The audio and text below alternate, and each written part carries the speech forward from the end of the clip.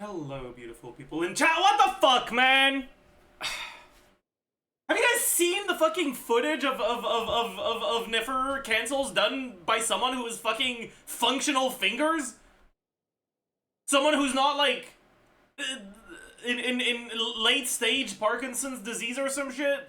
Like no motor control whatsoever? Dude, like what?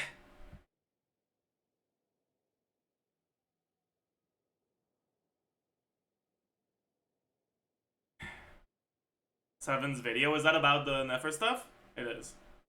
Yeah. Okay, like we'll take a look at that then. But man, hi chat, how are you? Good morning. Good morning. Bro, the Lakers fucking suck so much, my god.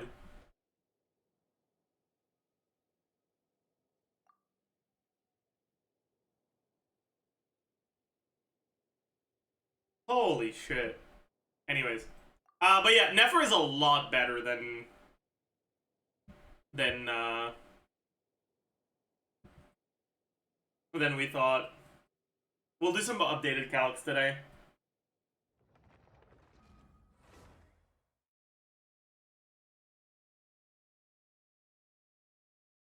Flynn's found dead in a ditch. Yup. Is she about 130k? I mean, most likely, yeah. Well, okay, here's the thing, right? With that fucking new catalyst, that new 4-star catalyst, and with C6 I know, and the new stuff, she might be at 150, honestly. Oh, man. Ah, shit. Resin capped. Let's just uncap real quick.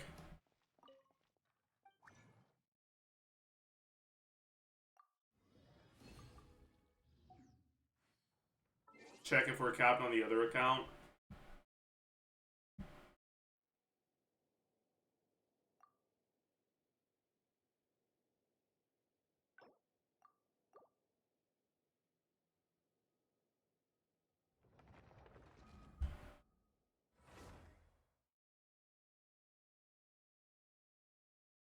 But yeah, that might make Nahida a lot better, by the way. And the new stuff might make Nahida a lot better. Because you can actually use the burst. And... okay. So, you can actually use the burst, so more particles is nice. And, your rotations are shorter, so longer setup isn't as big of a deal.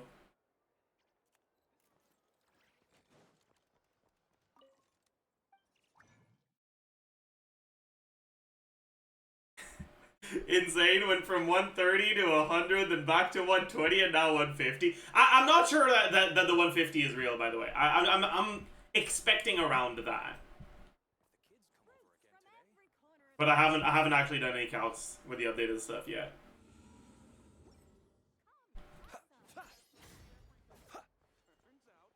Should we just start with that? Or do we do something special and we start with our stall today? We actually open with our stall. We stare. We pound. Let's zilch. Sure. Yeah.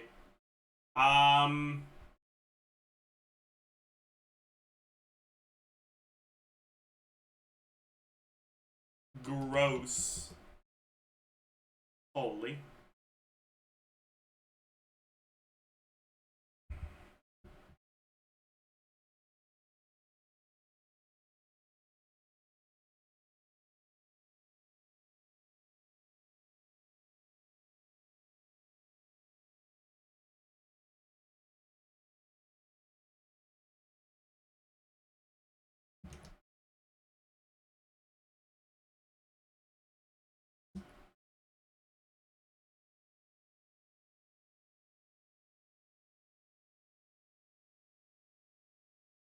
They travel up and down snow-covered hills.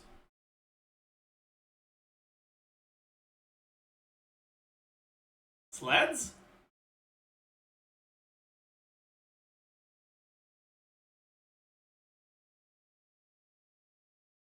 Specs? Yeah, okay, so this is Exile. I wasn't sure if it was Exile. Excel. Nitrous oxide. De-squeaked. What? Like oiled? That's crazy.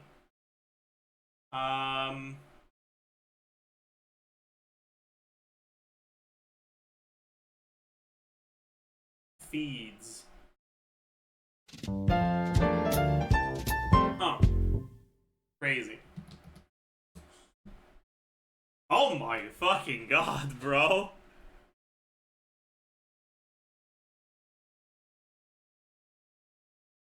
Is it more than 1 degree off? I don't think so. I think it's a 181. Damn it, it was 182. Damn it, it was 183. Cooked. Cooked. Cooked!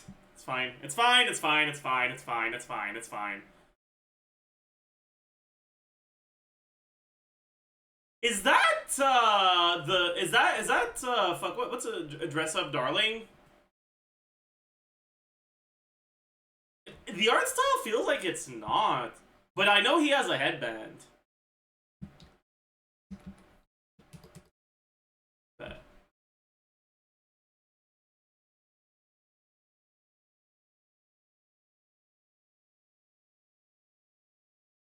What is that, bro? What is that, bro? Oh. Okay. I mean, bro, I don't know. GG. It's fine. We'll redeem ourselves with the characters today. We are not redeeming ourselves with the characters. That is not a good start.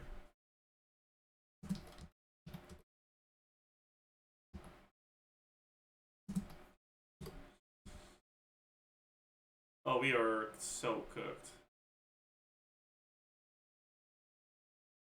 We are very cooked, chat. Oh no. Oh, this is really bad. I don't know any of these. That's so cooked. Oh my god. Bro, I don't know any of these either. Fuck.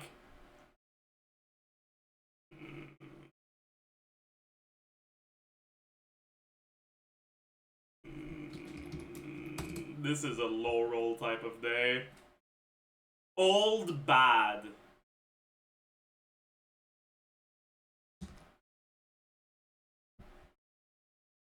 Not as old. Action suspense, but not horror. Gore.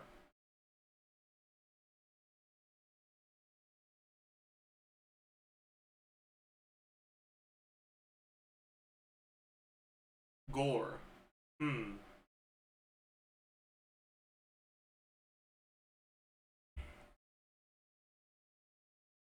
Parasite? If you're trying to tell me that Parasite is rated lower than Elfen Lied, I am going to... I'm gonna be angry. I'm gonna be upset.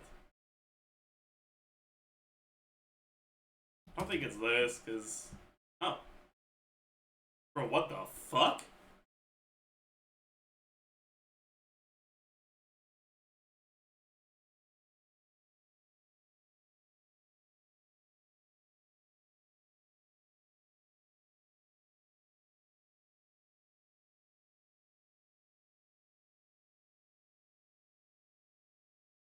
Yeah, could it be Batum?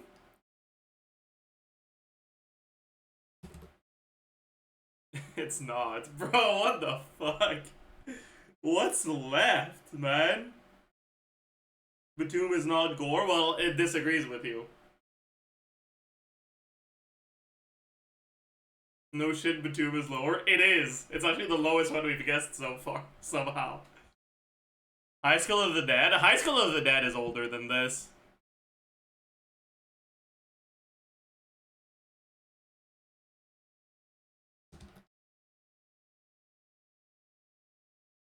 Okay, it was Dead Man Wonderland. Damn. That's crazy. Okay. Everything will be fine here, right? Fuck.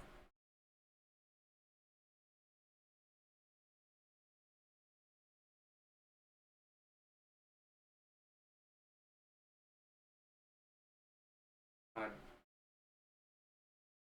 Wait, I feel like I've heard this before. I don't remember it at all, though.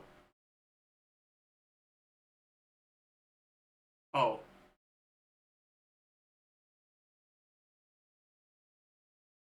Chat, I watched this when it came out, man. So, like 26, bro, I was 16 years old.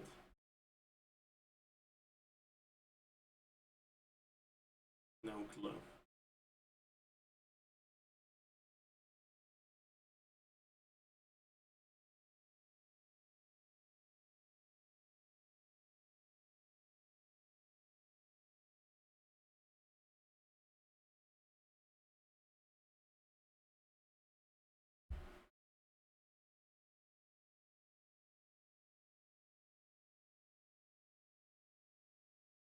I have no clue what this is, chat. Like, no, not even a vague idea.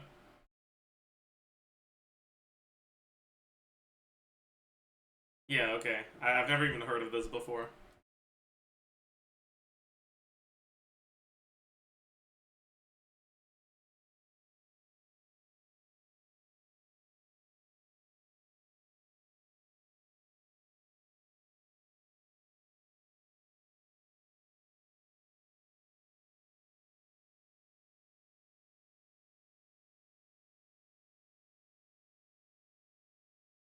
What is this, man?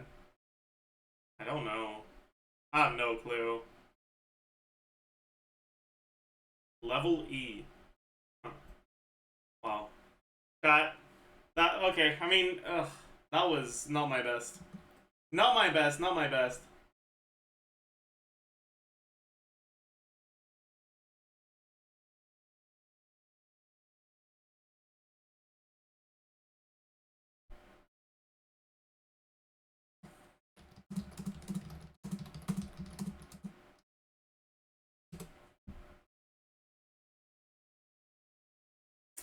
Alright, resin time? Should we do resin first, or should we do Nefer counts?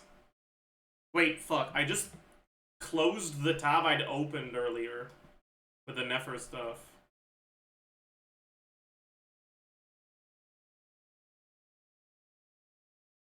Nefer, I think everyone wants Nefer.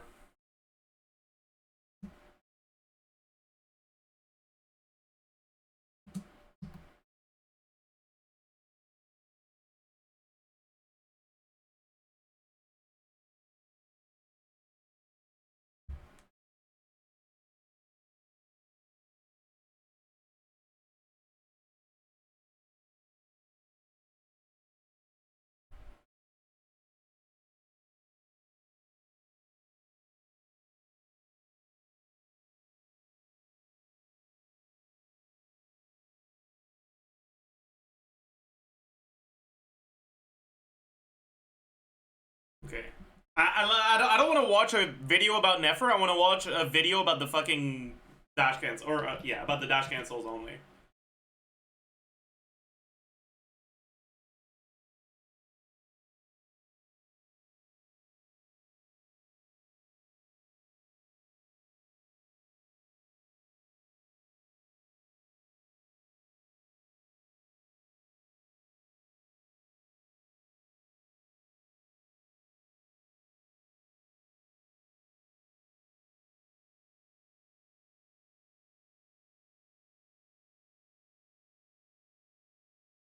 Wait, let me. I'm trying to look at the gameplay.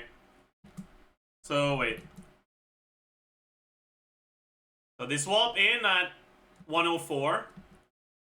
1, 2, 3. In 3 seconds. That's crazy, man. that's like twice as fast. What the fuck?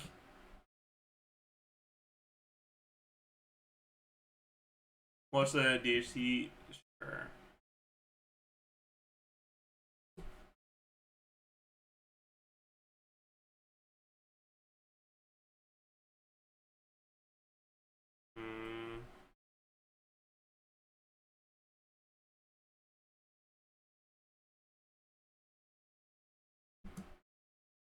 We're starting with no Verdant Dew here, so that's a little cooked. Oh boy. Yeah, so that's gonna be one of the problems. Bro, yeah, that's really hyping. That's one of the problems that you're gonna have. Some of your Hydro App characters, you wanna get the Hydro App or the Verdant Dew generation going at the beginning of your setup as possible. Because otherwise, when you swap to Nefer, like especially if you can consume your Verdant Dews this quickly, by the time you swap to Nefer, it'll be fucking yeah. Check the C0 Dire Clear. Okay, I will.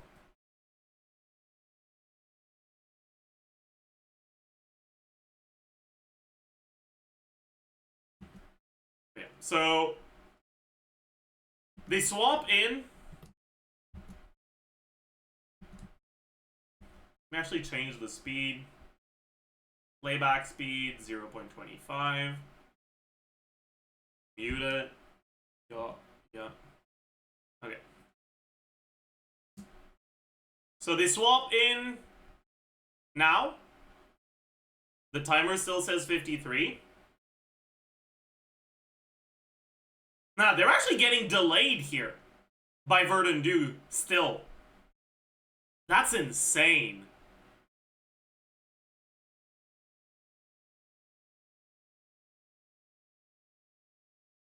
I guess that means you want to open your setup with Nefer E into Ino. That way you start generating Verdant Dew. And you generate Verdant Dew during Llama's animation time.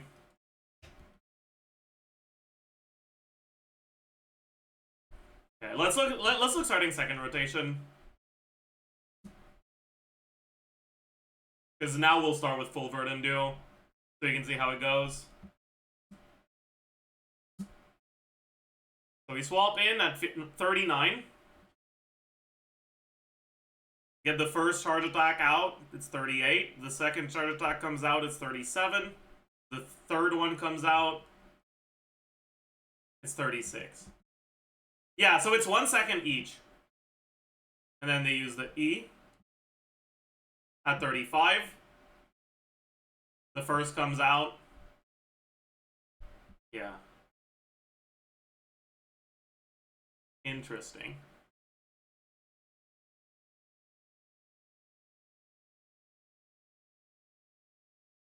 But yeah, as you can see here, right? Let's change it, the timer back to full speed. And look at this rotation. Right? So do 1 charge attack, 2 charge attacks, 3 charge attacks. Then they E. Then they do 1 charge attack, and now no Verdant Dew. So they can't even start the second one now. So they're just normal attacking like an idiot. So that's where they use the burst. Right?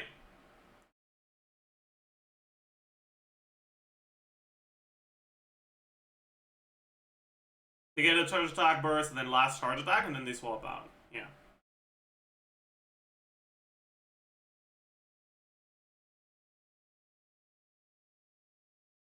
So basically, because the combos are so much faster, you are going to have time on Nefer where you have to wait. You have 2 options. Option number 1, swap out, go refresh one of your buffs. You can do that with Sucrose. Option number 2, use her burst.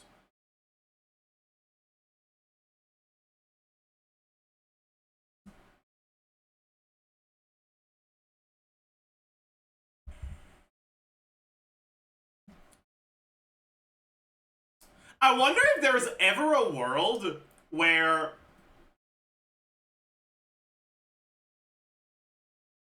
option number 3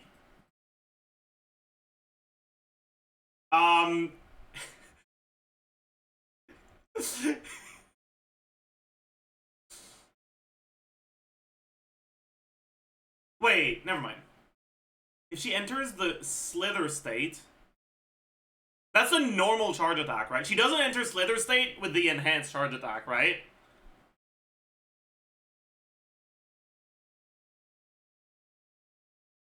So option number 3, add a normal charge attack. to accelerate your Verdant Dew generation.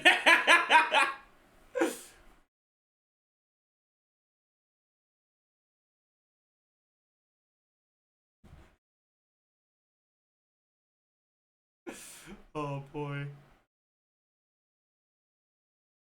7 mentions this, I see.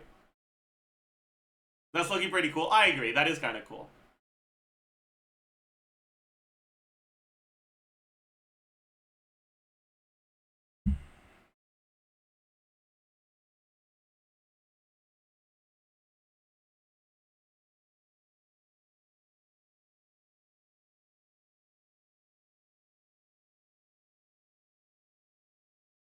Right, so, but yeah, so like what they're doing here. Alright, let's watch from the swap out. Alright, so they swap out at 29.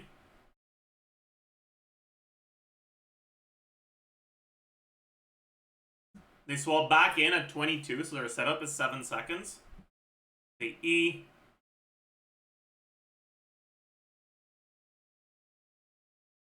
The second E at 18, so 4 seconds later.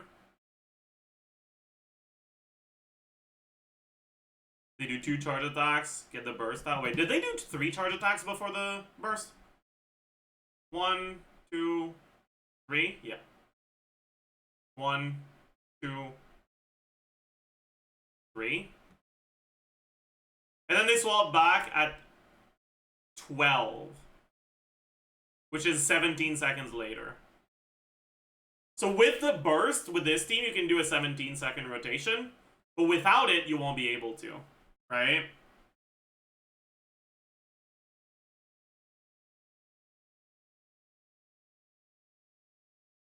So like, yeah, for this rotation, we don't have burst. So let's see how that goes. We start at 12. Okay, we lost time during our setup here, though. 1, 2, 3. 1, 3. Yeah. Things kind of went wrong here. There was a lot of waiting involved.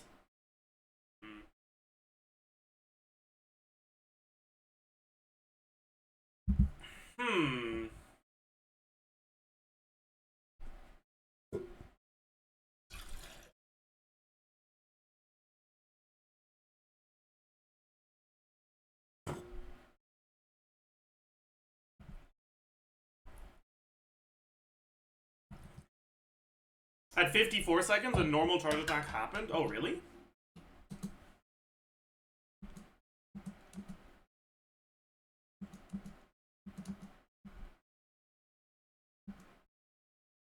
It did. Wait, it did it?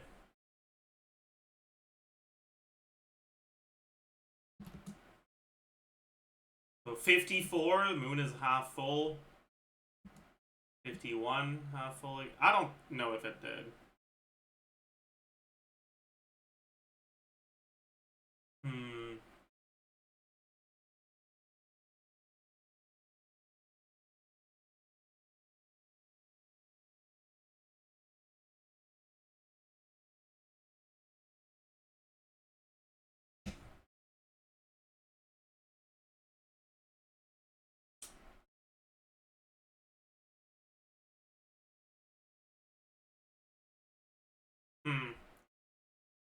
Alright. I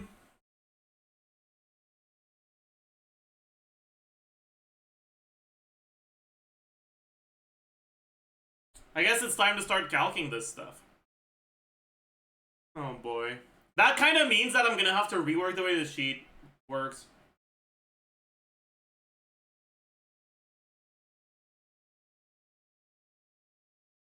Is she gonna save at least 6 seconds or the whole run if they use event weapon? Waiting for FAF particles is actual torture. The problem is, the FAF particles actually matter now that Nefer's burst actually matters. Right, like, if you look at the ER requirements, I think I still have an ER sheet. That's an ER sheet, kind of. It's not labeled at all, but it is an ER sheet, so that's fine. Right, so Nefer generates 5, right? It's 2 to 3 with 66% chance of being 3, I think. But I think you want to make sure you have enough to burst. If you want to burst every rotation, you'd want to make sure you have enough to burst with 5. If you get 4, you just take the L. Because 4 is pretty unlikely. 1 out of 9. Anyways. 5. From herself. The field time, if you burst and you do all this fucking bullshit, it's like 9 seconds. One where we don't have to wait for burst, right? How long is the field time here? So they swap in at 22.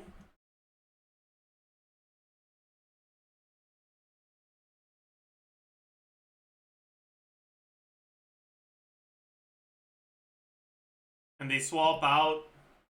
They could have swapped out at 13. But they dashed. No, they couldn't. Well, they kind of did swap. So it's like 9.5-ish with the burst. Right, so you'll have 5 hits of Llama. It generates particles every other hit. Wait, when does the hit happen? If you QE, right? The first hit is at 9. The next particle generating hit is at 5. You can catch these particles on Nefer. Right? You can definitely make it so that you can catch 3 sets of particles from Llama. Right, so 5 plus... We're gonna assume... Because Llama gets 5 sets of particles, right? 4 sets of particles? 5? It's 5, right? It's 5. I think it's 5. Is it 5?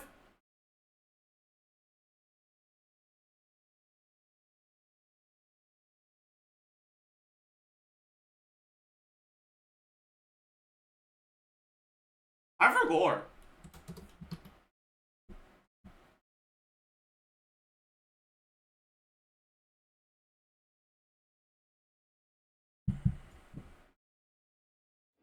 God, I forgot. Let's go back on main and fucking test it. Also, bro. Okay, chat. You know what? I'm gonna go for Nefer. The combo min maxing seems fun. I think I've made my decision.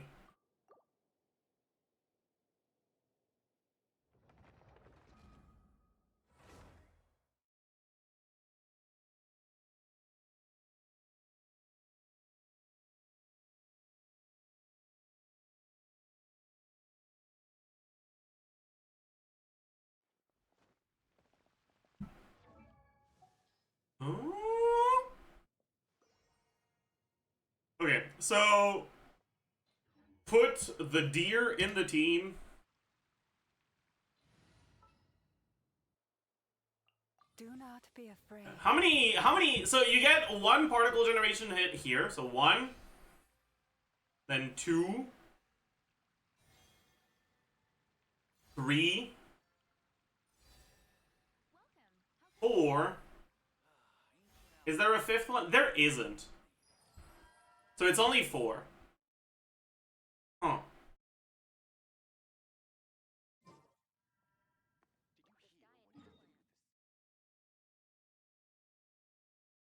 Anyways. We'll assume that... Because the way that Llama's particle generation works is...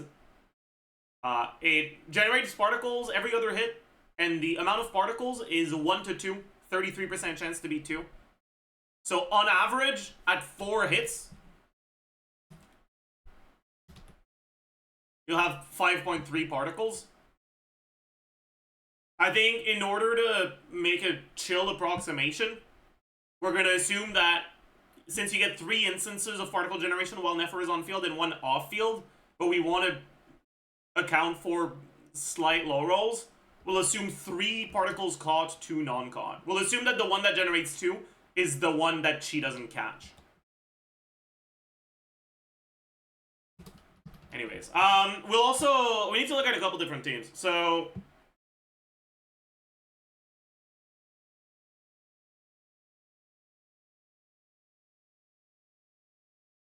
we want to have, what do we want to have? We want to have, first we look at Kuki last slot, right?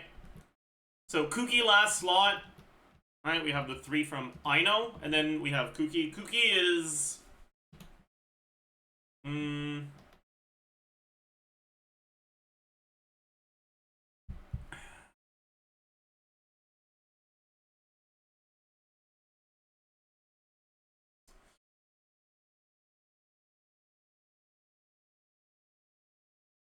it's an average of 6 particles, right?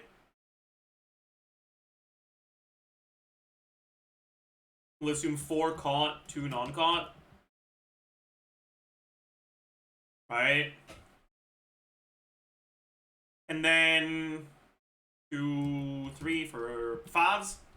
And Nefer's burst is 60, right? Yeah. So in order to burst every rotation, you'd need 140 ER. That's kind of sus. Because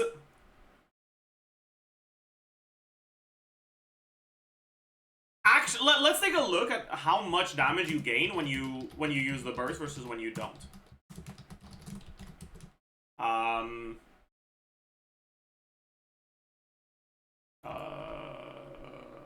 EM multiplier, crit value, crit multiplier, damage percent, E attack 1, EM 1, E attack 2, EM 2, EM lunar bloom, motion value 1, motion value 2, motion value 3, motion value 4, motion value lunar bloom, damage 1, damage 2, damage 3, damage 4, damage lunar bloom, damage. Okay, so base attack 344, black marrow, sure. Attack percent, basically fucking nothing. EM 200 base, 187 main stats, 80 from her set, 100 from her ascension, 221 from weapon, 80 from, no, 100 from Dendro Resonance. What else do we have? We have 120 from the support set bonus. We have 120 from Instructor, the other support set bonus. Dendro Resonance gives 50? No, it does not. It gives 50, but then that's increased when you do reactions. 150 in her ascension, she ascends crit. Half uptime Forest Regalia. Sure. Substats, sure. I think that's it, right?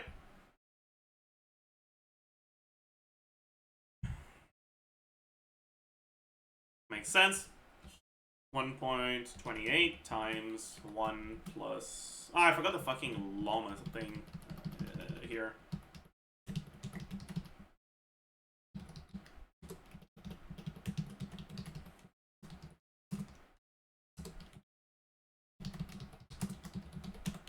Okay.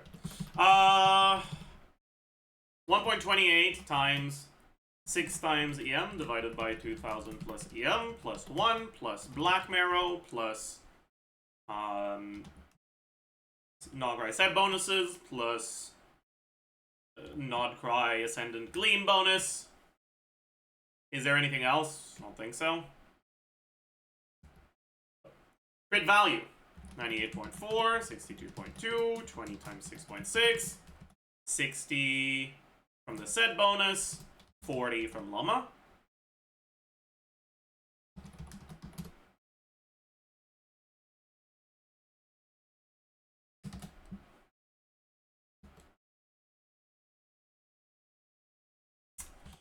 He attack 1. Will attack times crit multiplier. EM 1. Total EM times crit multiplier. He attack 2. Total attack times crit multiplier times 1 plus damage percent. EM 2. Looks at the EM instead.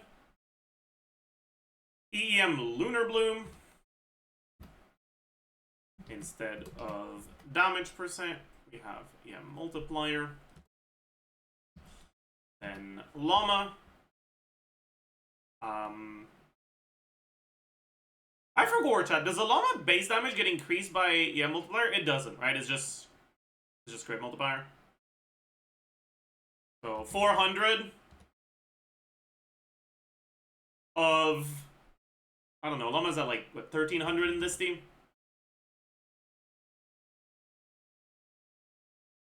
Times crit multiplier.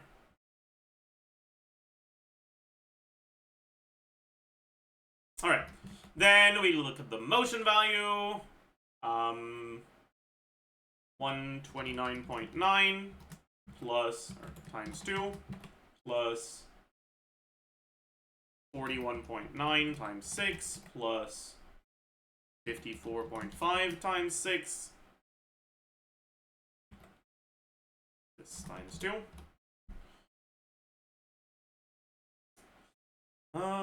381.9 plus 572.8 times 2.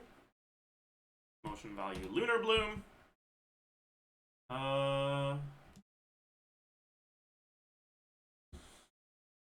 163.2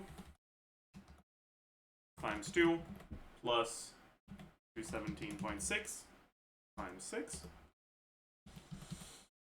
Number of Llama procs, 18. Damage 1. This times 1 point. We've got Deepwood and Llama Shreds, that's minus 45, 1.225. Times 190 divided by 390.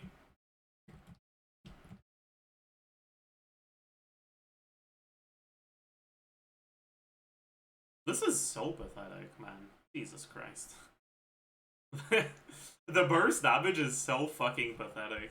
Actually, I'm kind of curious. How much is the burst hitting for here?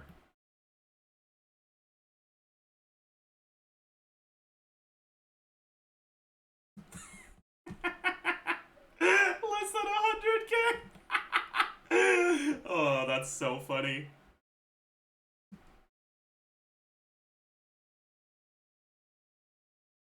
Yeah. Isn't he put in Loma 55? Yeah.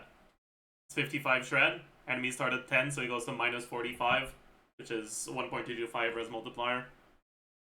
Anyways.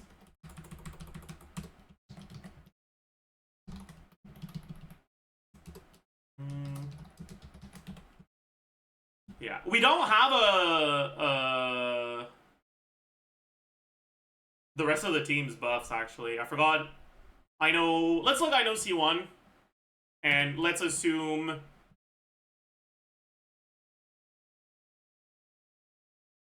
Oh, if I do Cookie, I need to look at spread damage as well. Let's just do Nahida instead, man. Plus 250. There you go. Alright.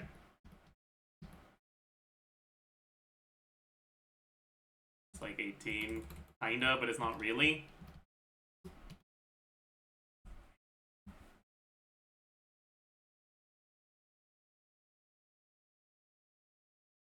I feel like it's supposed to be higher than that with this stuff. I forgot the times 1.3. That's why.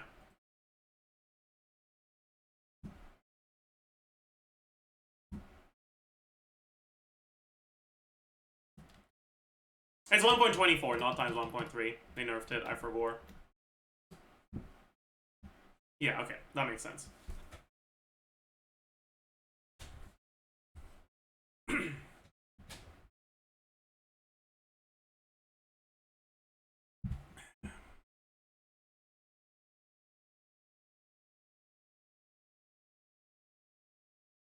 But yeah,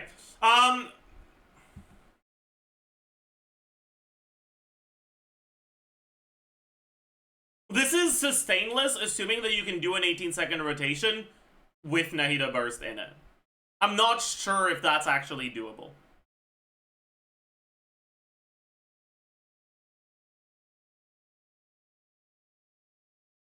And that's also including Nefer Burst. If you remove the Nefer Burst, and it doesn't, like, change your time, right? If we just lose this. Yeah, so using Nefer's Burst is about... I mean, it's less than 10%, right? It's like 8%, 9%. It means you do about 9% more damage.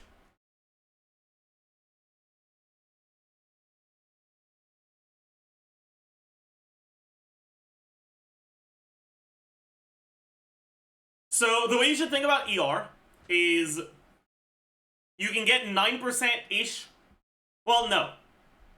At 0 ER, you can burst every other rotation. So what you gain is actually half of this gap in terms of damage from building ER.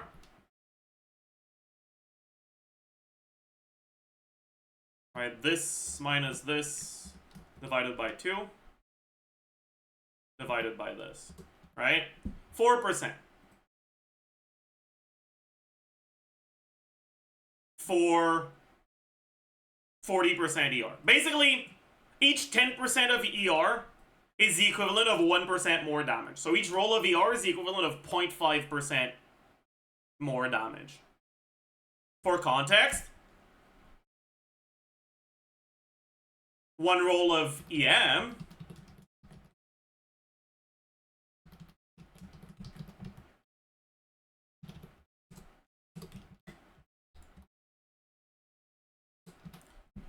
is about 1.2%. So ER isn't completely worthless, but in order for it to be good, you need to get to your thresholds. And even if you do, it's still significantly worse than an EM roll. That's with the Kuki team. With the Nahida team, you get more particles. Nahida particle generation is a little weird.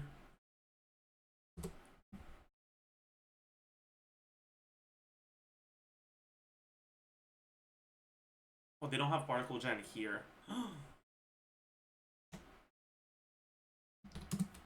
That means we gotta go to the TCL. Oof.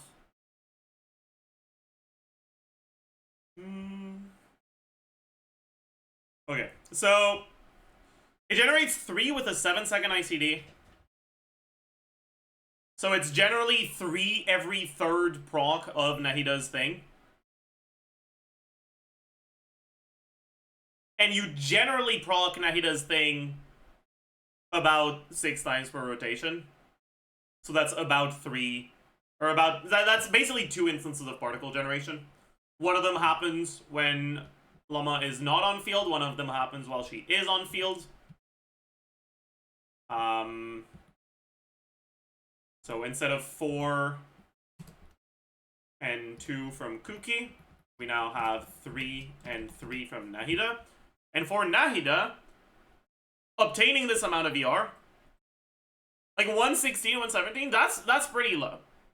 And at that point, you get that 4% damage increase from 3 rolls of ER instead of needing 10. Which means each roll of ER is now, instead of about 0.5, is now like 1 point something. So it's pretty close to an EM roll.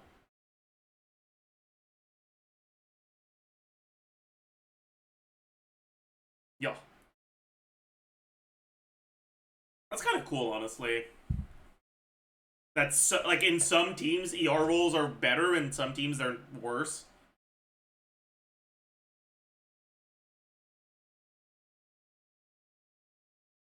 Because like it's never necessary to get enough ER to get your burst. Actually, okay, in practice, this is probably pretty much always worse than doing something else, right? That time that you spend doing Nefer's burst, you could spend like going to refresh one of your buffs instead. I think one of the nice things about these that I think a lot of people aren't really realizing is you can do your first... Nahida's burst duration with Hydro on the team is really long. So what you can do is like you do the like you open your first rotation with Nahida burst if you want to get it out, or you just skip it on the first one. And then during your first rotation, after you did your first 3 charge attacks, you also up to Nahida to burst, and then back to Nefer.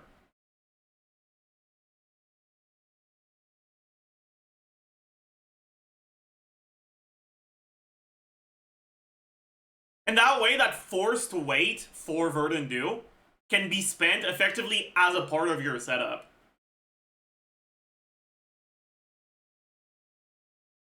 And you can probably get some pretty short rotations with Nahida too.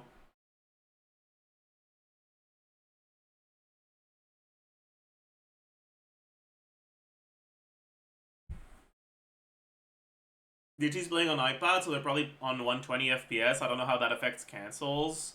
Usually, FPS doesn't affect cancels in a significant way unless there are, like, uptime breakpoints, right?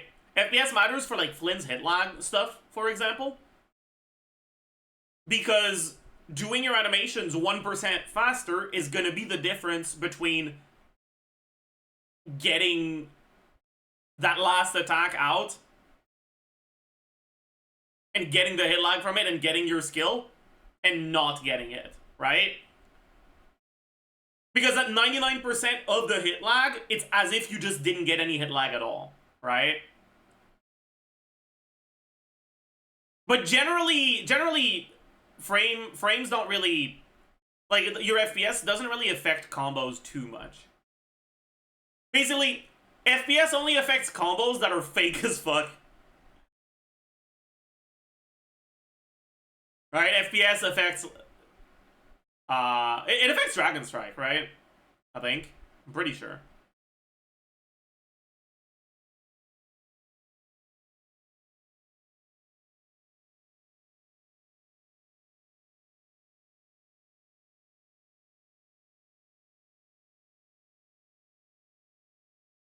But yeah, so like, here's the thing, okay? Let's open Paint, alright?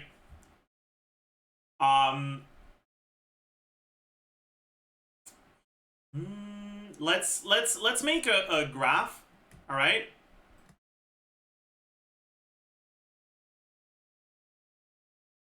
Okay? And we're gonna have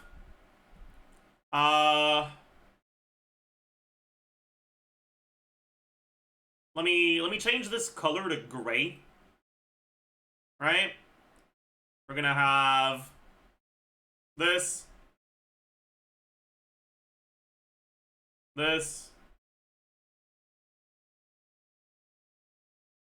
this. It doesn't need to be perfect, just good enough. Okay, so this is gonna, I'm gonna like visually represent Nefer charge attacks and Verdant Do's, right? So, our graph, right? The x-axis, sorry, that's the y-axis. I'm a fucking idiot. This is gonna represent your Verdant Do, right? From 0 to 3. So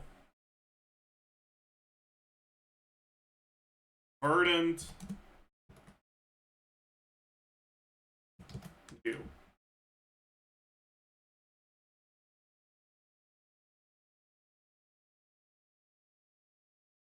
And this is gonna be time, right? Okay. So by default, your verdant do generates at 1 verdant do per 2.5 seconds. So I don't think okay. Sick. So the slope of verdant do, right?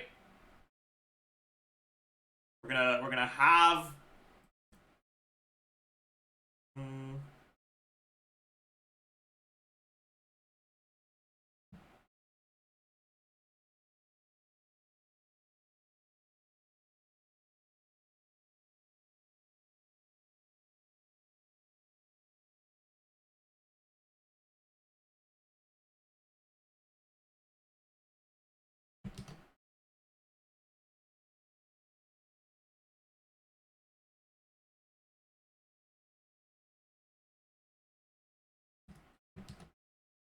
okay.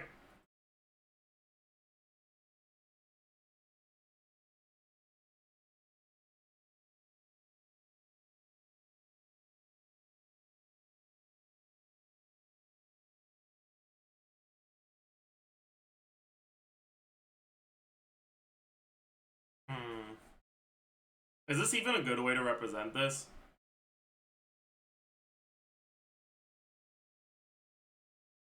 Yeah, it is.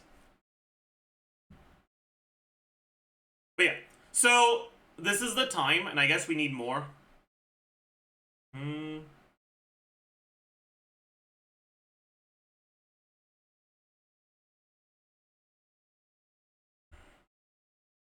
Let's actually do one more here. Okay, so let's say you swap into Nefer, and this, right? This is when you start doing your first charge attack. This is when you consume your first instance of verdant do. Right? So you consume your verdant do, and now it starts regenerating. Right? Initially, what we thought is that it would take about like 1.5 seconds to do the charge attack.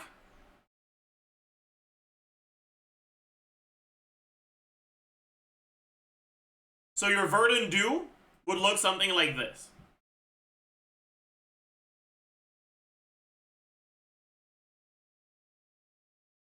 Alright, you do the third one.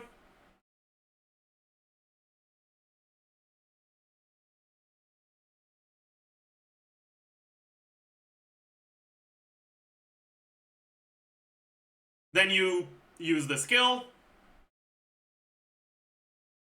So it's a bit longer. And you do the fourth one.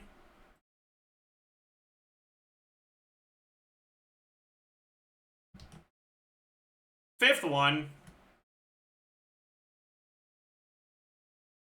Goes a bit deeper than that, whatever.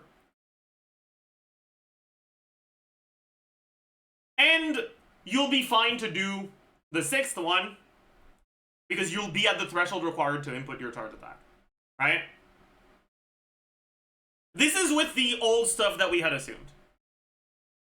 And so, assuming that was the case, you didn't really have any sort of problems with having to wait for verdant do if you started with 3, right? And then after your rotation is over, during your like after you swap out, you regenerate more, and by the time you swap back to her, it's back to full. Right? And so there were no problems with verdant do generations. But now that we know that the cancels are faster,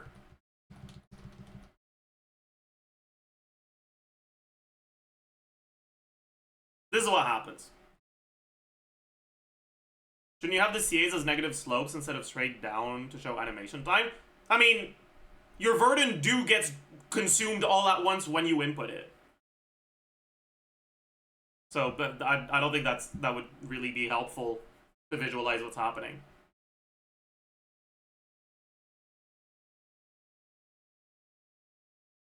Anyways, so first one.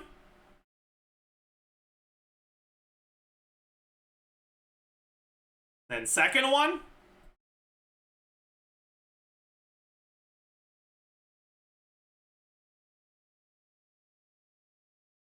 That was a bit sure.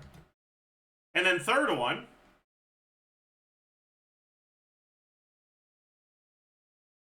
Then you have to use the skill, so there's additional waiting time. Sure. And then fourth one.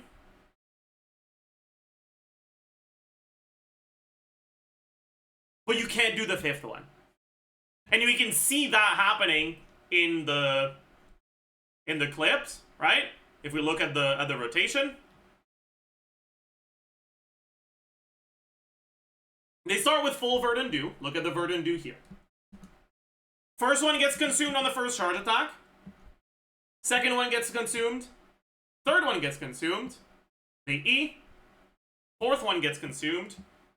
I guess here they get the fifth one in time.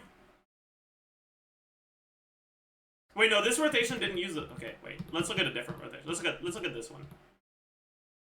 So, first one gets consumed, second one gets consumed, third one gets consumed, fourth one gets consumed. As you can see, we have to wait for the fifth one. And then we get the fifth one, and then they burst to wait out the animation for the sixth one.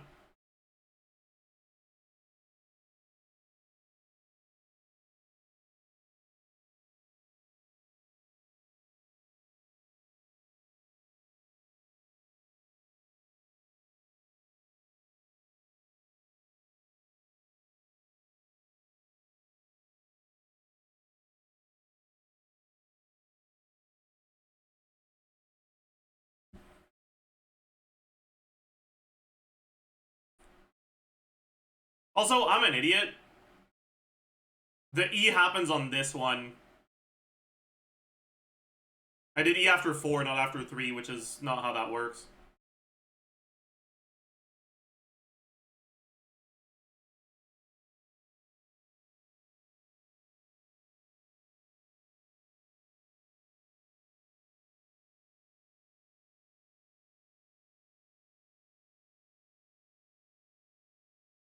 Anyways.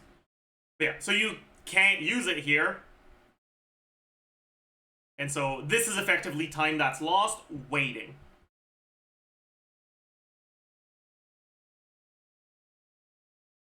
This is not 4 seconds. Each thing is 2.5 seconds. Right, so let me label things here. Alright, this is 0. This is 5.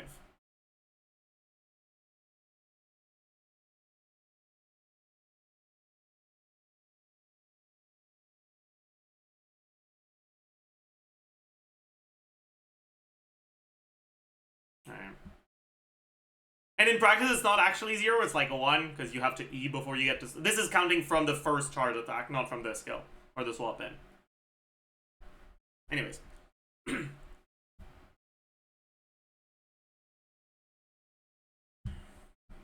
All of this to say, right? If you don't do cancels this quickly, you won't end up running into this phenomenon whatsoever. But once you're looking at cancels that are done well, you'll do them so fast that your verdant dew generation won't catch up anymore. What about the 50% verdant dew regen passive? That doesn't get activated unless you do an actual charge attack. We can talk about that a little bit more later, but for now, let's ignore it. Anyways, so you have a few options here, right? Number one, what they're doing here is, right here,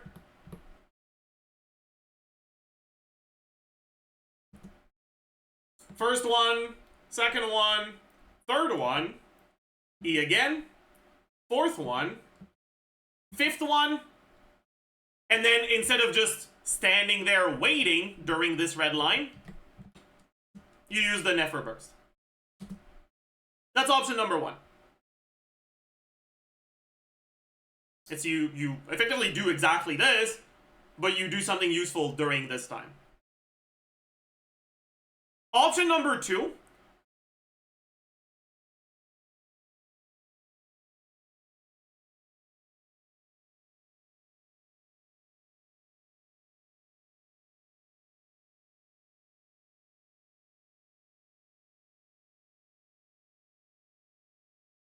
You can swap out before your second E.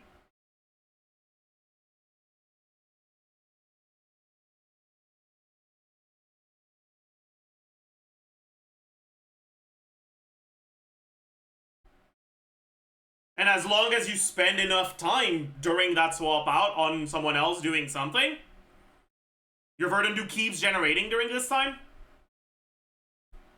you'll be able to swap back and use the charge attack here instead, right? And have it not affect your actual rotation length, because you're still pretty much using it as soon as possible.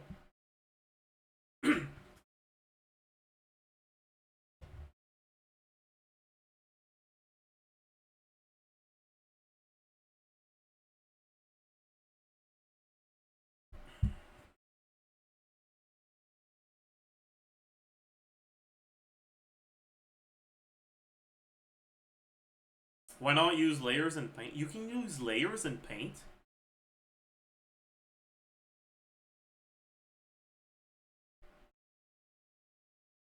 Yeah? Really?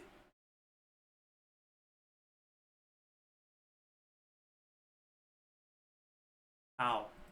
In file? No.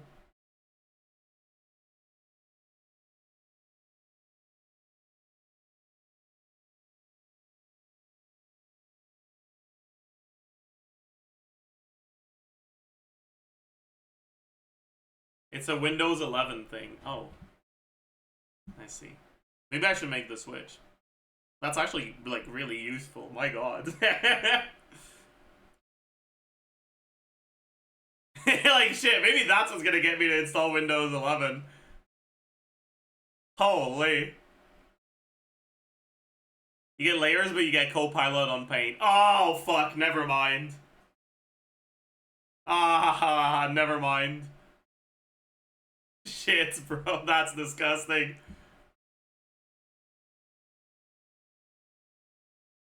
Anyways, those are your first two options, right? The third option, which I don't know if it actually works, but assuming that you actually can get this passive properly in combat, your third option would be to add a normal charge attack, like before your second E, so that you change your slope of Verdundu generation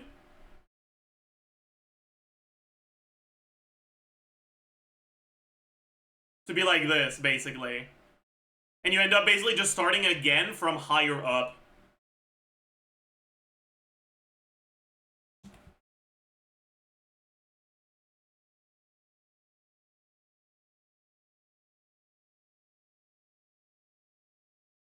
Is Nefer a new case of discovering new combos 1 year later? No.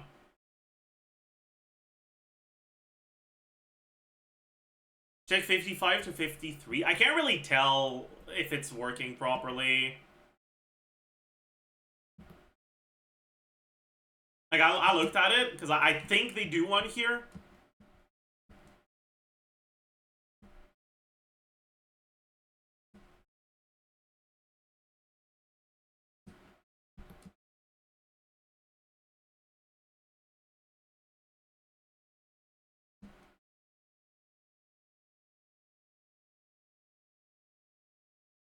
Do they? I can't tell, man.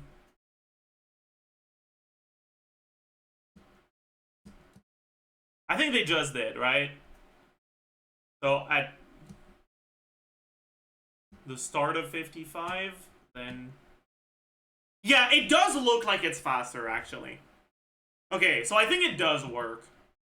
But they didn't do it at the right time, is the problem. Right?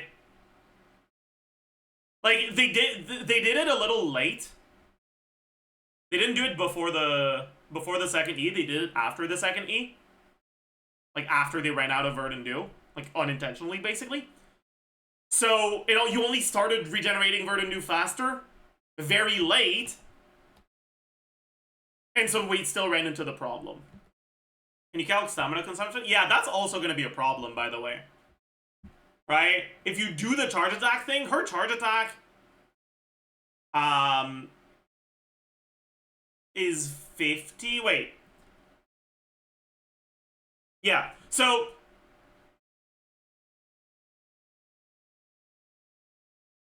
you would want to do a charge attack. Wait, no, you have to be in Shadow State. Never mind. Yeah, so you would have to do it that way. Okay. So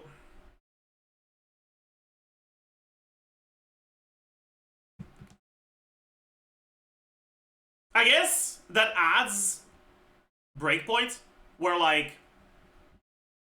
if you get your cancels too quick or too slowly, like, if you get your cancels quickly enough, you would input your 5th charge attack here, right? Before your 5th Verdant Dew gets generated. And that makes it so that your slope goes up instead of, like, starting here.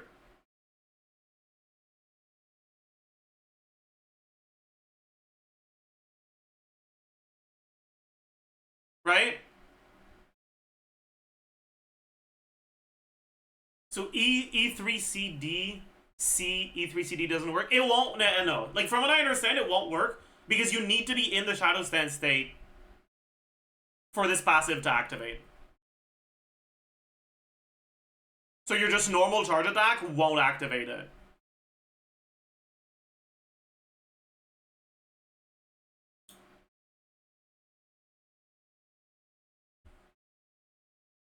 Can we check if the Dew Gen is 1.25 or 1.67 with her passive up? No. I'm not gonna check that off of an actual gameplay clip. I will be testing it myself instead. We will be just using it from 3 and seeing how long it takes to get back to full. Not trying to visually guesstimate this shit.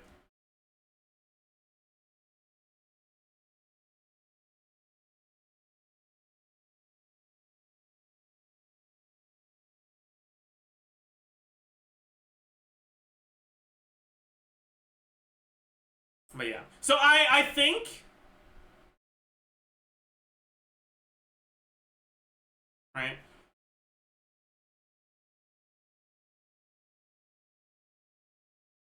But yeah. So Nefer rotation is hard capped at 7.5 seconds in between 3 Verdant Dew generations.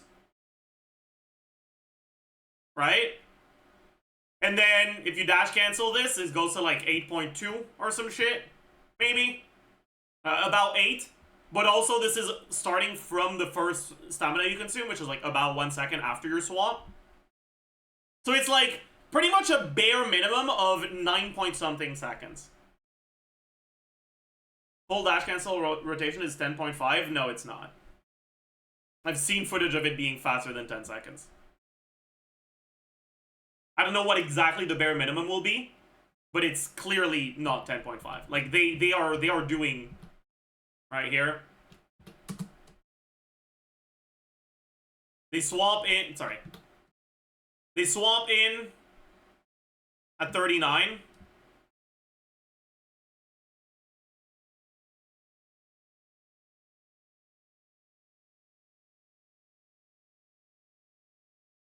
They swap out at 29. But like they swapped it in the middle of 39 and they swapped out at the start of 29. So that was less than 10. With the Q. 6 charge attacks with Q, less than 10.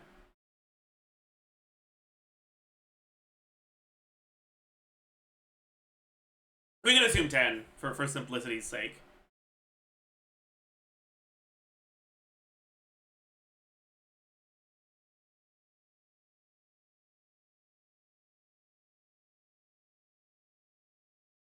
Technically, wall cancels can be faster than dashes? No.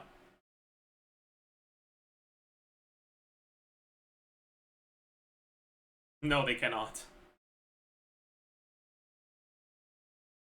Charge attack and lag is not wall cancelable.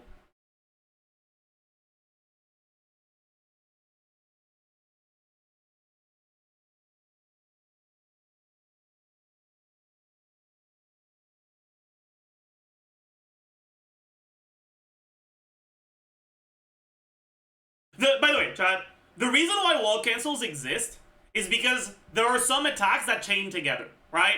If I do N1 and then I input attack again, it does N2.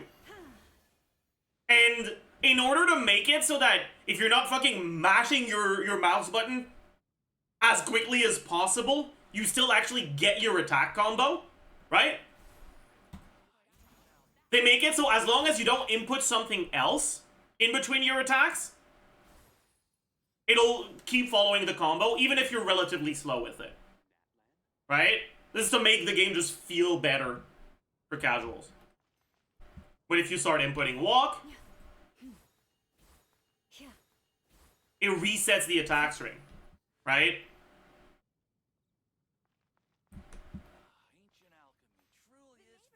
But what you're doing with a wall cancel isn't actually canceling something.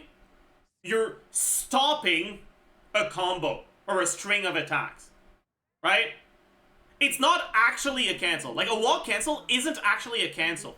You're not canceling end lag, you're just skipping the last part of the attacks, right? You're just saying, I don't want to do the N2, so I am stopping this string after the N1, and then I start again. But you're not actually canceling anything. Wall cancels aren't actual cancels. That means that if you're doing an animation that you can cancel, trying to wall cancel it won't really help you.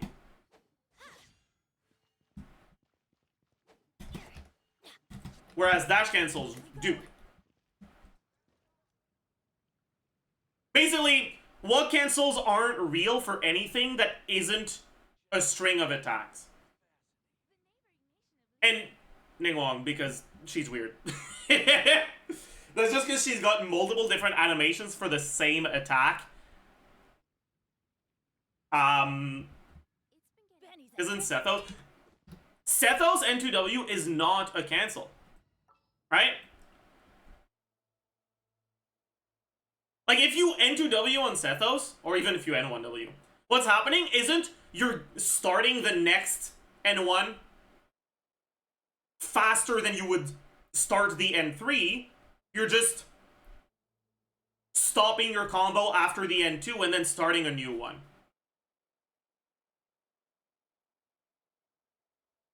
But yeah, on Nefer, it's not that you have an attack string and you don't like the last part of it. It's that the one attack she cares about has a relatively long animation and you can dash cancel it. So wall cancels won't actually help you at all.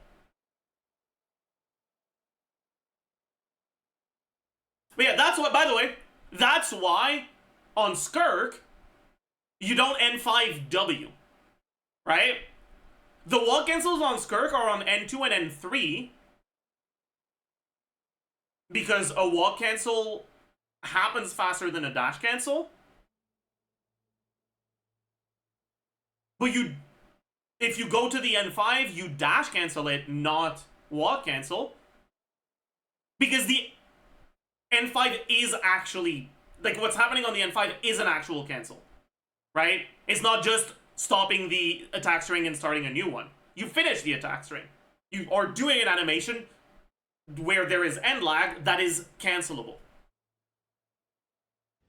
Can you jump on cancel on Nefer? Yeah, you can, but I don't even know if it's faster than not canceling. It probably is by a little bit, but I don't think you want to do it unless you're just out of stamina.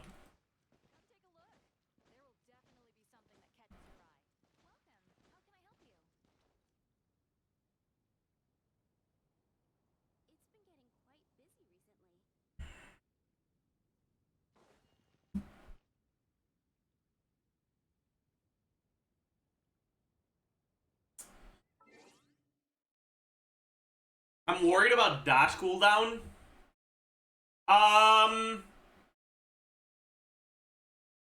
Dash cooldown won't be a problem because you never need to dash cancel 3 in a row. Right? Dash cooldown only kicks in after 2 dashes. So your first 2 charge attacks will be fine. And then your third one is followed by an E, not another charge attack. So it doesn't necessarily need to be dash cancelled. You can probably just chain E into it.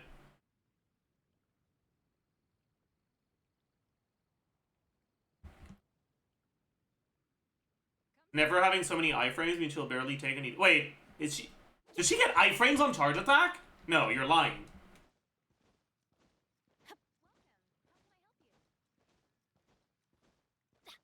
You're lying. You're making that up.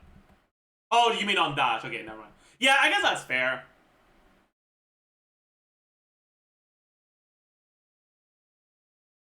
I guess that's fair.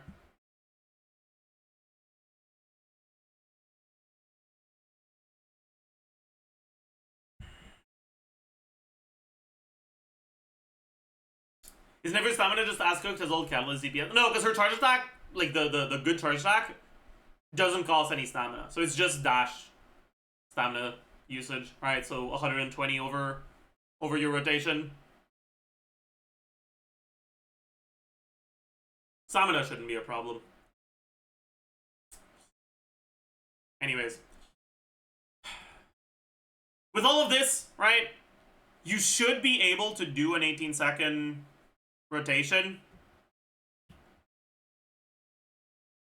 with Nahida. Because you can do basically 10 seconds uptime, and your setup takes about, I think, takes about 8 seconds with Nahida Loma Aino.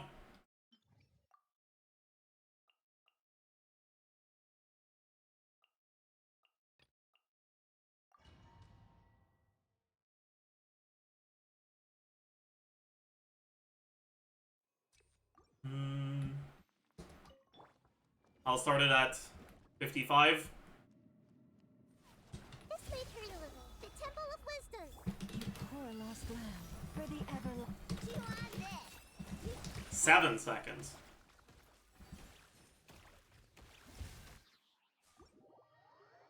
Yeah. So you can do sub 18-second rotations with Nahida. Can you mute your Discord? Does he know?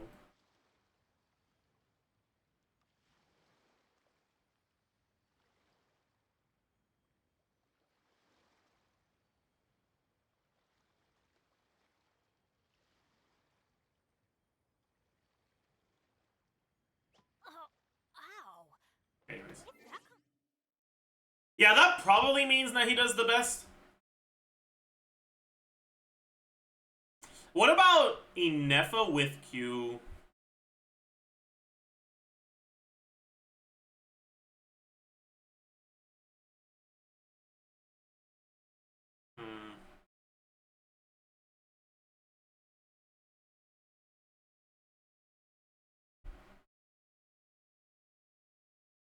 Because now you can actually do the Nefer Q animation and it doesn't eat into your rotation time.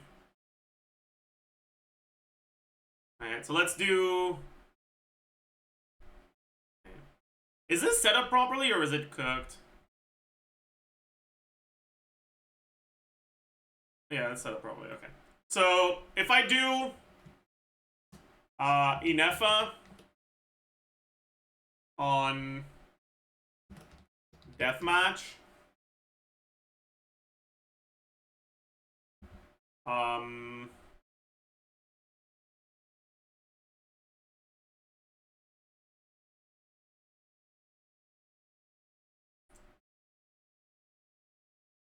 I think, is that Inefa with Q? Or did I change it?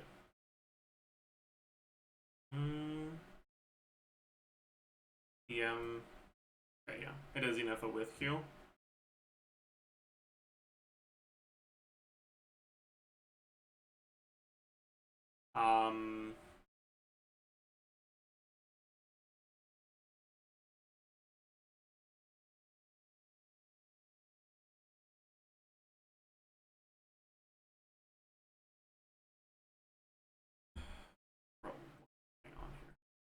what is going on here? Why? Why? I'm clicking here, and it's selecting this cell. Excel is so cooked, man! Okay, whatever. I'll save, close, and reopen. Hopefully that fixes it. It does. Okay, but... did I have a Nefer with Q? I don't think so. I have Nefer with Q every other rotation.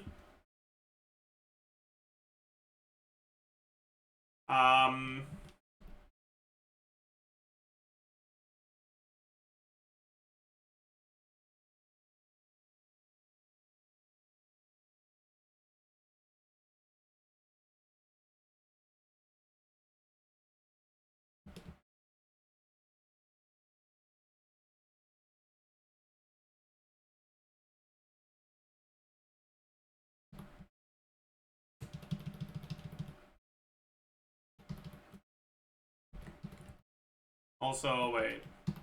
Anyone know if there's ICD on her burst?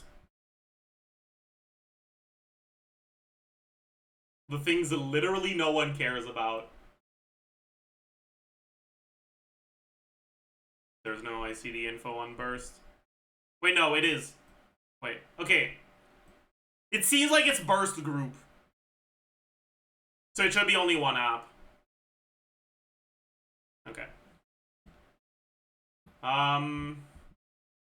So this would be 8.5. This would be 9. Nefer Q.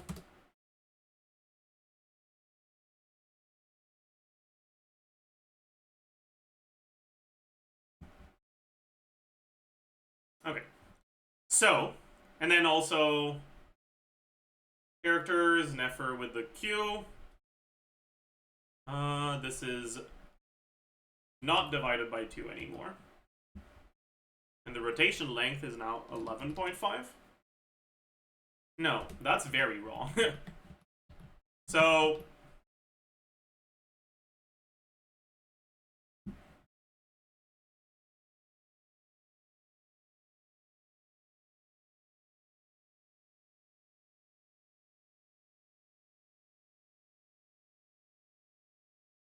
how do I even do this? Because, like, if you don't have anything to do during your downtime, I guess you just swap out, right?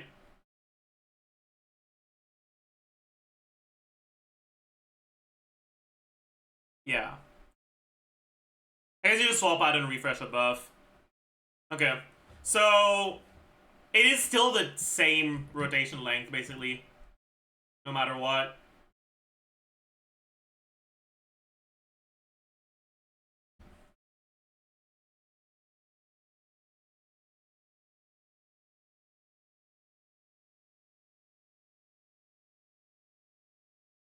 So...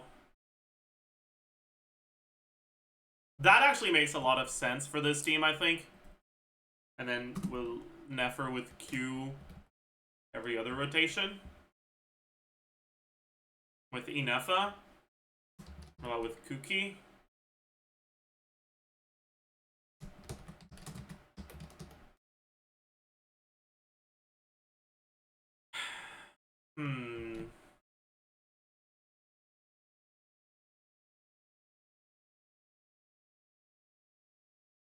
Is it worth doing E3CA, swap to refresh instructor, E3CA?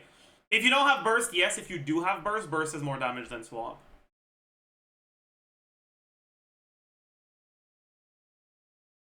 But yeah, there's a problem here. Like, this doesn't actually work.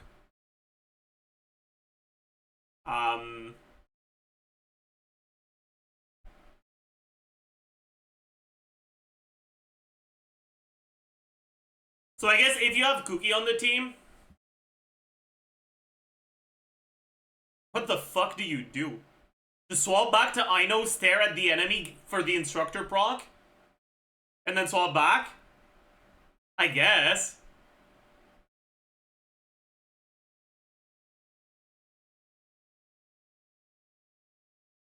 That's so funny. Which means that with Cookie...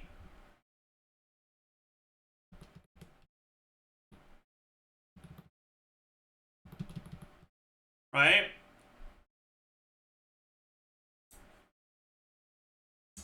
You have that extra swap.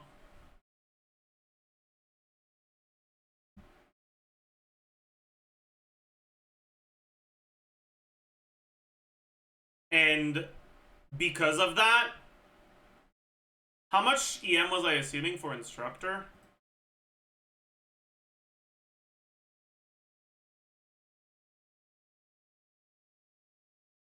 Oh, I was already assuming full uptime.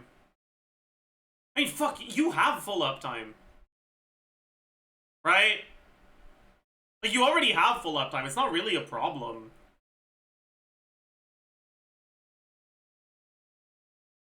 Like, as long as you swap from Ino to Nefer, you already have full uptime. So, like, what the fuck are we doing here? But dues? You can generate dues during your setup by opening with Ino skill.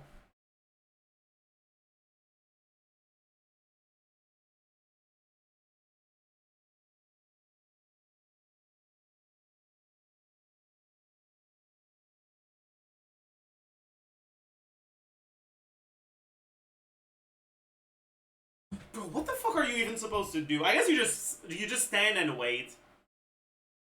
Like, straight up. I'll be right back.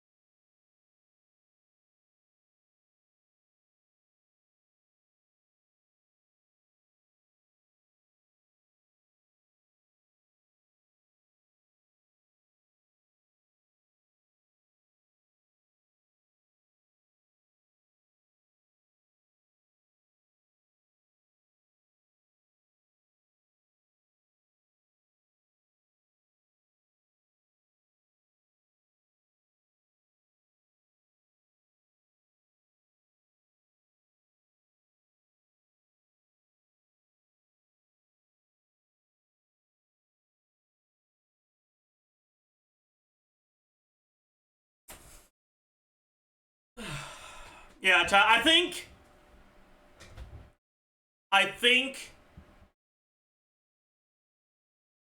Cookie's just kind of cooked, actually.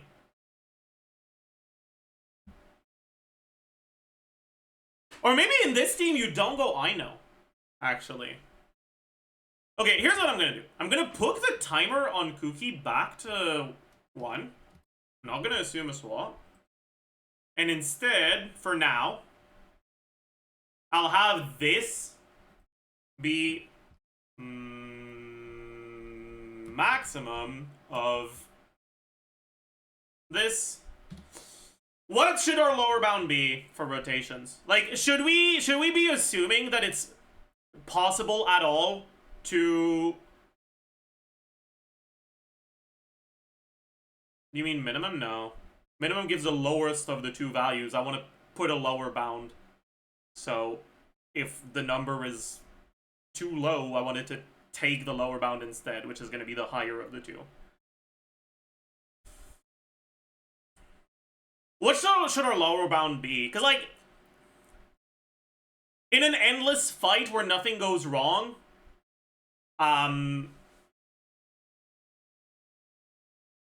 your lower bound is 18. But in practice, things go wrong, and a team that has an 18-second rotation will, in practice, often end up having a 19 or 20-second rotation. Whereas a team with 16-second rotations where that happens ends up with a 17 or 18. Which means that in practice, you actually do see a realized DPS gain from your rotation length going below 18 up to a certain point.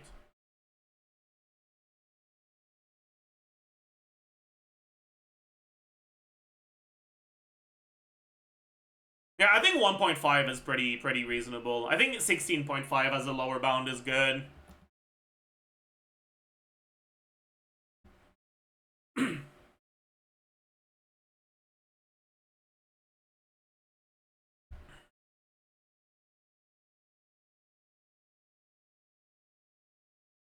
Also worth noting, the new cancels also mean that it takes less rotations to break if you have short rotations. Right? Because you use your second E earlier into your rotation.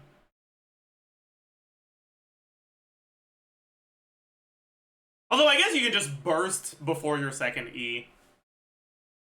So it's not actually that big of a problem.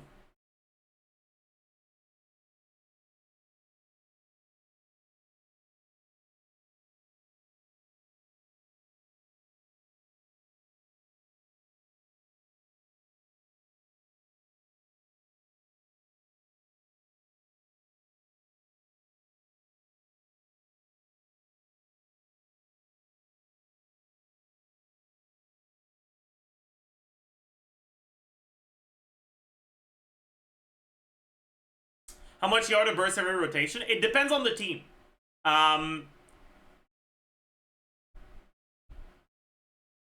Generally, it's around 140 if your last slot isn't Dendro. Or if your last slot generates particles on field instead of off field.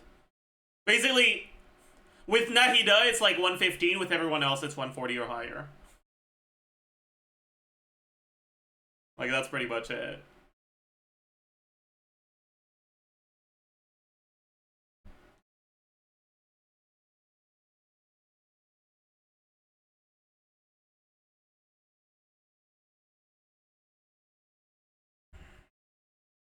Well, yeah.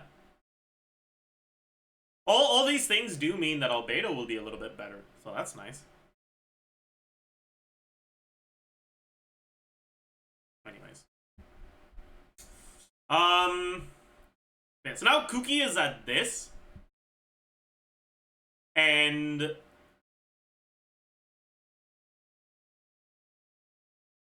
Inefa is a lot higher now. Let's have this number here. Inefa deathmatch, about 12% ahead. Plus you get defensive utility. Kuki is just worse than Sucrose. Well, wait, actually, I said, anyway. You get defensive utility with Kuki that you don't with Sucrose. So I wouldn't say it's outright worse, but for the damage it probably is, yeah.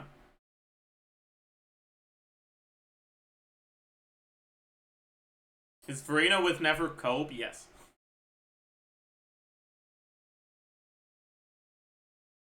Can we look at C6 Ino for funnies? Sure. Actually, wait, before we do that,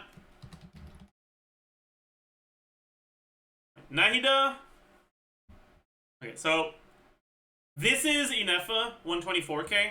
Nahida gets burst every rotation. 122k, so it's basically the same.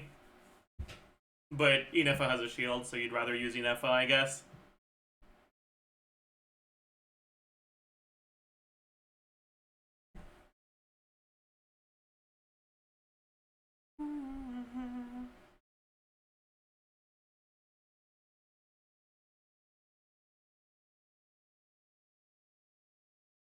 Oh, I mean, yeah, you need this on 5 codex, but it won't change shit, man. Ooh. 1k DPS lower. Ooh.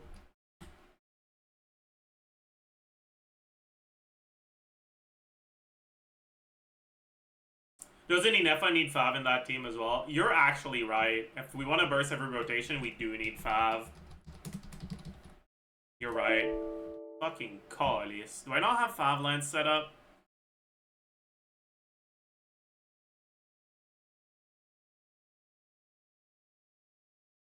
I have Fab Lance, not Favonius Lance. GG. Yeah, 121k with Inefa.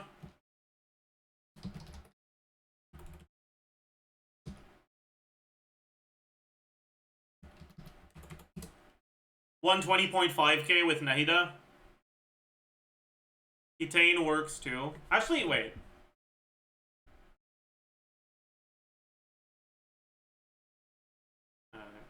If you're at... This was Nahida. Let's look Inefa. What's Inefa's particle gen again? It's 0.6 6.2 seconds, right? So, over the 10-ish seconds of field time, you'll get, let's say, well, it's gonna be, I'm not gonna say it actually. I refuse. You won't hear those numbers coming out of my mouth. I think we'll assume 7. We'll assume 6 and assume higher bound for the off field. So 3, right? No. Yeah, 3.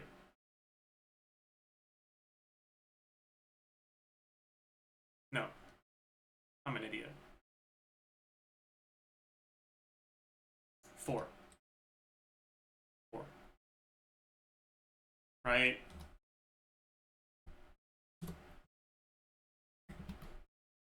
Yeah, we can do 5. Sure. But yeah, so Nefer ER requirements with the Nefer, if you want to burst every rotation, is around 130. This is probably a bit too high. Right? Like, getting to 130 without losing any stat rolls is kind of rough. Usually you end up losing like 2 to 3 crit stats, and that's a DPS loss. So, but if you go 5 in Nefer, it's to 120 instead of 130. And I think this is reachable without actually losing like crit stats, or maybe losing 1.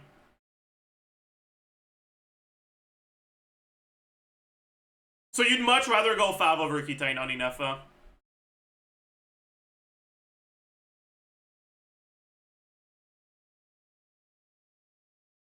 It makes the rest of your team's ER requirements more comfortable as well. And it probably allows you to go Nefer Q every rotation too.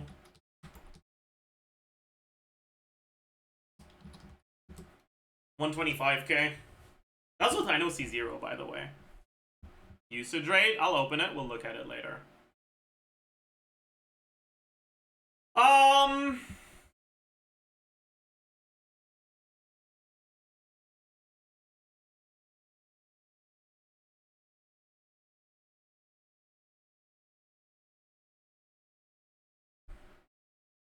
Is there any other 4-star that's a better alternative to Kuki? Let's think. Right, who did we dismiss because of long animation time? Also, I would like to meet the 15% of Flynn's owner that decided, you know what, I don't want to play him in this abyss. Like, what are you doing? Diona's problem isn't animation time, it's cooldown.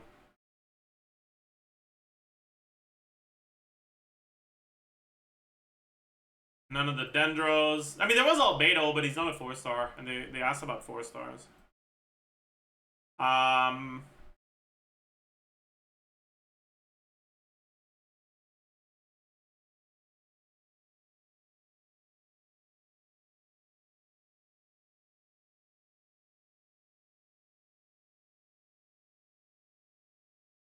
guess none of the 4 stars are really gated by animation length. I guess Lanyan.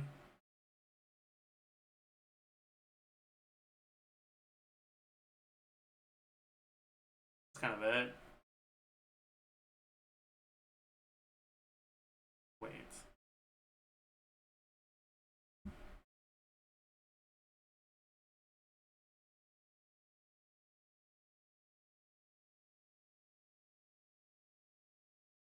Wait.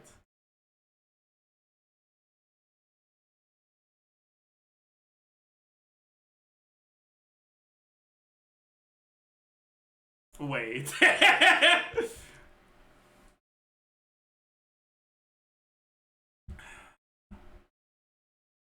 Wait a second.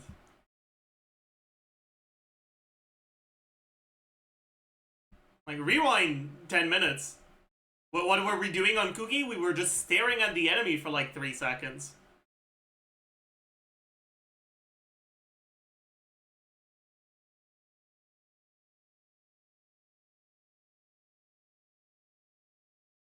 You won't proc Instructor? You can have him on Serenade.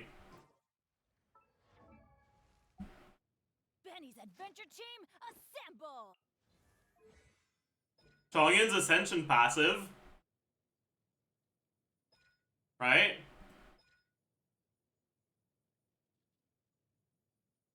It refreshes the Serenade buff.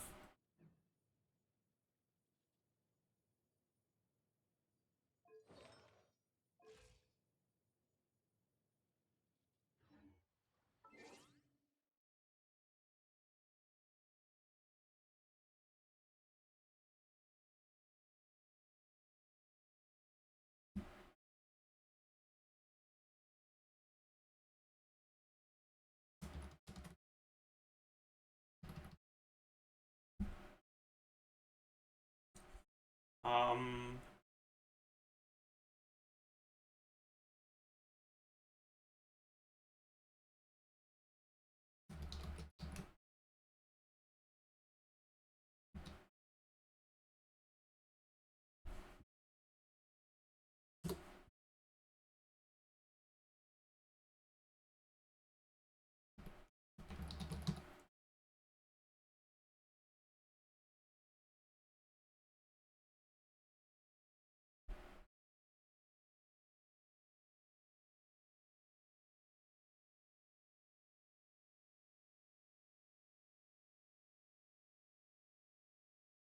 You definitely do not give a shit about his stats, right? You just go triple attack. Maximize the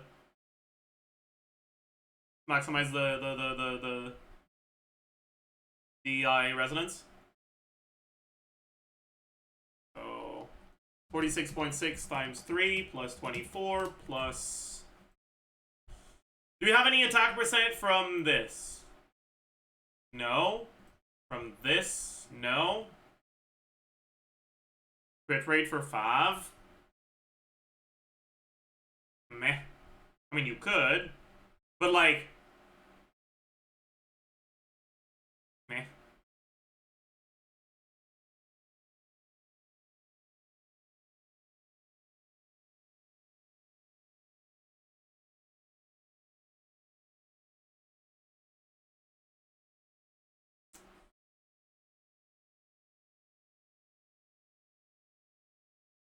People struggle to generate do with her normal skill cooldown. Do you plan to get... Where do you plan to get do from with Chongyun? The problem isn't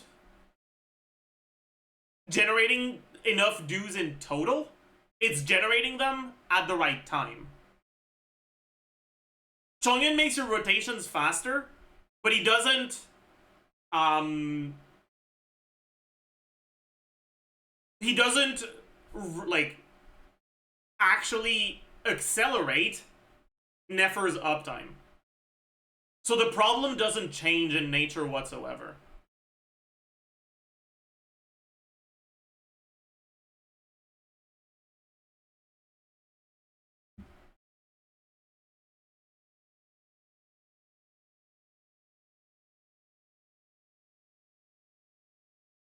Anyways, we got like 30% from substats because you don't care about anything other than attack percent. 350 flat attack. I guess we need the base HP as well. 10, 984, 10, 5k. EM doesn't really matter. So Chongyun is technically only reducing the time where you stay with 3 dues. Exactly, right? Like when you look at the gameplay, right? We look at the end of a rotation. We look at the start of the setup, right? We spent about like two and a half to 3 seconds with 3 dues active. With Chongyun, that time gets removed, basically. Yeah. That being said, oh yeah. And this is with tight rotations. Like, in practice, the lower bound for Chongyun rotations will be 15.5, but I'll give the 1.5 second wiggle room that I gave the other rotation as well, so I'll give it 14 lower bound instead. I don't think it's 14 though. I don't think your animations are fast enough. Anyways, damage percent 1. Nothing. Crit value.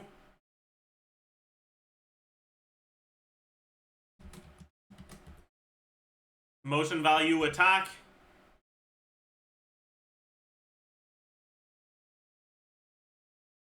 $344 times 2. That's it.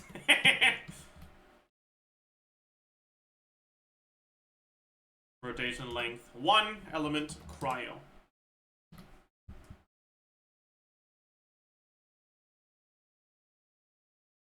Yeah.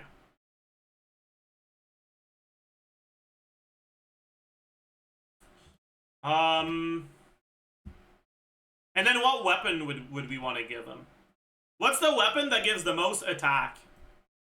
We probably do that over 5, honestly.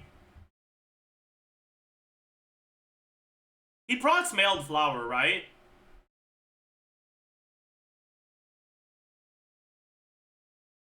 The Melusine one? Melusine one is... I guess it is high base attack. 48% attack. Yeah, so it's more than Mailed Flower. Fish? Fish isn't more. Yeah.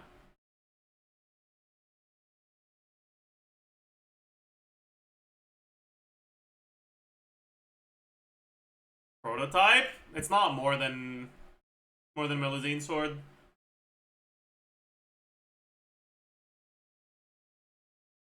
But I guess this would double his motion value. So maybe it is better because of the physical proc. Right, you lose 12% attack. Right? His attack is...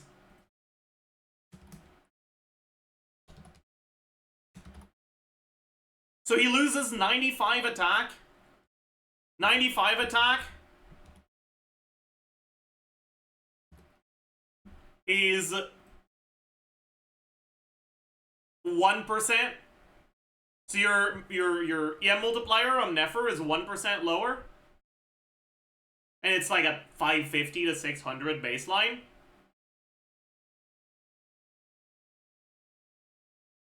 And in exchange, you get a prototype archaic proc.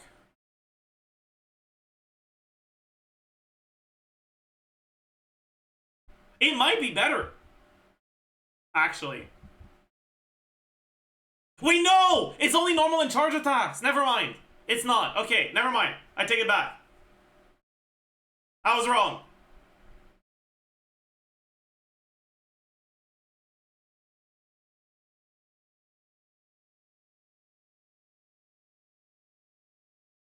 Yeah, let's just look at the Melusine Sword. Oh.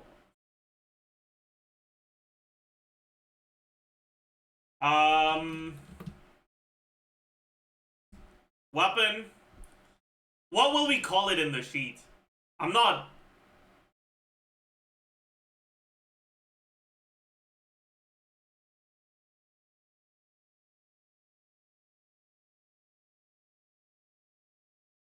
I'll just call it Melusine. Melusine Claymore. Base attack, 565. Attack percent, 48. Right? It is 48, right? You get refines on it, right? I'm pretty sure. Yeah, I know for a fact you get refines on it. Because I remember being surprised that the refinement material was duct tape. So I know you get refinements on this weapon. Anyways, character, Chongyun, put here. Weapons, Melusine Claymore, put here.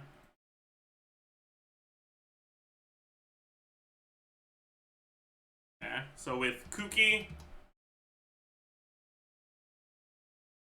5 sword, 114k. Is that true? Why is it higher than it was earlier? Did I change something? I think I changed something. Yeah, I did. Okay.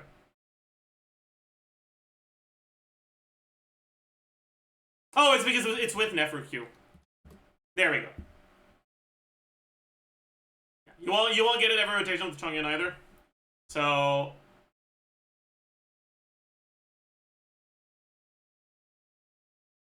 Melusine Claymore. Moment of truth. Is it higher or lower? No! Damn, it's lower than Kuki. Tragedy has struck. 27% is so low, man. Full attack Chongyun doesn't even get close to maxing it out. That's crazy.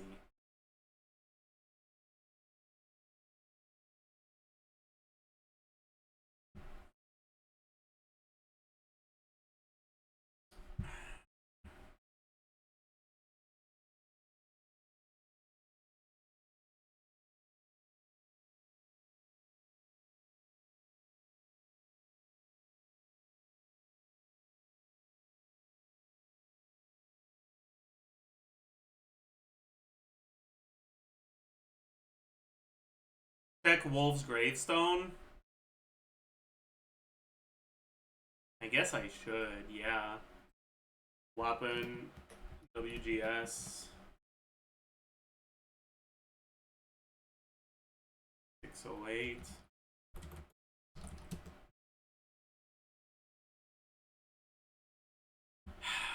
What sort of uptime do we assume for this? I think with Stygian Onslaught, I think just assuming that it's active for one of your like 6 rotations is reasonable, right? The first rotation you start when the enemy is below 30% HP, you will activate the Wolf's Gravestone. So basically, it'll happen once per fight.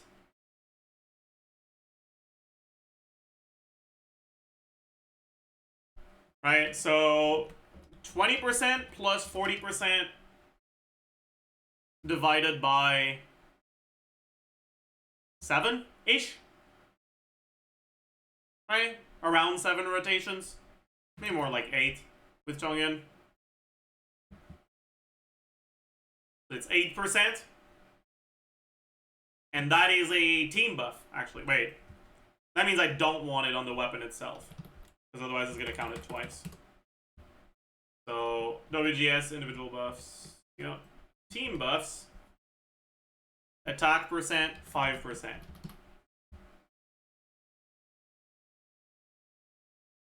Oh yeah, I forgot the substat. That's true. Plus 49.6.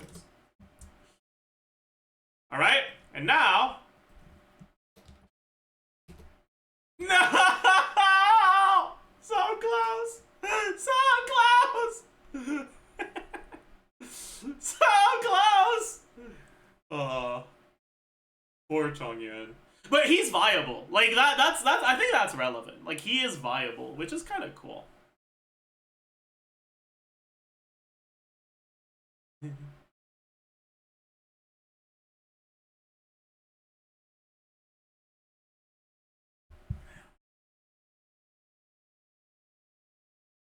What about Albedo?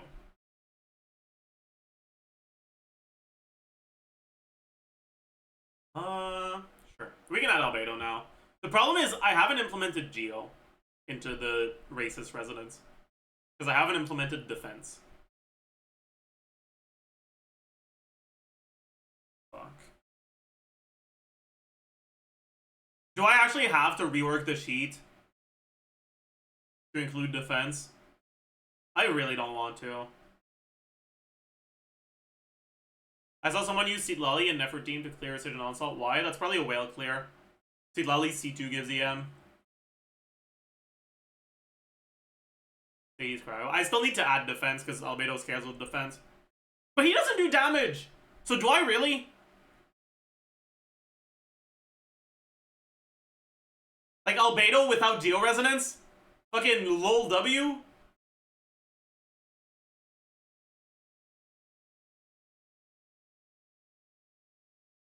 He does like 5k DPS, yeah.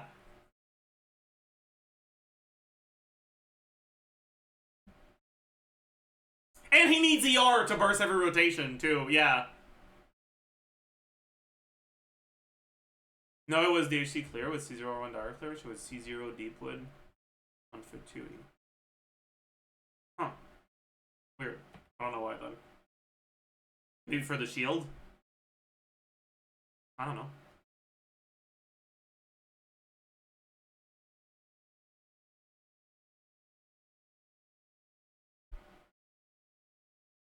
Because I see Lally doesn't provide anything. Goes against Cryo Girl. Oh, okay, yeah. See, Lally has a Cryo Shield, so that's why.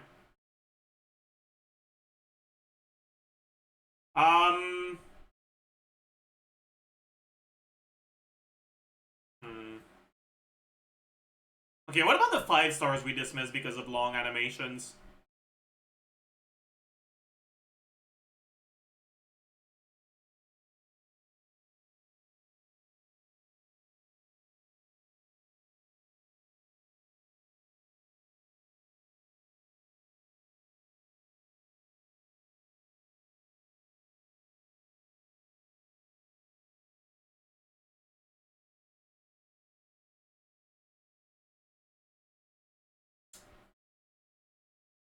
Yeah, I don't know about any of these.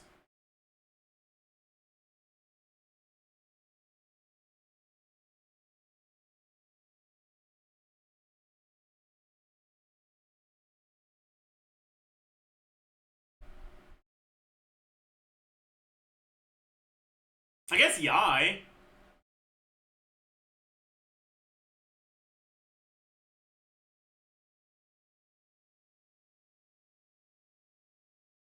Right?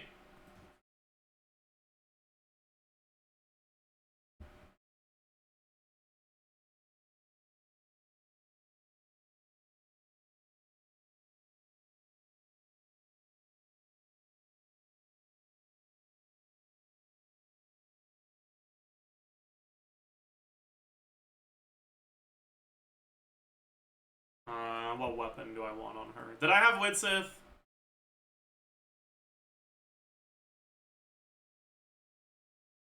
So, 3 EI. Better than Cookie by about 4%.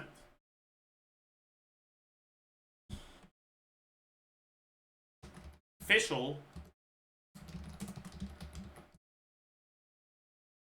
About the same.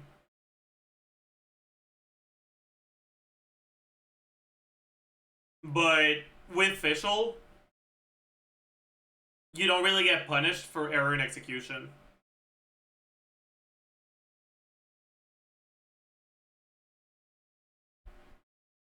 Right? For both of them, you're gated by cooldowns more so than animation times. But Fischl has time to fucking stare at the enemy. You know, there's a word in Quebec slang that is perfect to describe what you do, but I feel like there's no equivalent in English.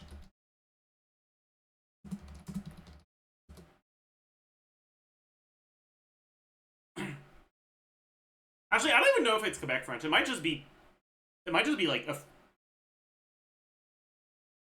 It might just be something people say in French in general. But I feel like it sounds. It sounds like whatever. The word is glander.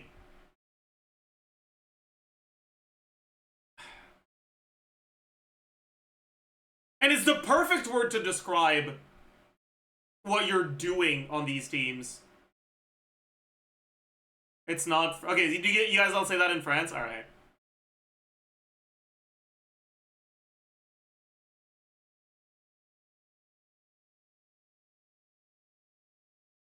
Yes, we do.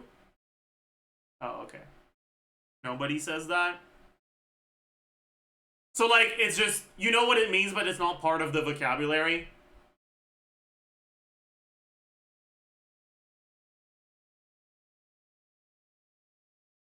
Or maybe only in some areas of France, whatever. Anyways. It's a...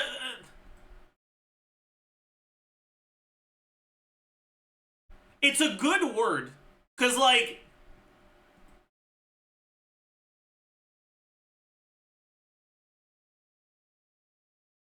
it's just a good word. It's just a good word, okay? Yeah, it means like to just be like wasting your time. Uh, uh, uh, uh.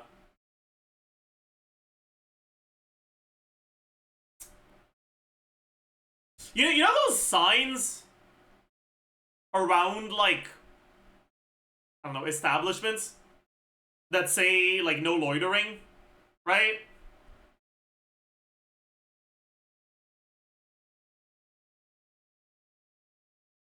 Glander is like a very like familiar slash like non like informal way of saying loitering.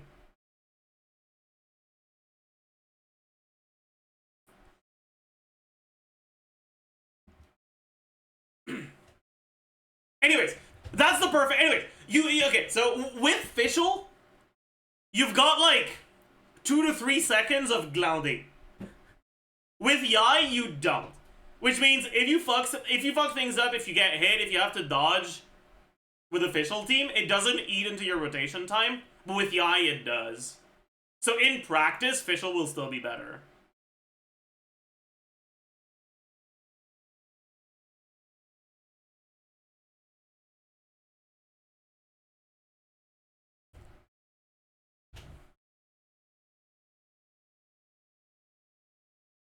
Anyways, I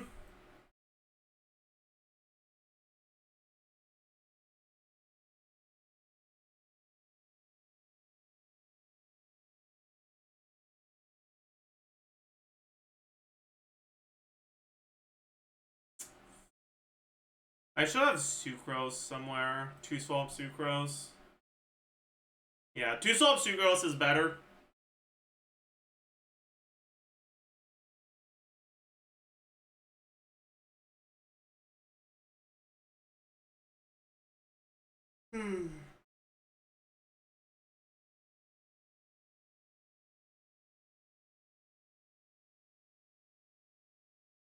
Cookie is probably the best 4-star sustain.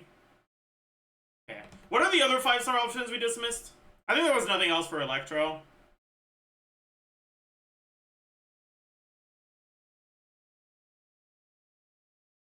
Yeah. Yeah, okay, we'll talk about the higher ones later.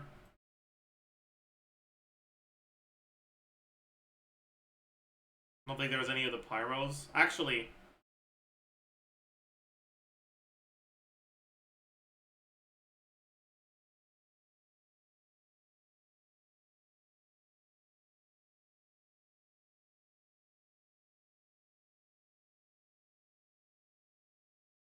is there ever a rotation where you can vape Moeco Burst without losing time? Good things come. No Night Soul? It's still every other rotation. It's fine. So like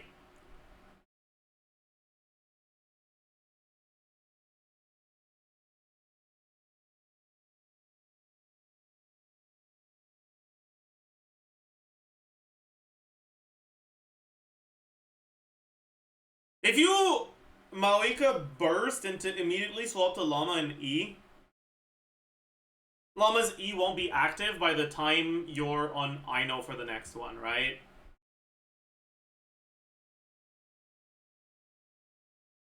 Ino, Llama, Moeco.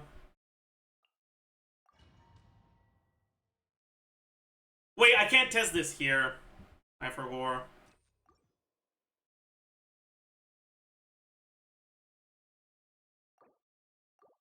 Fucking hydro thingy, hydro mimic thingy.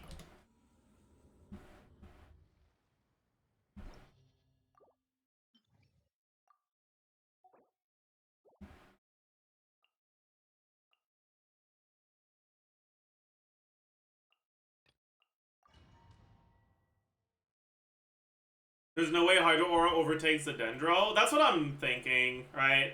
By the time you swap to I know, your app will be done, but you will have a 1U Dendro on the enemy. So if you do this, that takes way too long.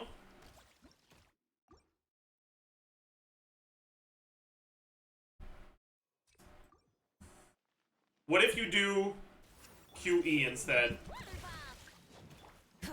Light of the blazing sun. It is vapeable. What if we swap instantly as soon as possible?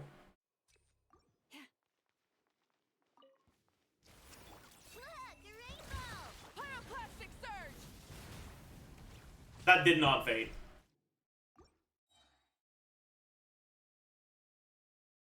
How long do we need to wait?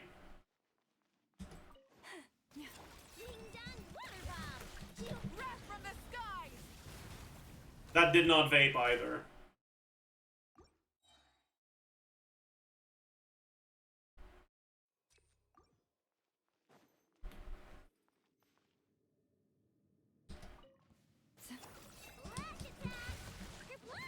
Light of the blazing sun. That did vape.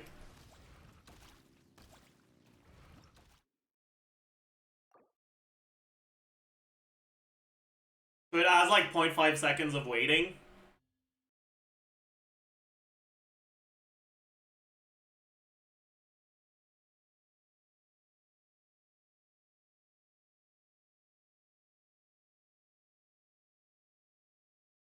I don't think that'll actually eat into your rotation length in practice. It does mean you have to go the energy weapon, so otherwise you're cooked on 9 energy. But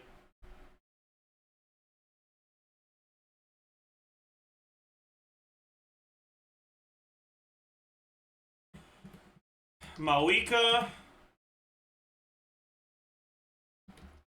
vaped.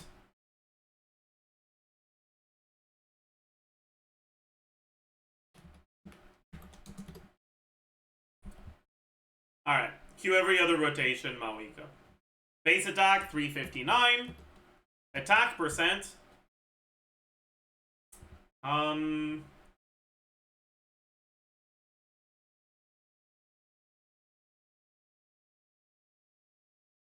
So 30 from this.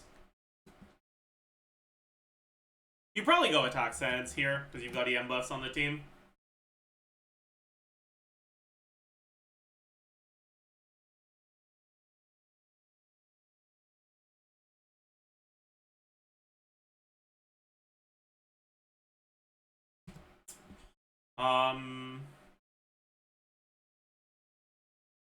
Let's say 20% from substats.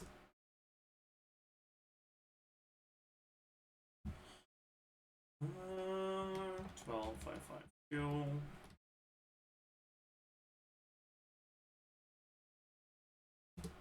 Sneak in 4 Mawika charge attacks, might as well. True!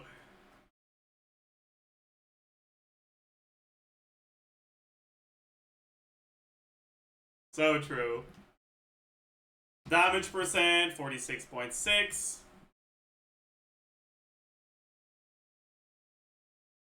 40. No. Yeah.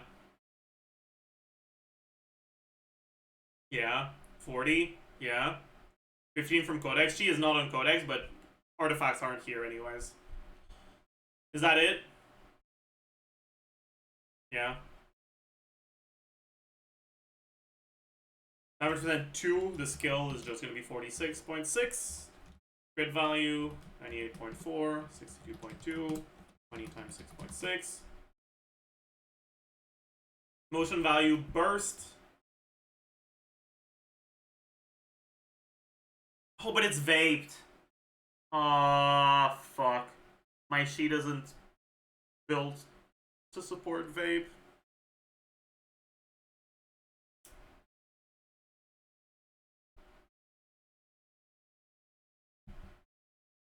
Let me just check something real quick. If I put Maoika here, how much EM does she end up with? Fucking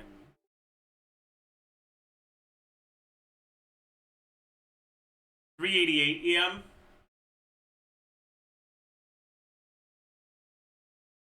At 388 EM.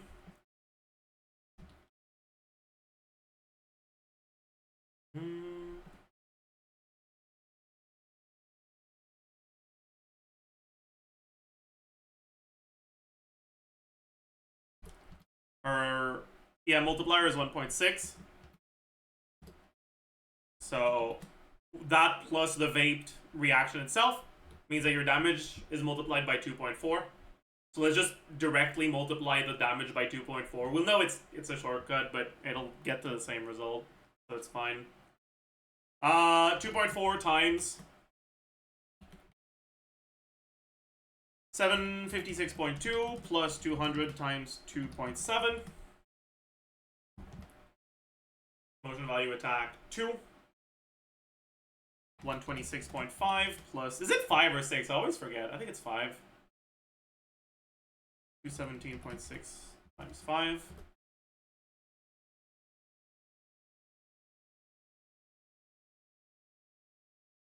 Rotation length 3. Element pyro. Okay. But now we also have some burning DPS. Wait a second. No, we don't. Oh no, Maoika can't work. Cause burning bricks her, doesn't it? Right, you don't trigger bloom anymore. Yeah, you won't get dues. Yeah, burning bricks her. Damn. Tragic. Columbina's gonna be 1.5 U just so that burning doesn't break. It doesn't? It does.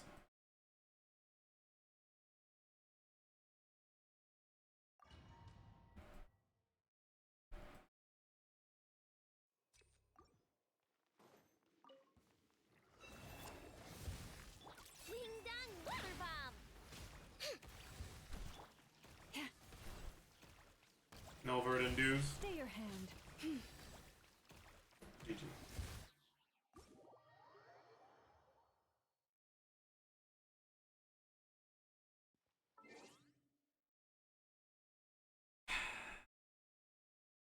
Tragedy.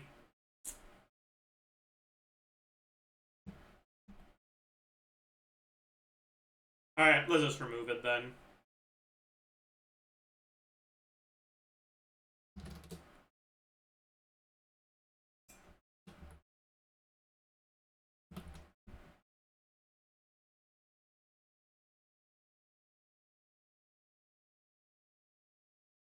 You just not use her E. If you don't use her E, you don't have fighting spirit generation. So you can't burst either. But you could, if you really want to.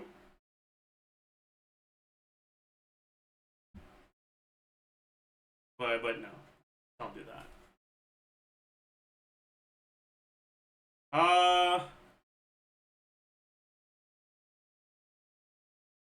But yeah, so since burning bricks, there's pretty much nothing that's good here, right?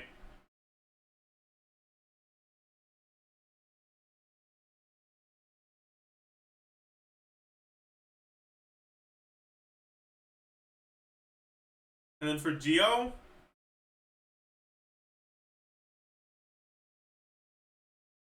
yeah, I mean, other than like Zhongli and Albedo, there isn't much.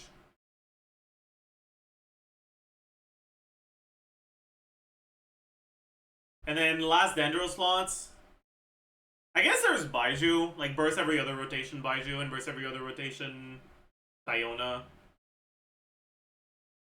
We can have, sure, like, I don't know if I had Baiju. I know I did have Baiju, yeah. So, rotation length for Baiju, yeah. And Diona, Yeah.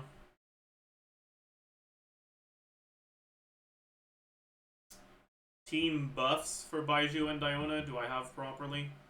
Actually, they're not team buffs, they're individual buffs.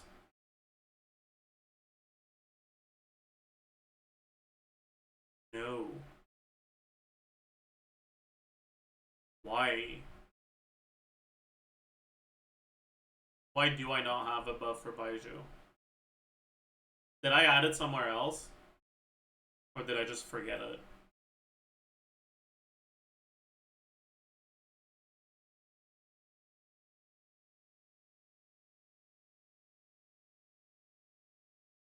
I added it somewhere else.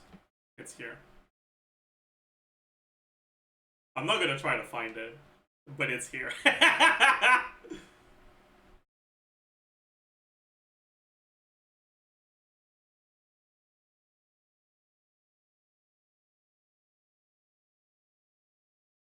Anyways, so yeah. Fav, Codex, Baiju is complete dog shit. Although, yeah, I guess this would be too. It's still pretty bad.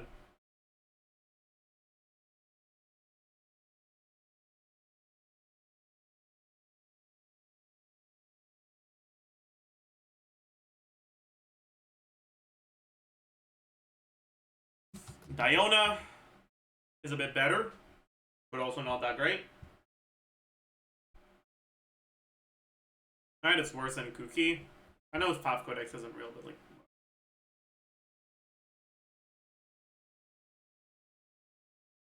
Why burst every other rotation? 20-second cooldown. You can't burst every rotation.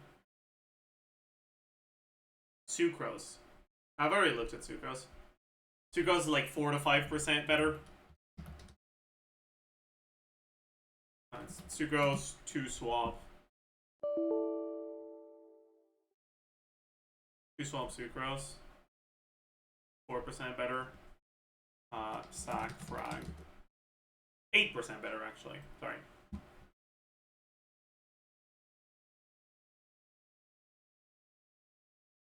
Yeah, that's actually pretty fucking good, huh? Wait, Sucrose is kind of the GOAT. Nefer Q cooldown is only 15, and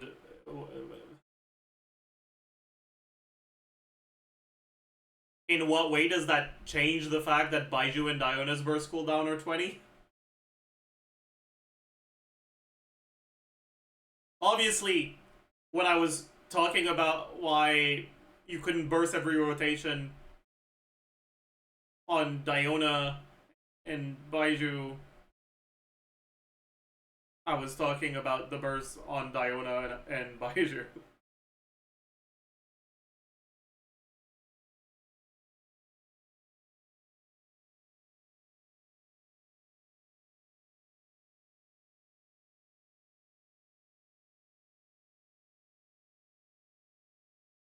Wait, so Sucrose is kind of goated? Always has been.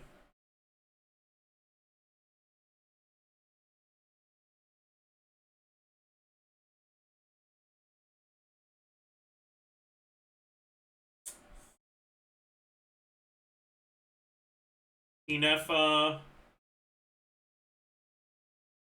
Fav, Lance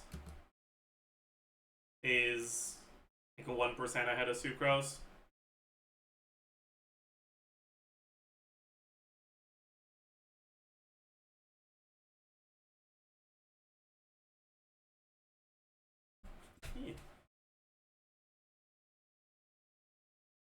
Yeah, I guess both of those could potentially get burst every rotation. Right? Like, right, this is Favi Nefa. Sucrose will be. I guess with Sucrose, it's going to be a bit harder, huh?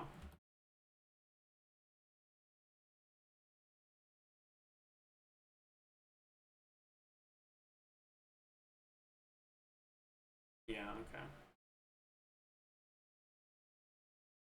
Yeah, so I guess Nefer can potentially get Nefer Q every rotation. Because she wants to go 5 anyways.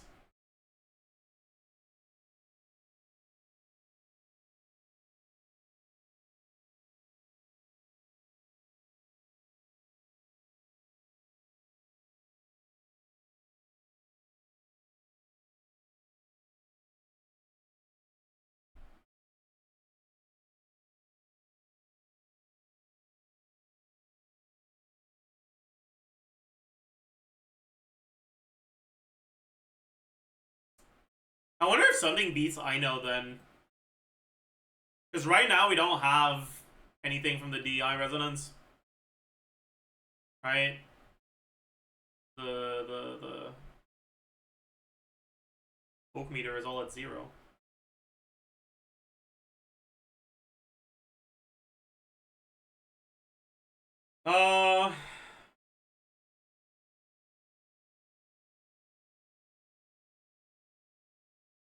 Alright, let's take a look at the other hydros. First, without Nefer. So let's go back to Kuki.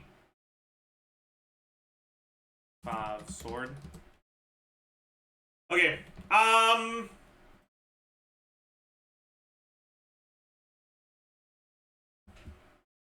We can start with Farina. Because she's the most straightforward one of them.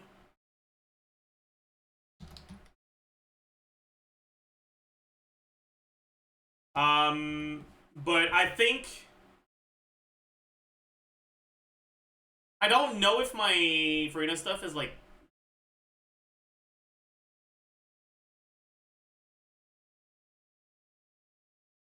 I gotta double check the Farina stuff.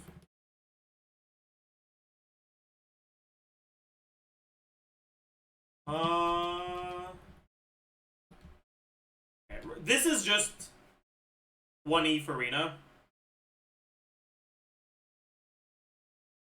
The problem with Farina is that your skill runs out during the second rotation. So I guess what you want to do is on the second rotation, you swap back to Farina after Nefer's first skill to refresh Farina's skill. And then on the third rotation, you don't swap to Farina at all. Right? That's probably what you do.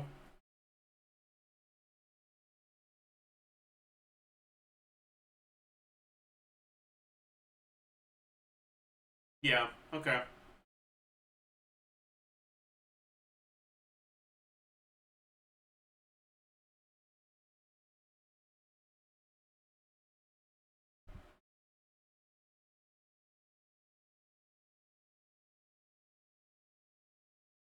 But yeah, like, this is not real.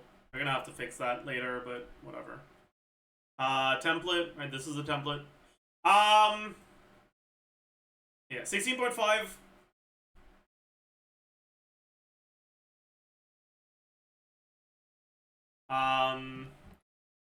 Sapwood blade.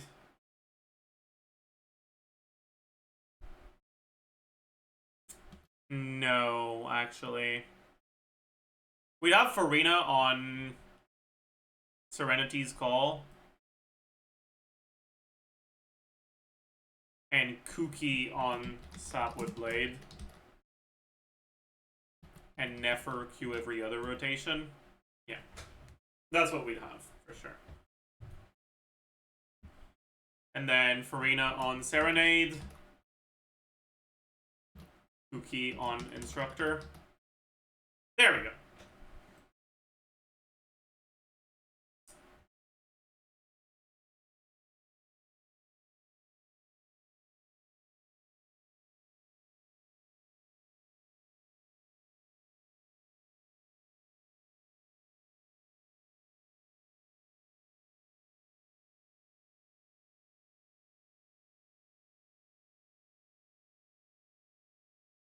And then if we look at Nefer,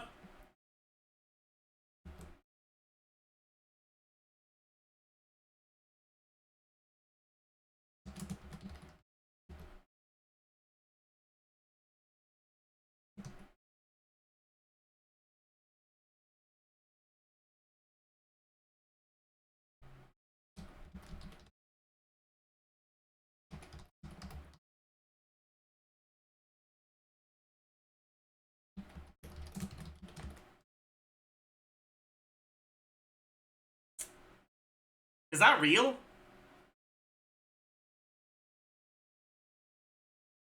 I think it is.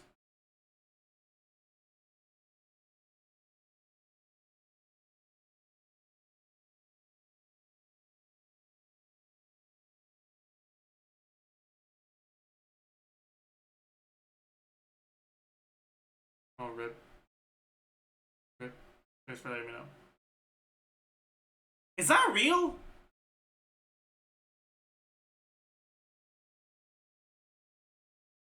TGS I think had enough of Farina very high too.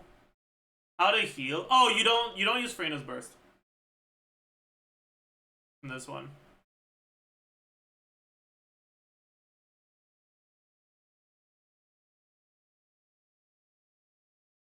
Isn't that with 5-star artifacts? No. Look at the HP. On Instructor, it's at 32k. On anything else, 37k. Although, yeah. It's not just the crit value too, right? 2.3, like 23, 230 CV in total. Like that's clearly 4-star set.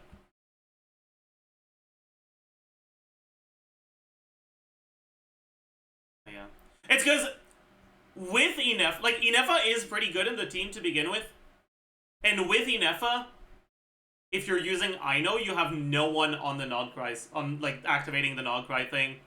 So having anyone that can activate it is like nice.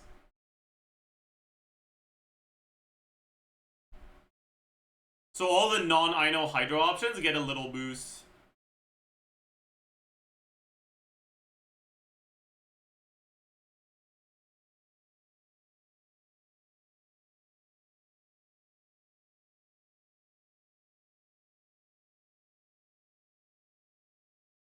See Key Farina. You don't want to use Key because you don't want to stay on Farina to wait for the Key proc and you're not using her burst. Like, waiting for the Key proc is actually a DPS loss. Just put the Sapo Blade in the bag.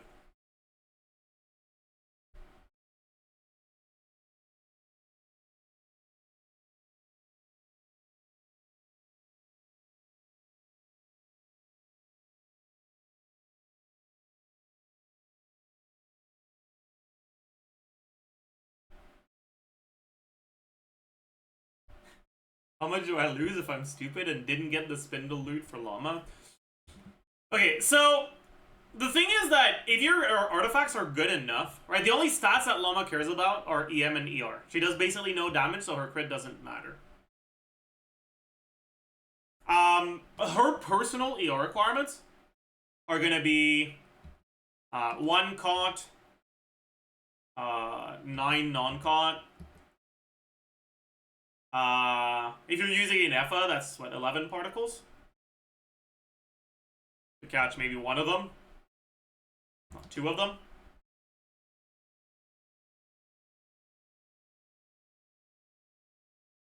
And 9 plus I know. If she's not on 5, 2, 3. Her ER requirements are around 166 here. If you can reach that with substats alone without having to sacrifice EM main stats, it's not actually a DPS loss to not have the Spindle loot.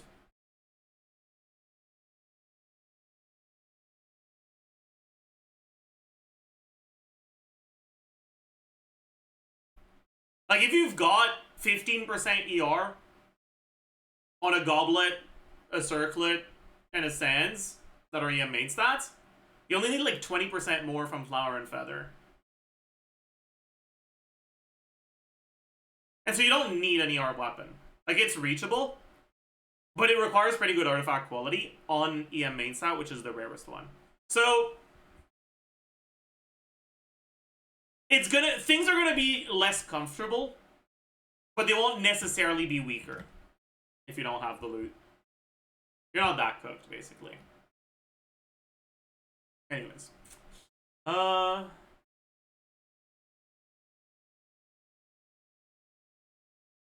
about Spindle loot on Nefer? No. Never do that.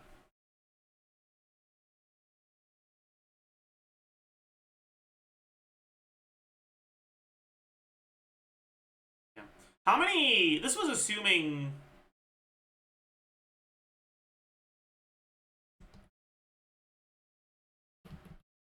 Four hits with the thing, right? I guess with Farina you get more, right?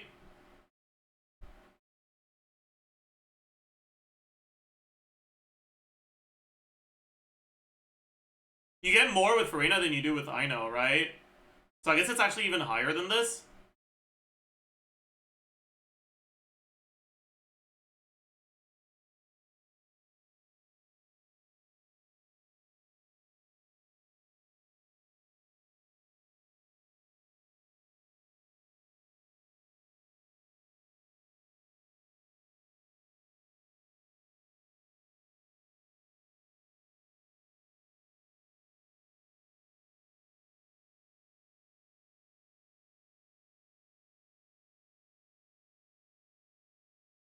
In Sucrose proc Deepwood and double swap.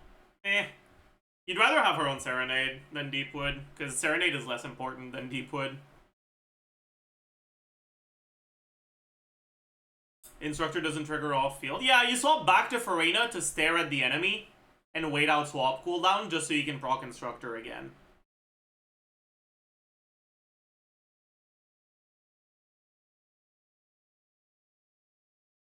Is that kind of stupid? Yeah, but that's what you do.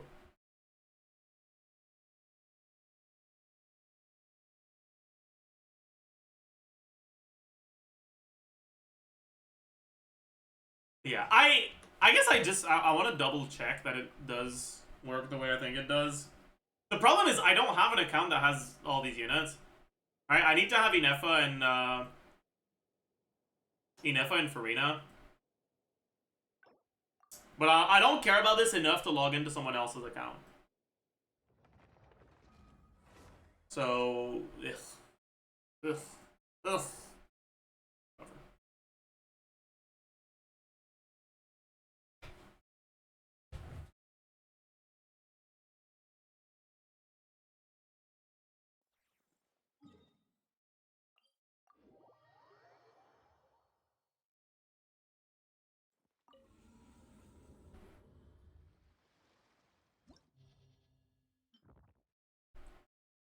How significant would be the damage loss if I didn't want to swap Farina from Golden Troop? Do I have Golden Troop? I do.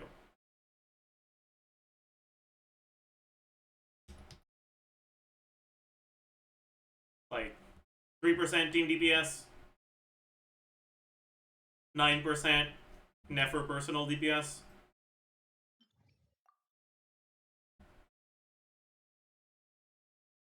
Not too bad.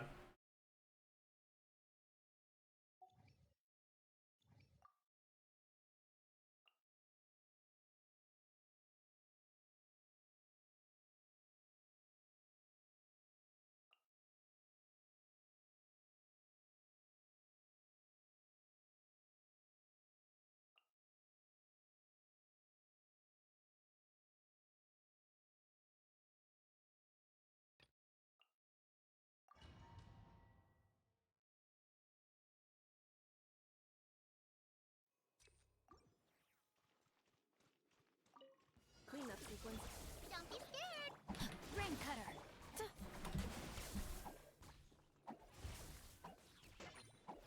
Yeah.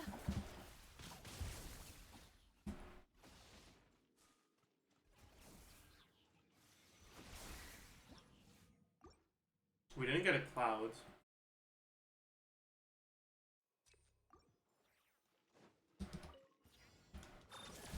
Stay put. Witness the power of Guwa. Okay. We did get the cloud. I guess my orbitals just didn't hit. Yeah, so if you have 2 apps in a row in between 2 Dendro apps,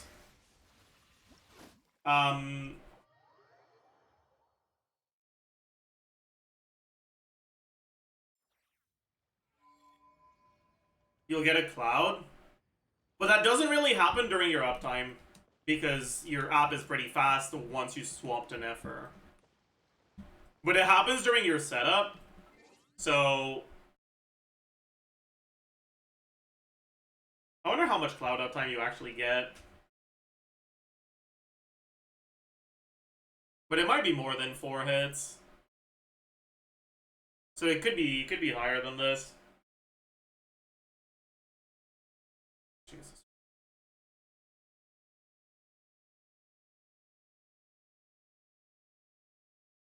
Yeah, and then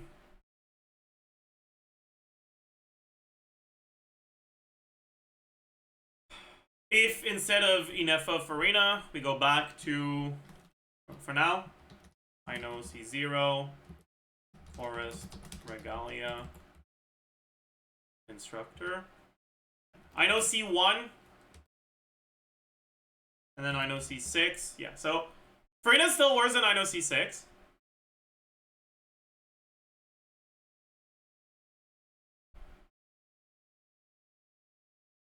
But it's between C1 and C6.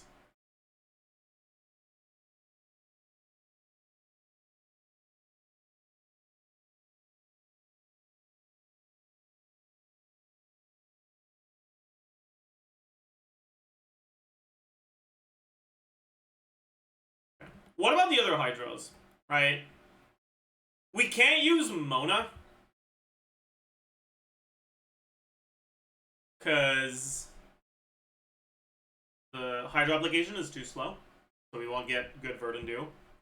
Or it's not too slow, it doesn't last long enough. We should look at Nilo. Yeah. So it'll swap this back to Nahida. Fav Codex.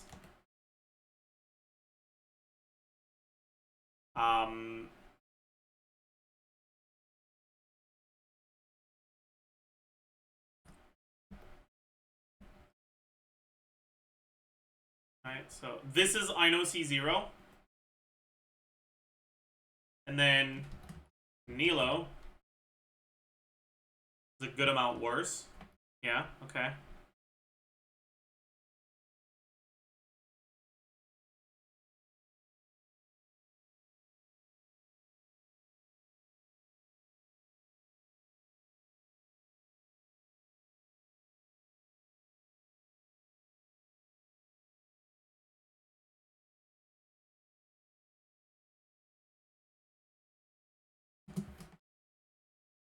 Nilo C2 is better though. It's at 108%, which is a bit worse than I know C6. But it also just like doesn't work if you go Nahida, and Nahida's kind of not that good in the slot. Go back to Ino.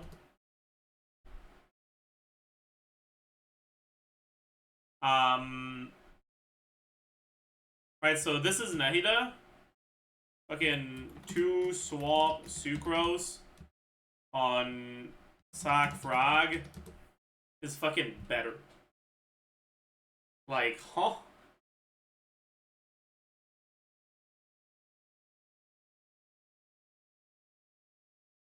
This Nahida unit is a fucking fraud. Actually, no, that's not true. That's not true. Because Nahida should be burst every rotation. Alright, so this is gonna be Sucrose. Then Nahida on Fav Codex with Nefer Q. Okay, Nahida's 1% better than Sucrose. Huge. Insane. Insane. Insane. Holy fuck.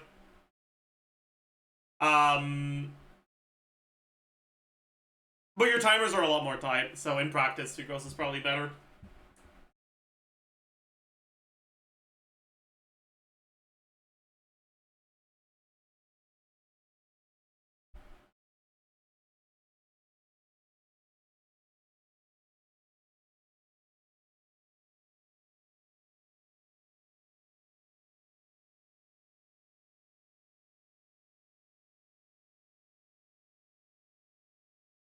When do you swap? After your 3rd charge attack.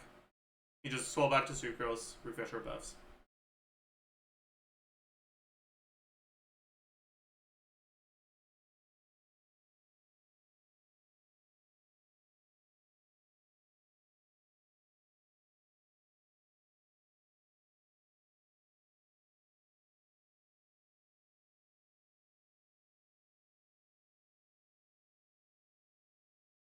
I think technically that team breaks eventually. Because of sack cooldown. But it probably takes too long for it to actually matter.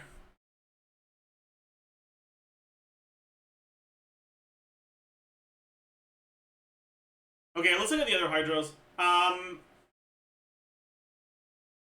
Who's another Hydro that was dismissed due to long animations? Yelan? But Yelan is fake! Because, like, listen, like, yeah, you get to do your animations faster, but, like, not to the point where you want to add, like, where you can justify adding N1s. It's just way too sus. Way too sus.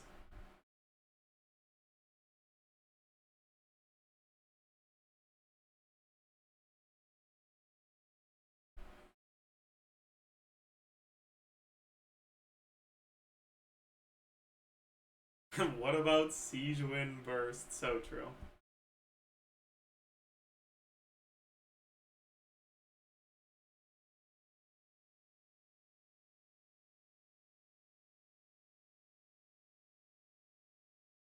How much air do you need for burst every other rotation? Nefer? 0.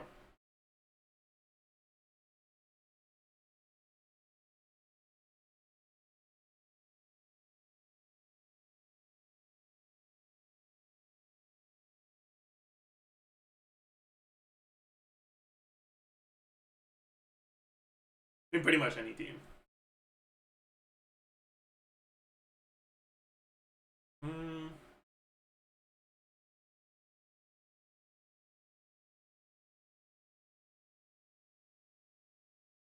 We can also take a look at Farina with burst, honestly.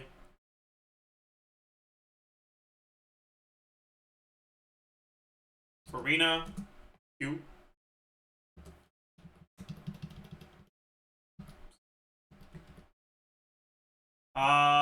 Motion value.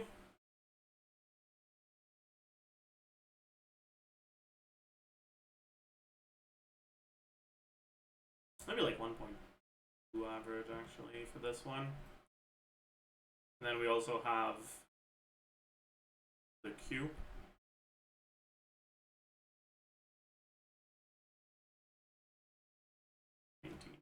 Four.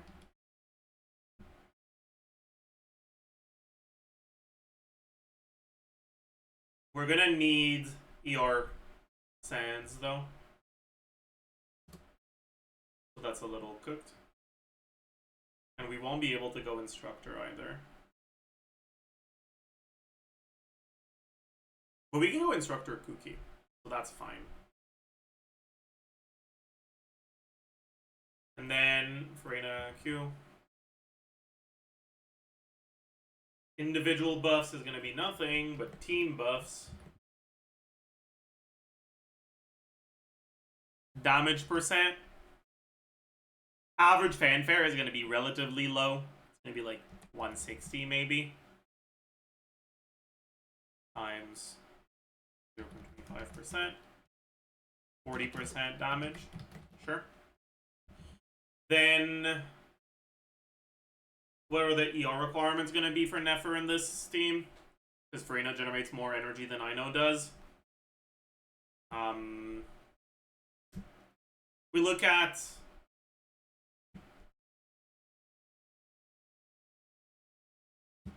we can just copy paste Inefa, Kuki.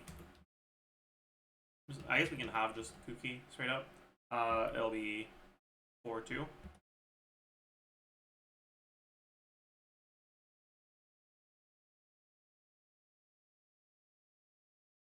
And Kuki Arena. This 3 is gone. And instead we have oh wait. Oh. This is fine. No, it's not.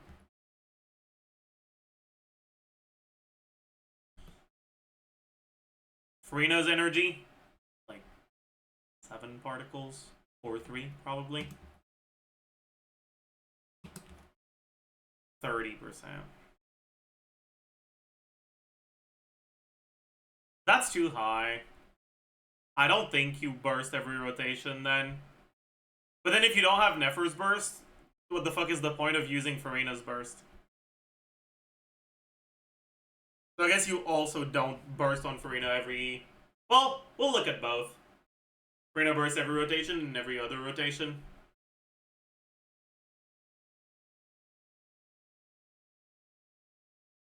Farina Q divided by 2.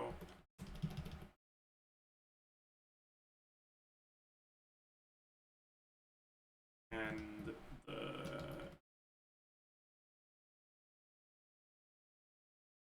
motion value is divided by 2. Individual buffs. Nothing. Team buffs. 20%.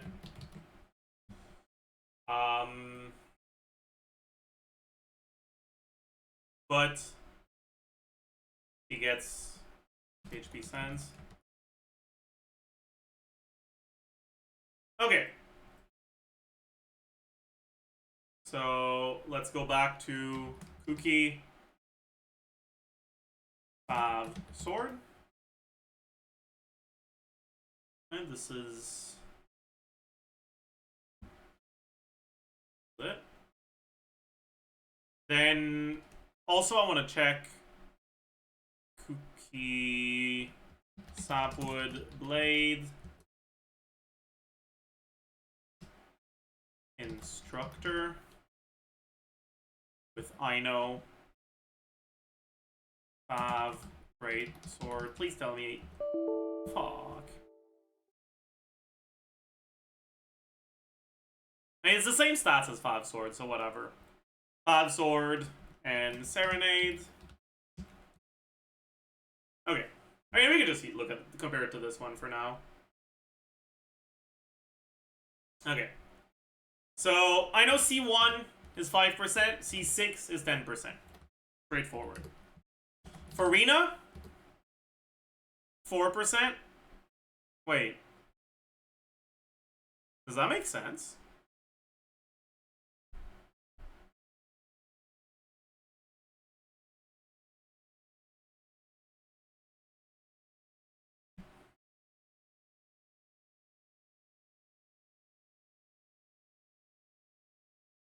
Oh, it's because this is a lie. This is a lie. This is wrong.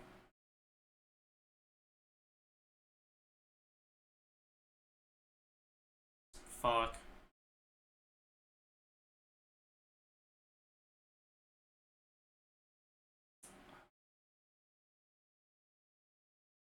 I mean, it's supposed to be 35.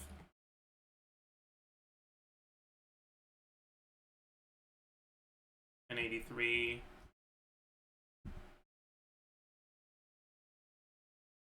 But I guess it's still better. Is Farina actually better than I know here?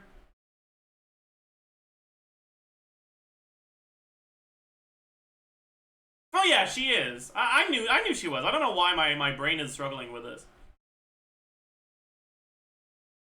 We knew that was the case already. It's better than I know C0. It's worse than C1 and C6. Right. That makes sense. Who the fuck is healing?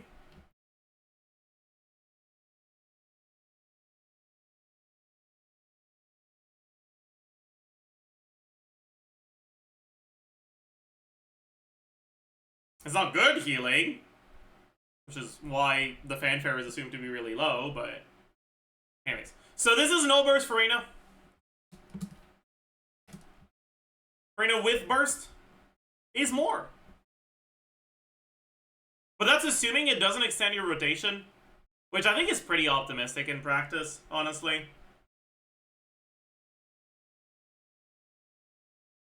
What about burst every other rotation? It's also more. And that probably never extends your rotation.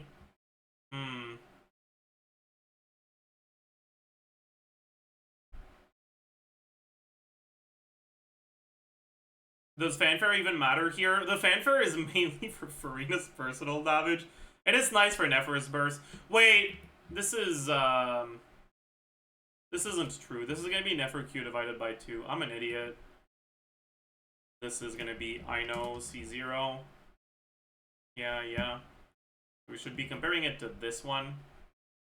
And Farina is 4%. Farina with burst. Still okay. I'm surprised damage percent contributes that much. I mean, this is assuming that you get literally no increase to your rotation length from using Farina's burst. And you gain like 5% team DPS. It's not a lot.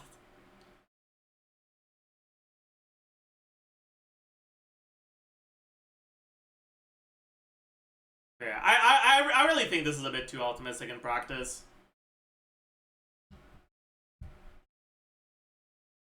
I think it will actually extend your rotation a bit.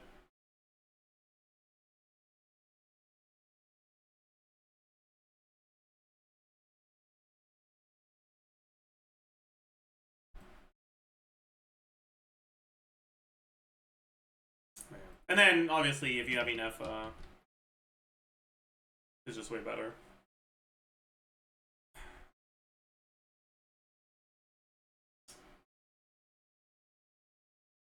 Which team is practically the best in your opinion? I think Nefer will be the best one, honestly.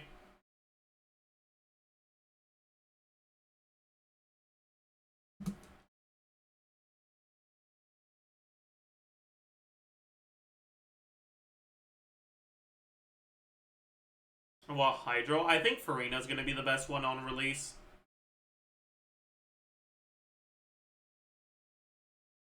Literally just because being from Nodcry is a downside for Ino. If you have Ino C6, she's better, but otherwise, Farina should be better.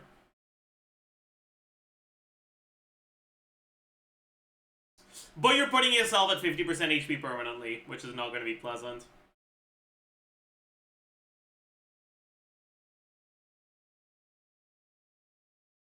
Is Farina better than I know C1? It's very similar.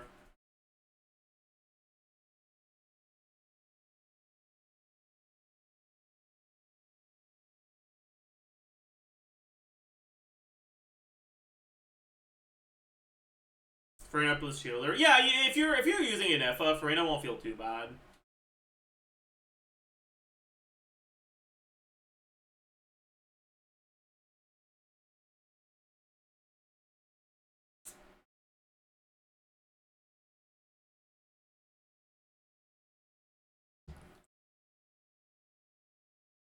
Neil's not that much worse either. He's gonna be pretty similar to I know C0, maybe a bit better than I know C0.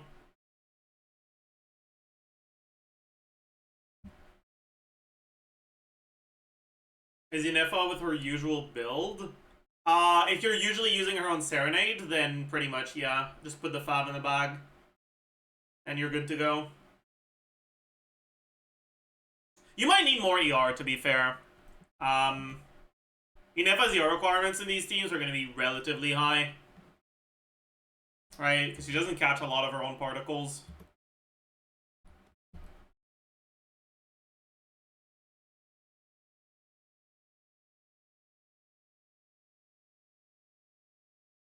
Wait.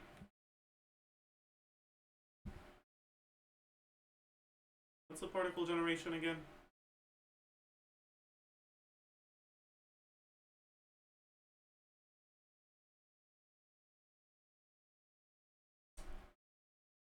Chat, I've been assuming double the energy on Nefer. Oopsie.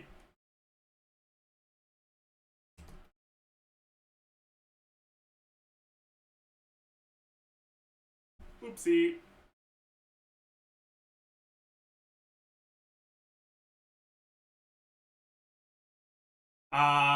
Yeah, 132 is a little too high, actually, so I don't think you go... But you fucking need to anyways for her burst. So it's kind of cooked.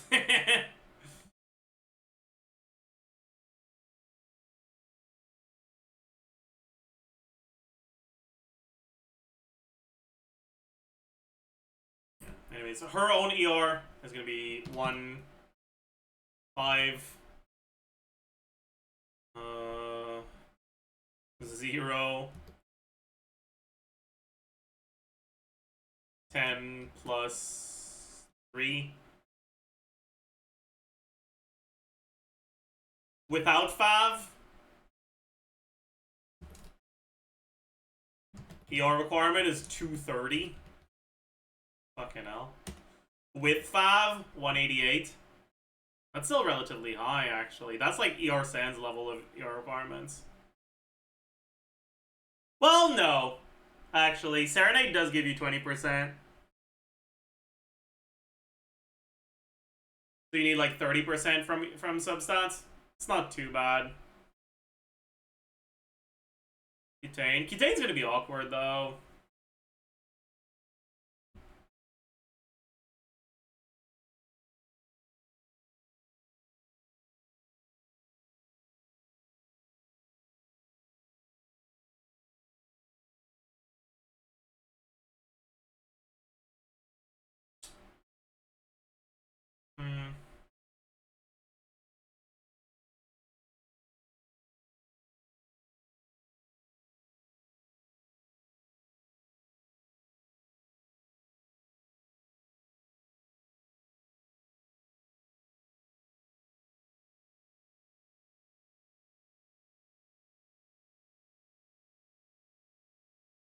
What about Mona in this slot actually?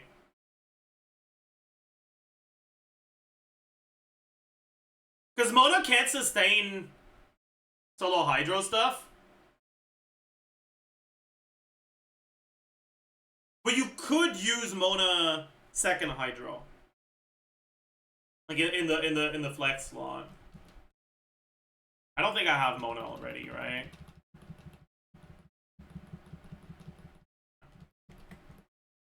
Mona?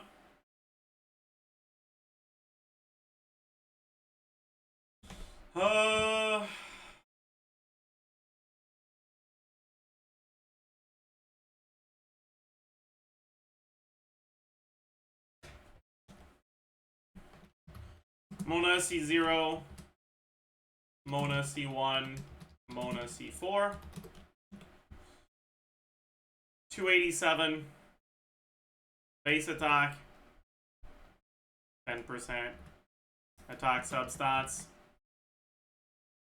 base HP, 10409.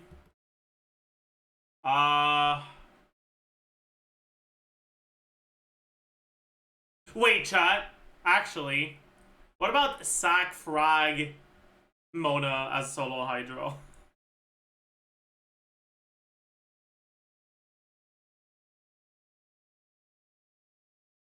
Wait, chat. Maybe I'm onto something. Wait, chat. Let me cook.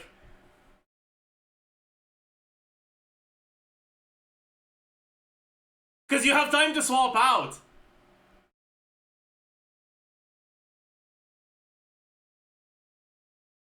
Like, you're forced to swap out, or, like, you're forced to wait on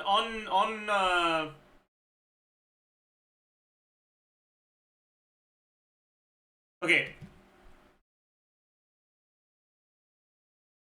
I'll say buff slot, because I'll do them differently. Buff, Mona C0. C1, C4. Okay. For now, let's look at this one. Like, could that work? Right? Like the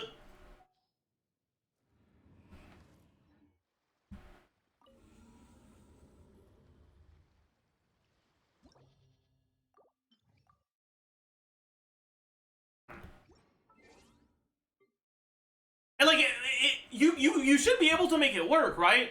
Your E hits a couple times during your burst animation, so proccing the sack shouldn't be a problem.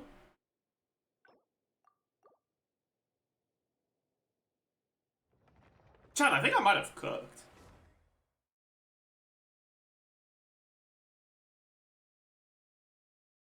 Chat,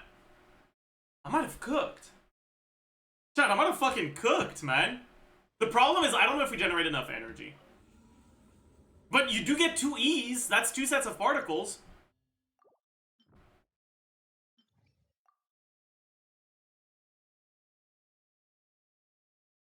Alright, I'll use Versa and do 2 plunges as a placeholder for Nefer 3 charge attacks.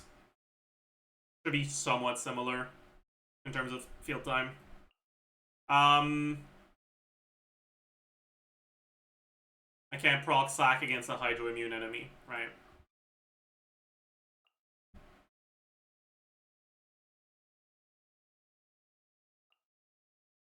What will your last law be in these teams with Mona? I guess like Nefer cookie is fine. It doesn't matter. We just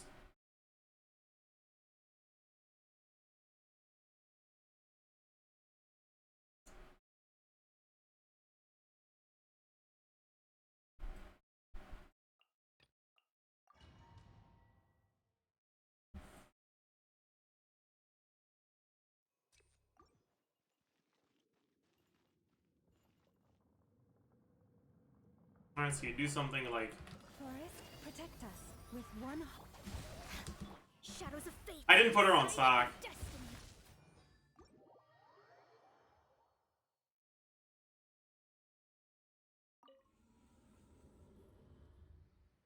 They call him the fucking idiot, stupid, dumb.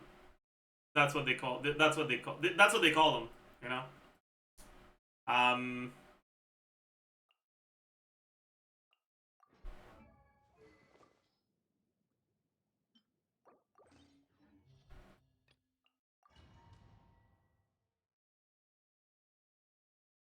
You activated Electro Res. That doesn't matter.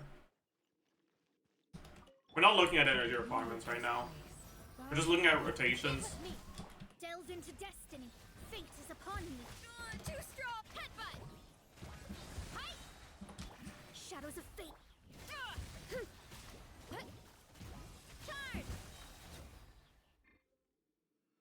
So like, it should work. This time I'm not gonna kill him. We'll just try to spend the right amount of time. So it's about 4 seconds on the first swamp.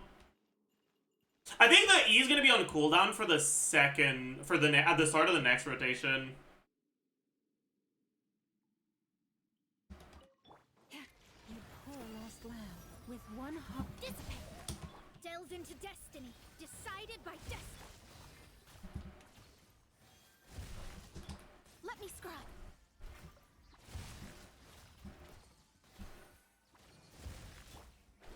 Right? Like we do this, and this. Yeah. It's a little sus. And if we QE, we won't proc the sack. Delve into destiny. We'd have to like QE auto.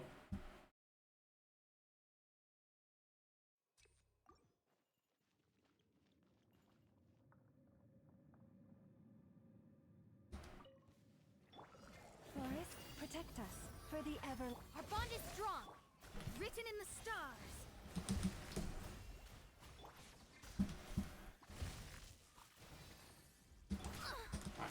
Bro. Shadows of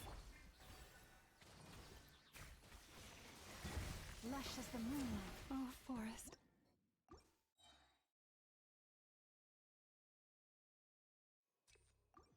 Yeah.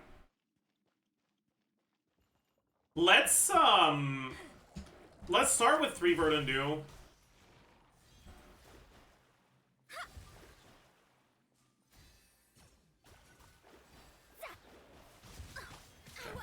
So let me think for a little bit.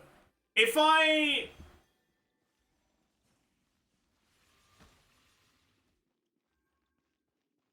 yeah, okay. So let's do dissipate. Leave this place. oh, that's really annoying. Fate is upon you. Let me scribe.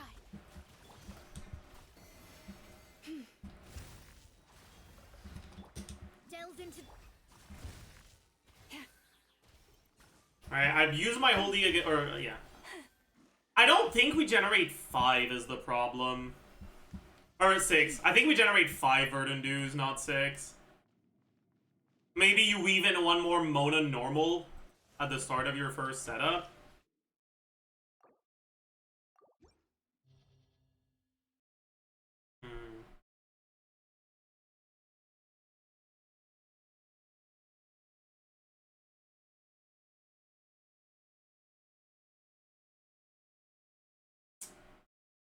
For now, I'll assume 6, but I'll be testing it on release. Anyways, this isn't that yet, anyways. This is like double Hydro Mona, so you don't have to go sack. You just go for a normal build. You probably go ER, HP, HP. Right? What weapon do we go? Is there any useful weapon? No, right? We just go an ER weapon.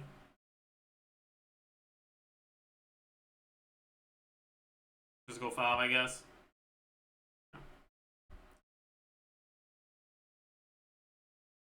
Okay, I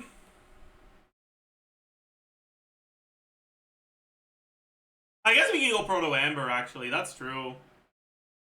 41.3, 46.6 times 2. Do we go healing bonus then? No. No, we don't. No, we don't. 20%, no, 30% HP from substats. 5k flat HP. Damage percent.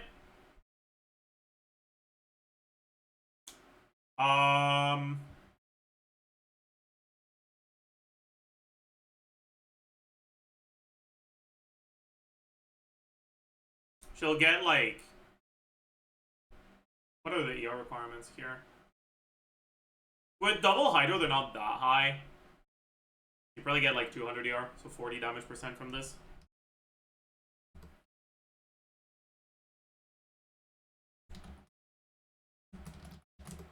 Ish. And the Omen bonus I'll put separately in the team buffs. Motion value attack on the burst.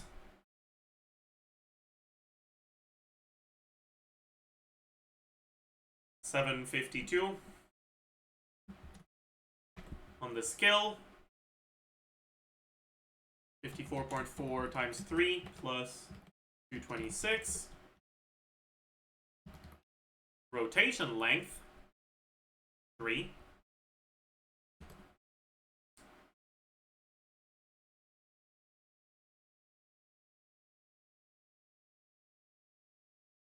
Element Hydro.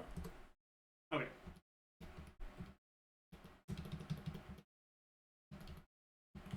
C1 is, it just changes the buffs. Yeah. So all of these are team buffs, not individual buffs. C1 damage percent. If you're putting Mona on the team, you'll use Nefer burst at the start of your rotation, right? You'll like E, and then you'll burst cancel your first charge attack. So you should have the Omen bonus for it. So full uptime Omen on the burst, and like a third uptime on the charge attacks. Wait, which one is 1? Which one is 2? I'm not sure.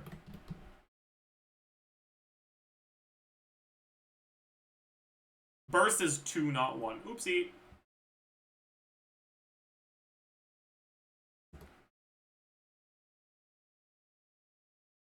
Or I guess it's 20% as a whole. And then another 40% on individual buffs.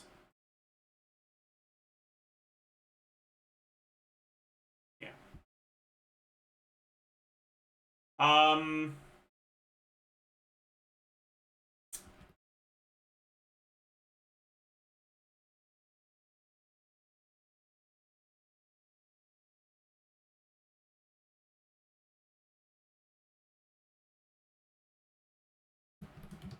Okay.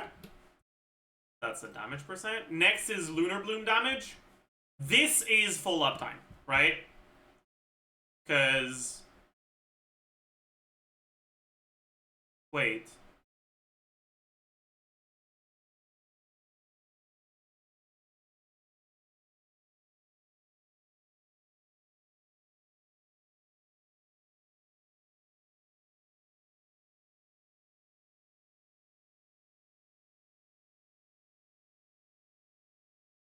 Oh.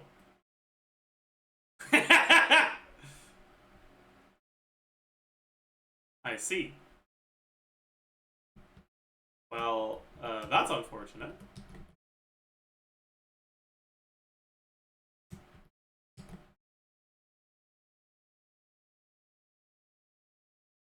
That is certainly unfortunate. I didn't realize it didn't work. Anyways. The crit value is like so fucking fake, right? It's 30 CV, but it skews your crit ratio, and it only works for a small portion of your damage.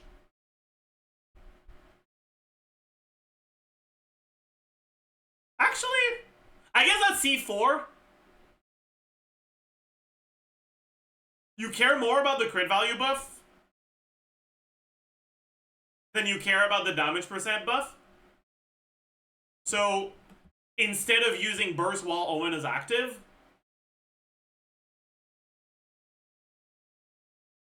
you just get as many charge attacks out before Omen expires. And you should be able to get half uptime on it. But it does skew your crit ratio a little bit. So your actual like realized crit value is going to be it's not going to be half of the 30. It's probably going to be closer to a third of 10%.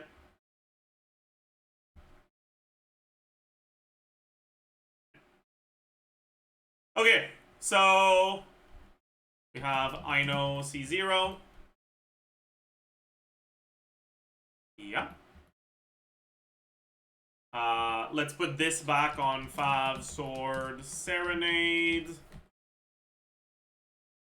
Forest Regalia Instructor. Okay. So this is Kuki. This is Mona.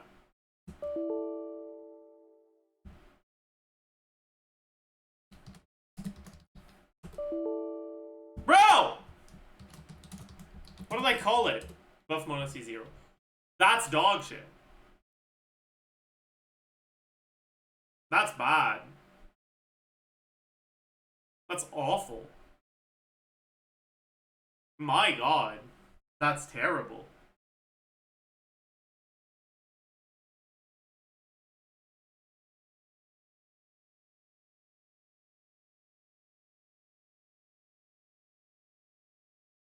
I mean, I guess it makes sense, right?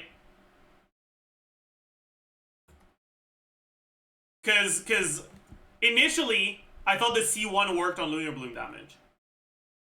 And if it did...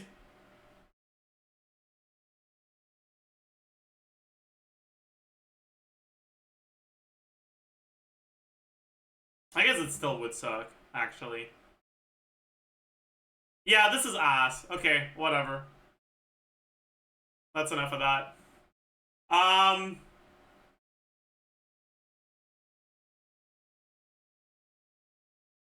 Yeah, that is ass. That is awful. Do not do this. My god.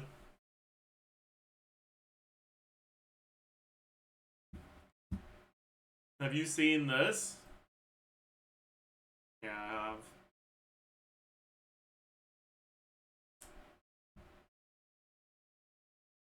You know, this sort of joke, I don't mind.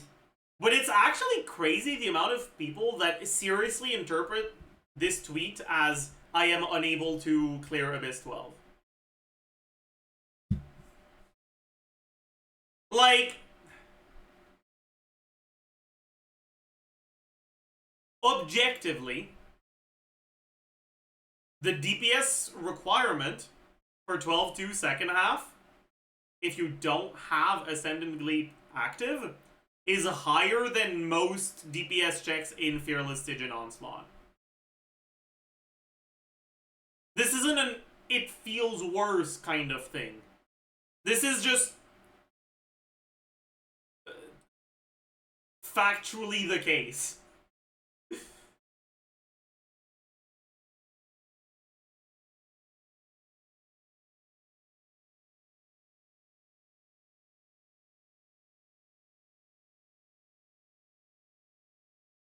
There's so many people that replied to this with shit like this. Right? Are you sure, lol? I didn't even struggle. It was actually easy. And they're using Skirk Premium that clears Fearless in like 60 seconds. Like, yeah, no fucking shit. No shit, man.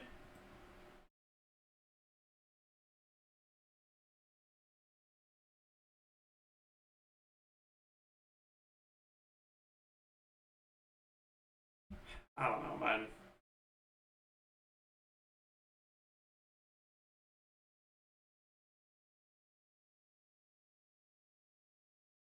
Benhead is not premium? True. So true.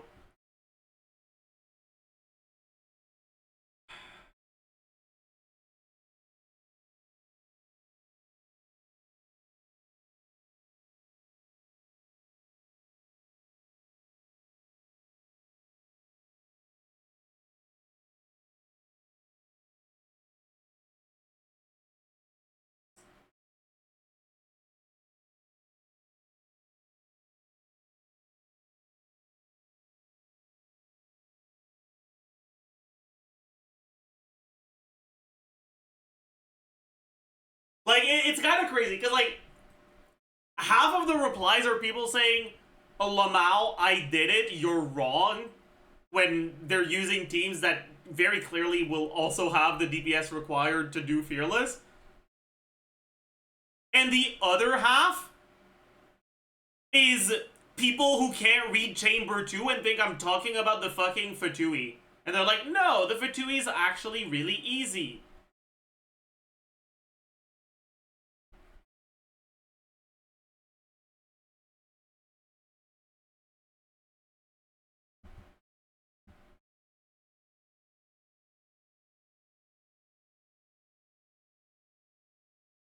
Oh, well.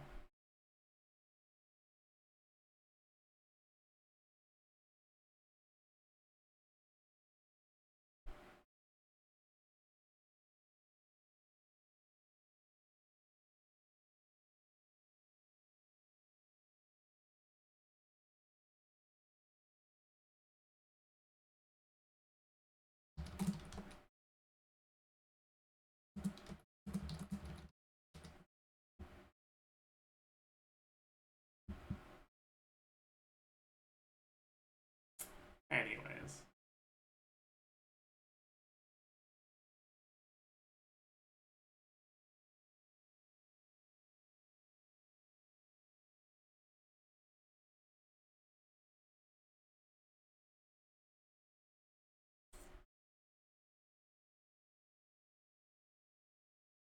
I did Chamber 2 with Skirk Premium. It was hard, lol. Had to reset twice. I'm gonna be honest, if you had to reset twice with Skirk Premium, it's probably not Skirk's fault. It's probably because your first side was ass.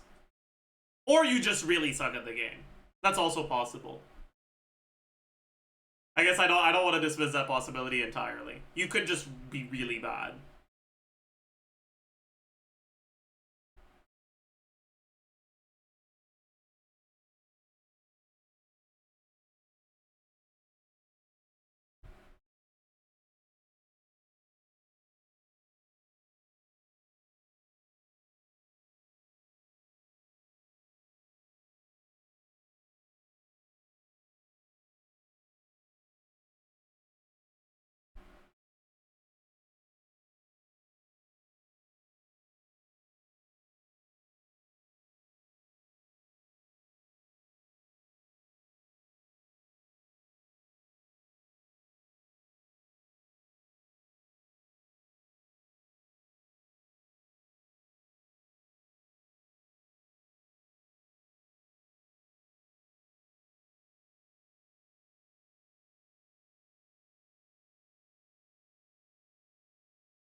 Can you tell me what's the mechanic of the Hydro Bishop? You gotta break the elemental shields really quickly, otherwise it just kills you. Basically, put Dendro in the bag. Don't pay attention to Twitter, watch this instead. What is that?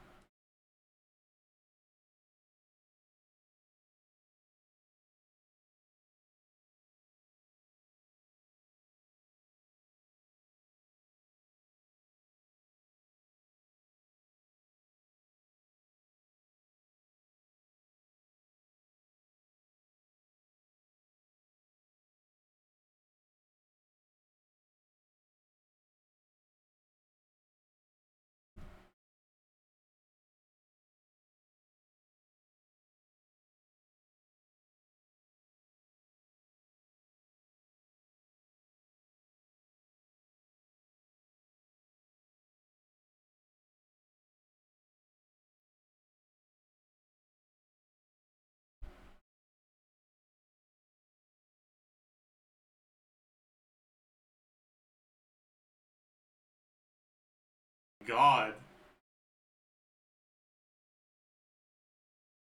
Dude, this editing is actually so fucking funny. The like the what do you call this? Like the negative or whatever. Like the like negative filter like vaguely contouring the face. That's so funny. Like that's hilarious. That's me.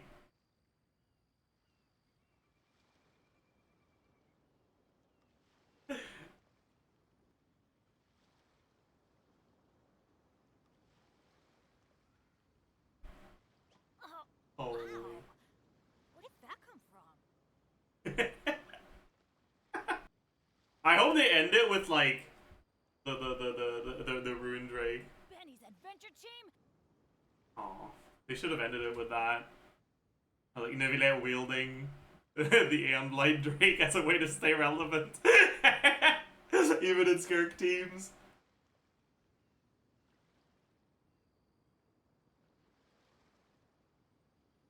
Holy. Wow. Where did that? The ending could have been better. Anyways, so I should spend my resin before. Like we've been yapping about Nefer for like 3 hours. I still haven't spent my resin. Okay, I have decided that I am going to go for Nefer now. What books does she want? Are they available today?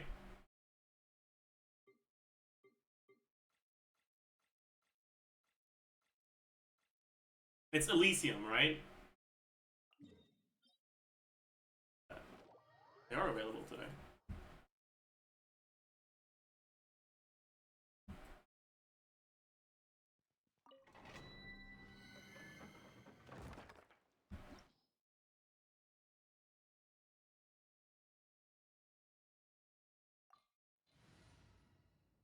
Oh, actually, before we do that, I want to check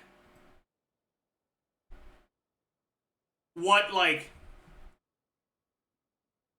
incredibly optimistic but technically possible KQM standard level, or not, but, like, no constellation best Nefer stuff with, like, the anyways.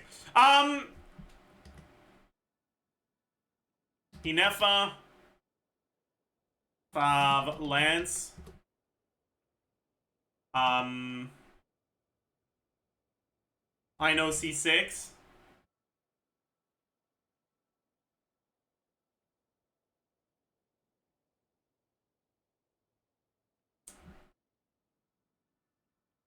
Nefer Q divided by 2, yeah.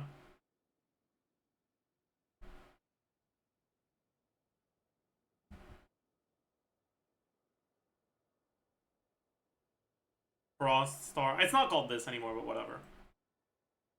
146k.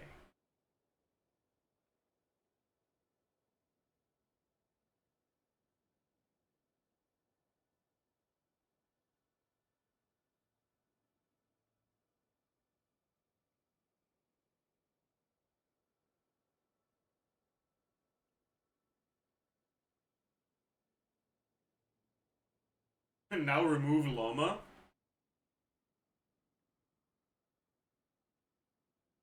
I mean, it's a lot worse. Like, technically, it's still pretty good.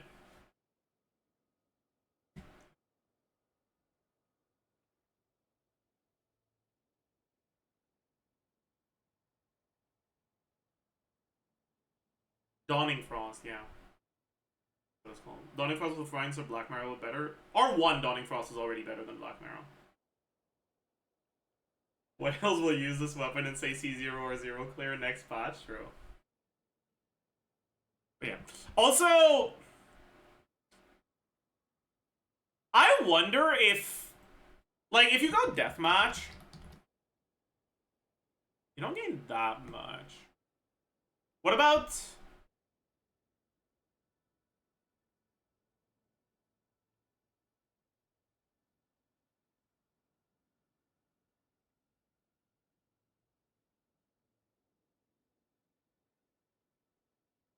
Did I not have Ballad of the Fjords?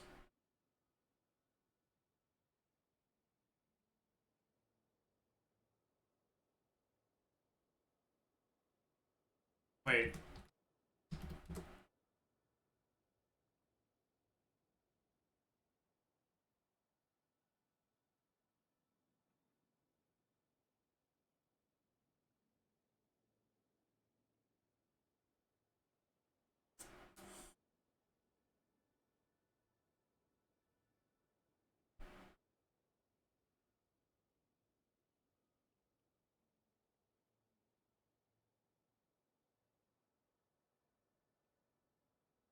I don't know what I want to do here. Okay.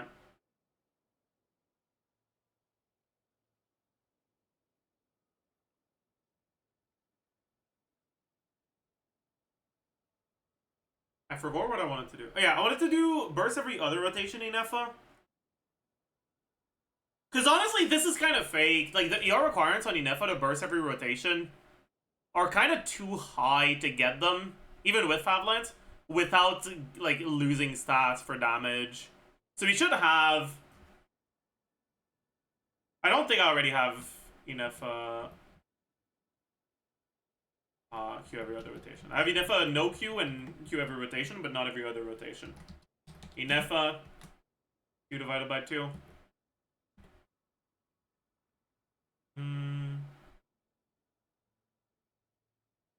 It's straight up just exactly this. But this is divided by 2. Rotation length extension is only 2 seconds now.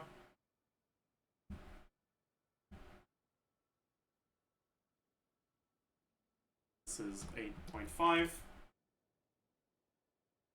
Wait, am I an idiot? I think I am an idiot. Nefa no Q. This should be 8. Q every other rotation. Yeah, that's good, that's good. And then...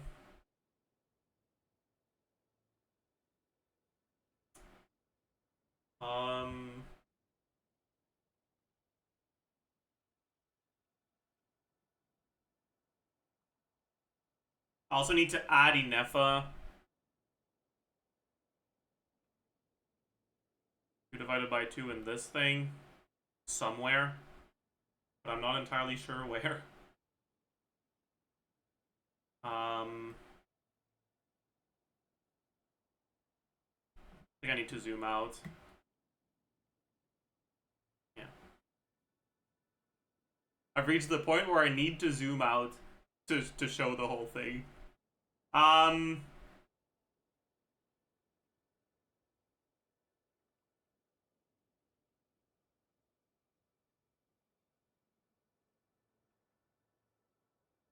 We've got...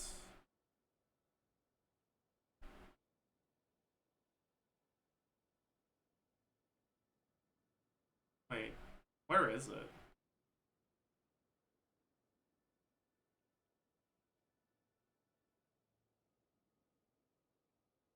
God.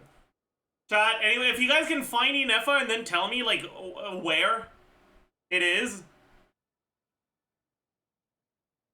that would be appreciated, because I can't fucking find it, man.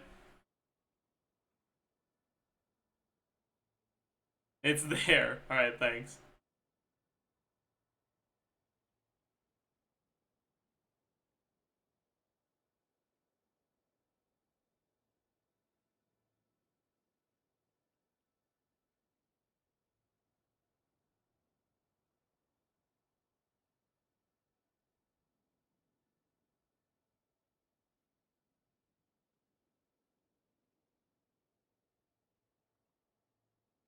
Wait, can you control F within a cell? No, you can't.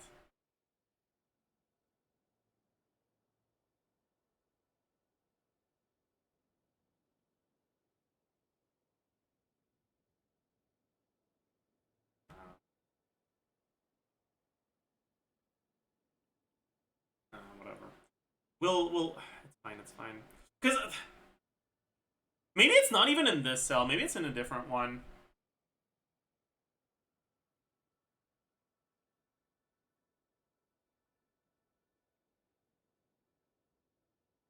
But it should be in this cell.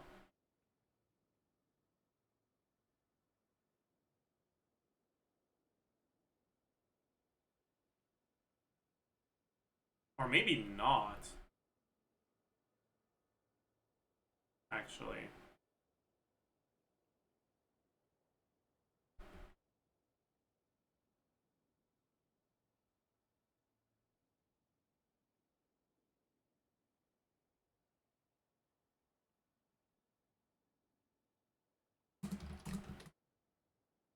Because, like, we do lose the EM when we don't burst.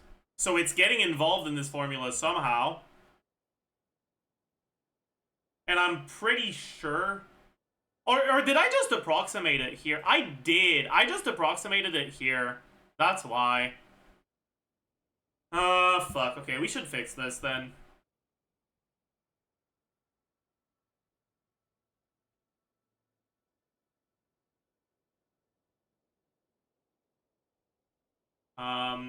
That means I probably have EM directly on Inefa as well.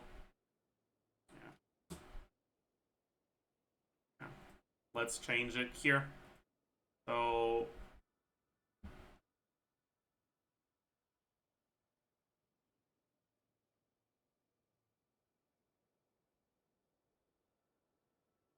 if D1 equals Inefa, it should be 6% of D7. Fuck. That's annoying.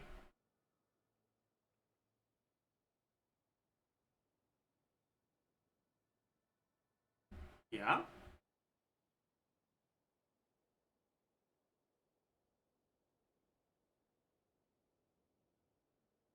Okay. Then if it's Inefa Q divided by 2, it's going to be 3% instead.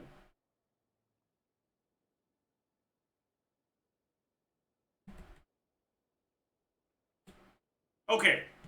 Bet. And now Inefa Q divided by 2, it's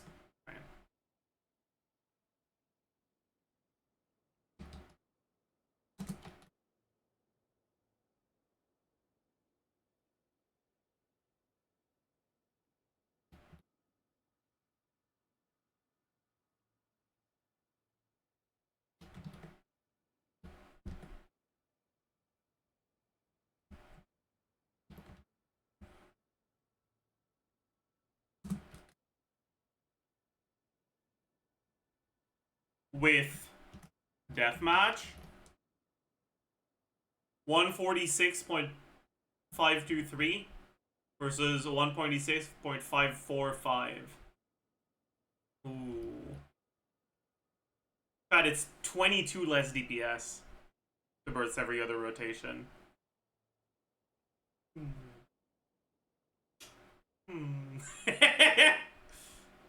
But that's assuming you don't have to build any more ER, and you probably do in practice, so this is probably better.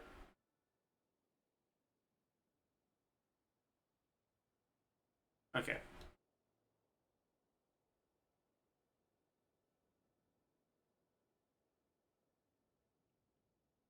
But yeah, the thing is with this, right? If you go Farina, you should get better uptime on the Cloud, but I don't know what kind of uptime you can expect. I don't know if you can expect to get full uptime on the Cloud. Like, you could maybe get full uptime. I don't know. Like, it depends on the timing for Farina pet procs and how it lines up with Nefer app and Llama app.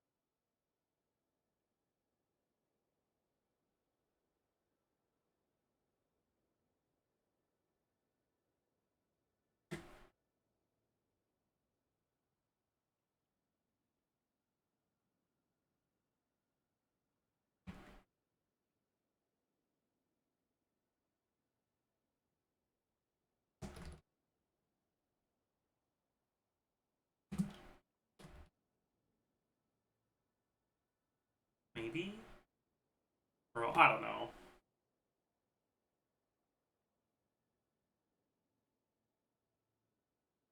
Isn't that Malika level? Yeah.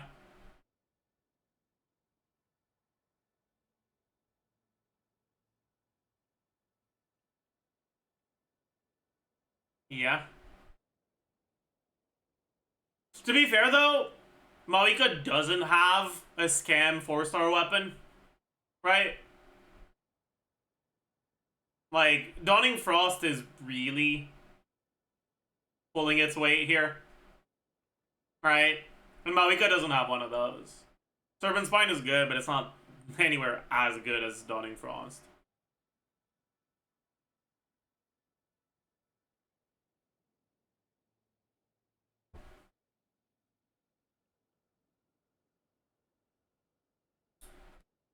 Right, like Dawning Frost by itself, right here, I know C1 I think is fairly reasonable.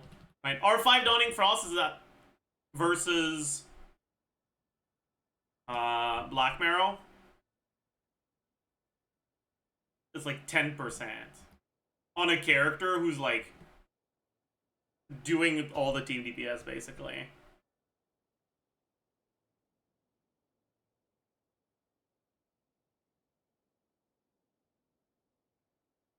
Lynn's already power prep? Yeah. It's actually like it's a pretty big difference, honestly.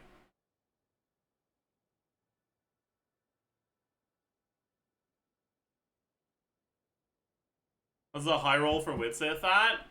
It's around the same as Sig. 156k. I guess Witsith is a little bit better now that you involve Q in every other rotation, right? Like in this team?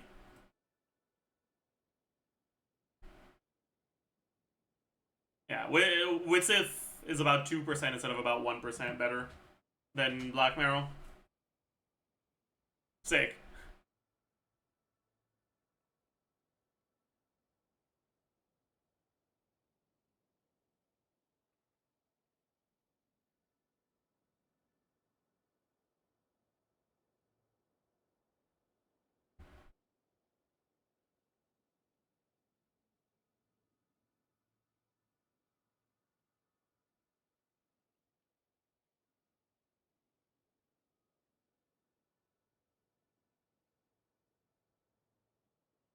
I'm actually kind of curious. If you Witsith Q, Like, with it on a rotation with burst. Not Q1. So Widsith, Black Marrow. Okay. So Black Marrow is if you burst on the rotation. Is this? If we go Widsith, no buff, it's 4% worse. Attack percent buff, it's 120% attack. It's only 1.5% worse. Damage percent buff,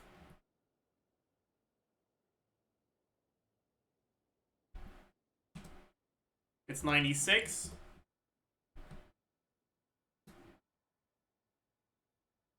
It's 6% better. The damage percent buff is also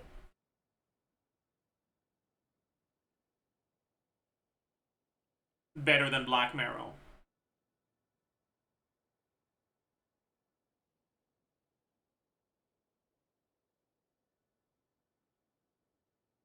How real are these 16.5 second rotations?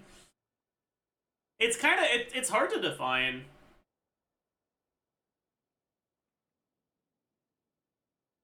Like, they're about as real as Kirk 20-second rotations.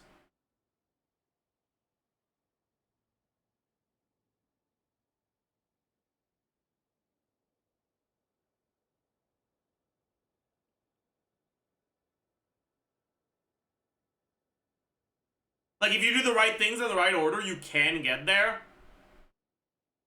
But in practice, it'll almost always be a bit longer. The reason, or the fact that in practice it's almost always a bit longer is why this works, by the way. Because otherwise you get fucked by Nefer skill cooldown. But the fact that there are things that will slow down your rotations that are out of your control means that the amount of time you get slowed won't actually lead to you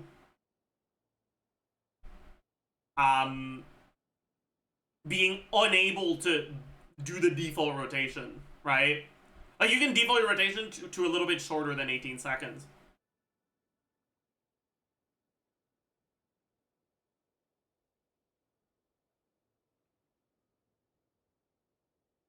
So 18 seconds is like the default? Yeah. It's like,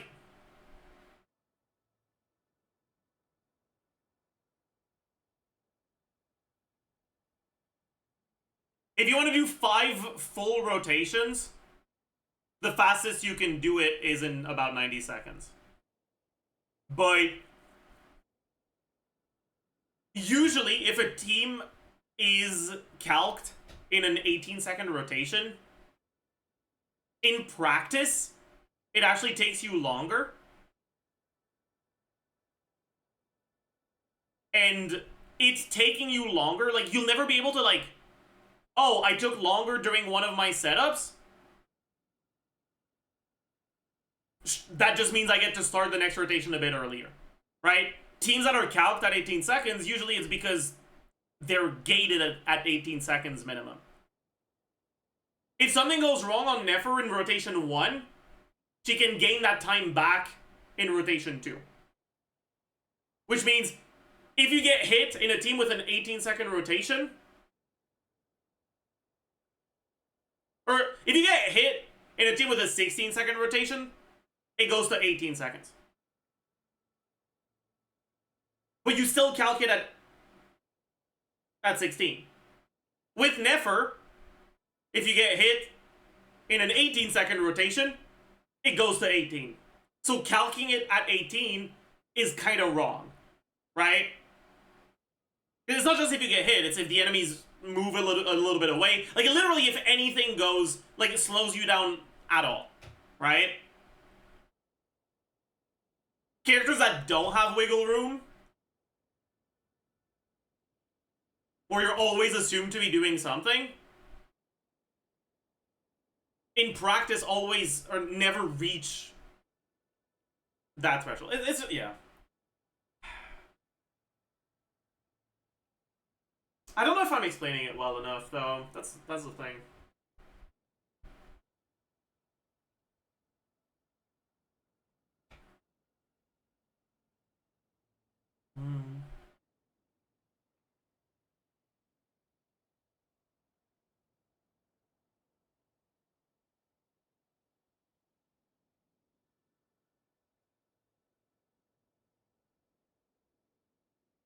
Would you believe if someone told you C2R1 Nefer DPR is equal to C6R1 Flins?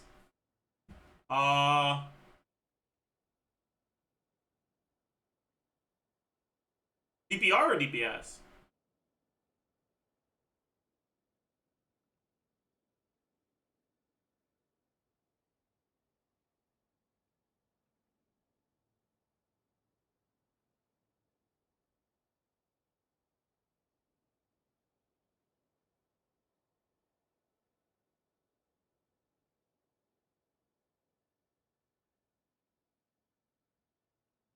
We're ignoring an FA damage in this comparison? I see.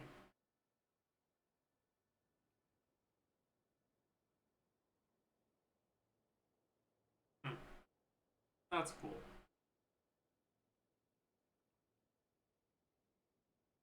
So Nefer is actually good? Yeah. Nefer looks pretty strong now.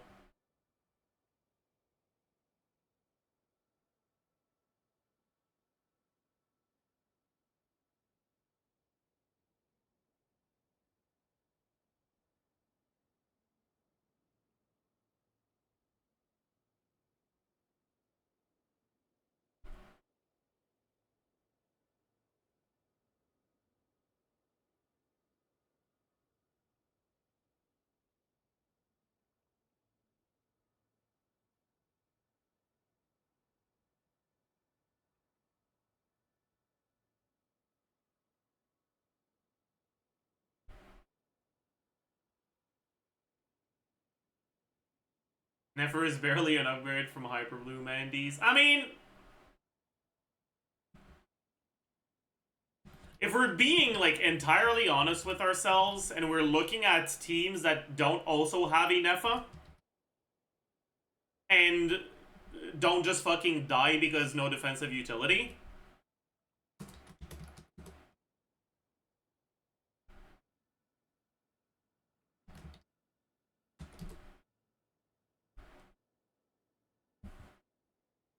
this isn't that much better than Hyperbloom, yeah.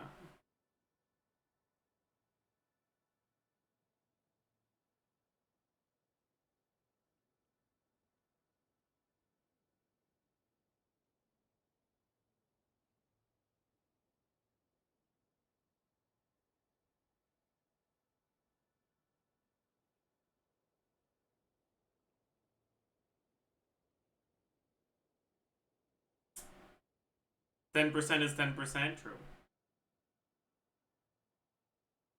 10% is 10%.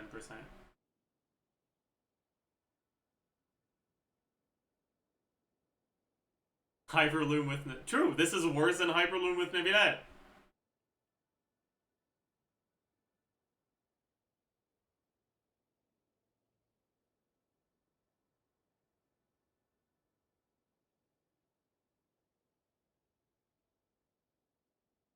Someone could make a meme of like...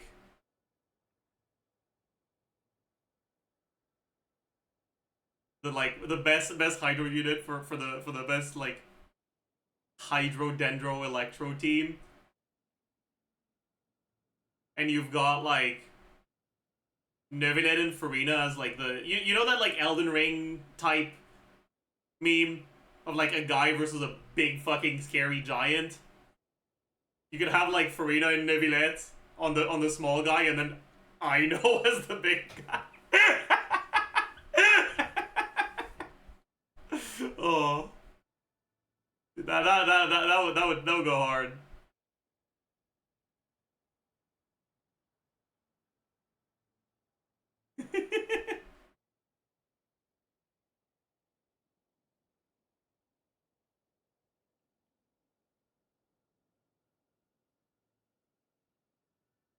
Oh. Is I know the best Hydro in the game right now?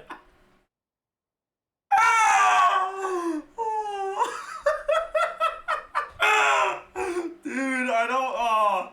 You know, I think it's very possible that you asked that question seriously, but the very fact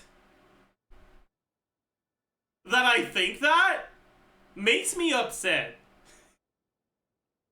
It makes me upset.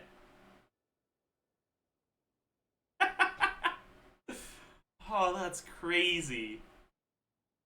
Oh my god.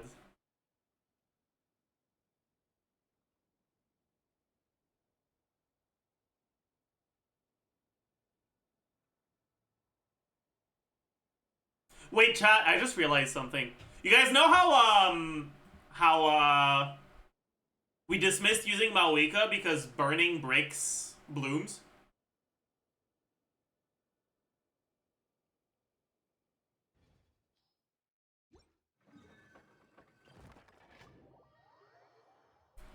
For people that don't have Llama,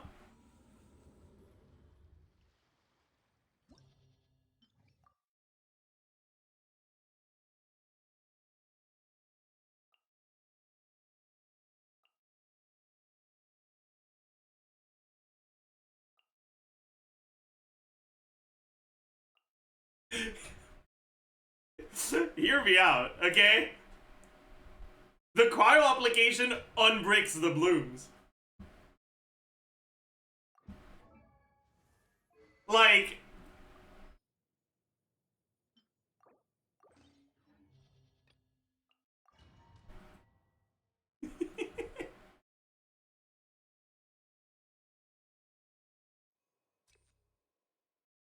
oh, I need to have Dendro go. Actually,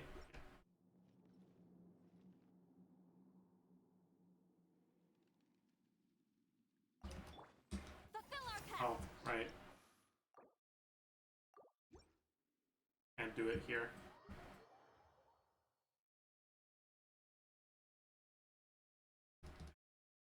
You get Def Ignore if Malika is C2. Yeah, surely Nefer cares about the enemy's defense and doesn't just do damage that bypasses defense, right? Right?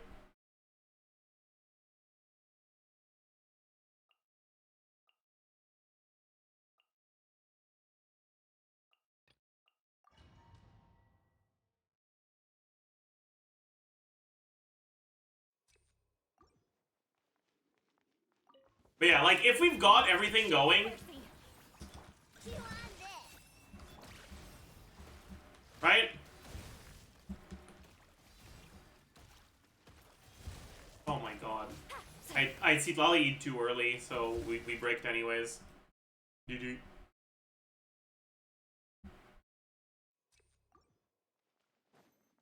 Alright, if I do this, this, this, and this, Get to work. right? Fulfill our pact. As you can see, our Verdant Dew generation isn't bricked anymore, thanks to Sitlali. So, like, listen. Okay? Listen. And, like, what would the rotation look like?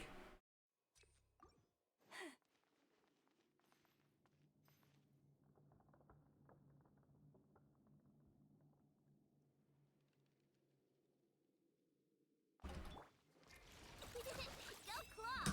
Show no mercy. Seat Laline. Eat pyroclastic surge. Try and stop me. Okay, yeah, no, this ain't fucking working. Okay, never mind.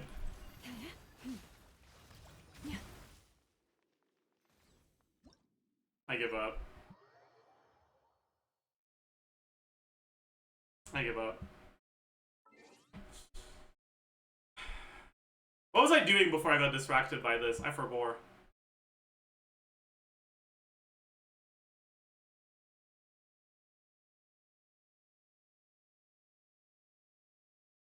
Domain? No, after domain. Benny's adventure. Before this.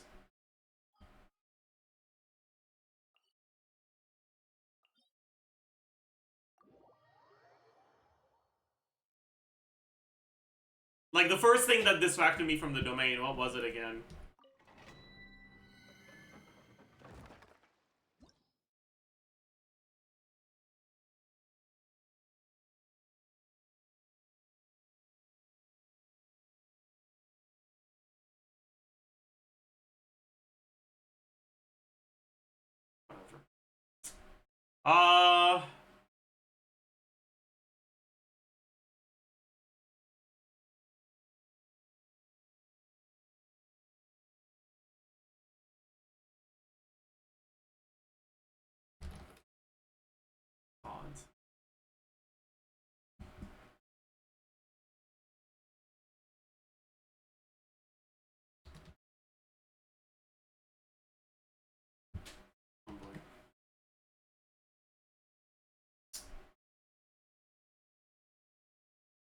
a second.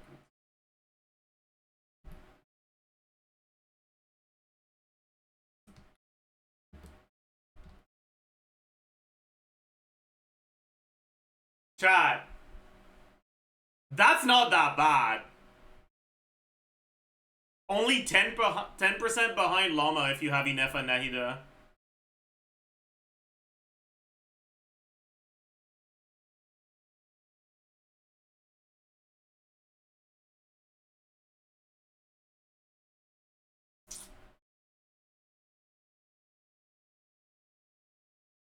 I guess this should be but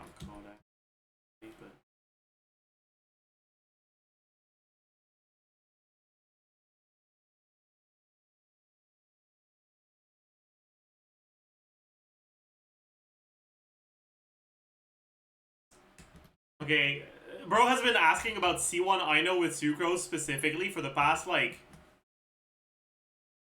2 hours. Fine.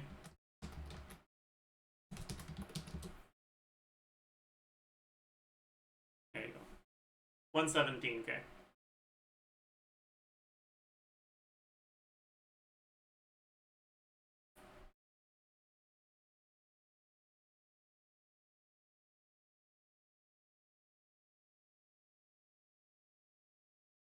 Bro has been purposefully been dodo-walling them for 2 hours.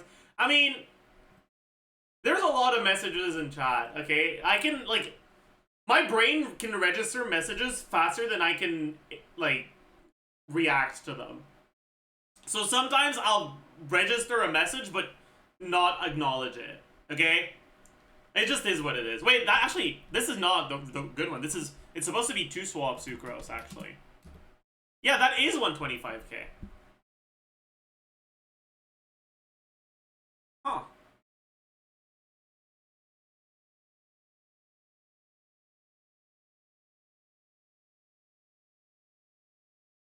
Can you actually do 2 swap Sucrose without getting bricked?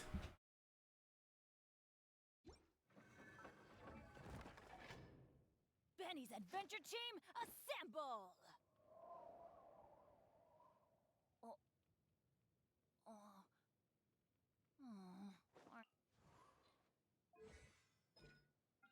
Right, because it's 15-second skill cooldown.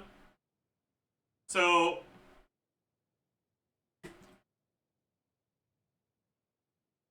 first skill you do at time 0, you get the sack proc, so it's 36. Right, you've got 36, or sorry. You've got 30 cooldown worth of skill available, right? Second skill will happen about 8 seconds later. You use skill. You now have 15 seconds. You have 1 skill available, basically. So 15 seconds of cooldown. 50 seconds of skill worth available. Anyways.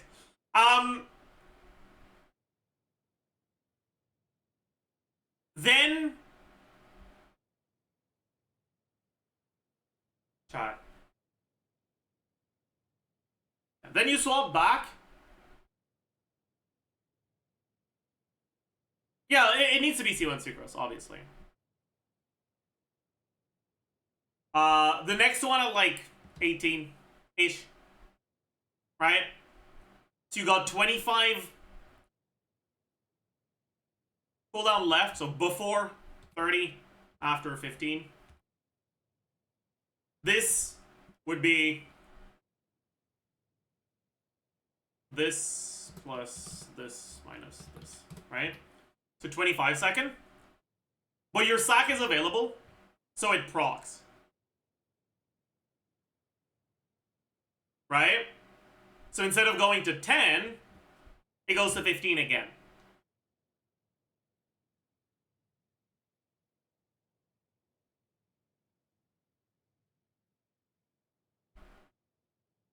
And then 8 seconds later,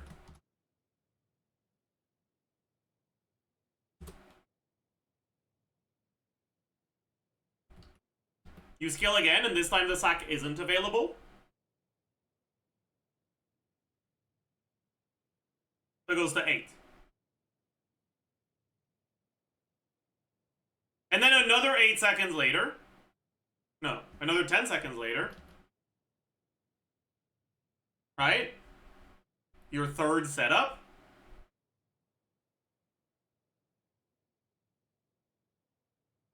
You're at 18.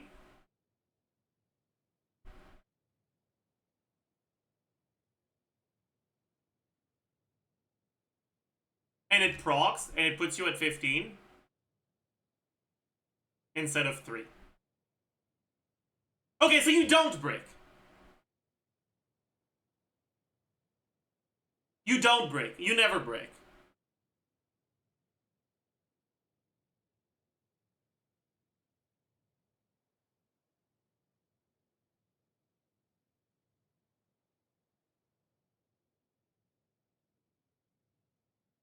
You could just miss the sack proc, obviously, and if you do, then you break, but like... If you miss a sack proc, you just burst instead of using skill. So you basically never break. Okay.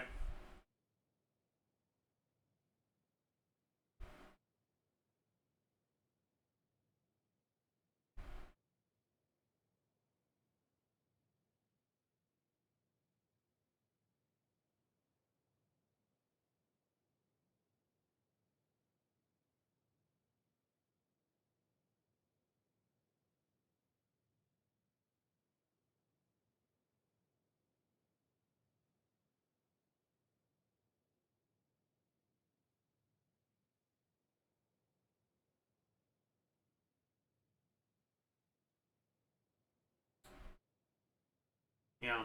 Honestly, the Sucrose rotations are probably actually faster than this in practice compared to the Nahida ones. Like, doing 2 swaps on Sucrose takes less time than doing a Nahida burst, right?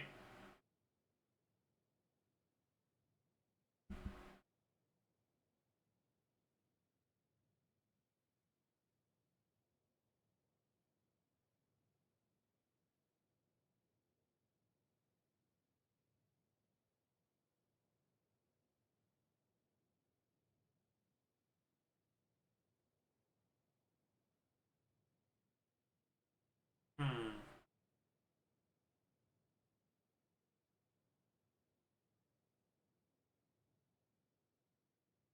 Can you actually get full uptime on the EM buff with this if you Sucrose before I know?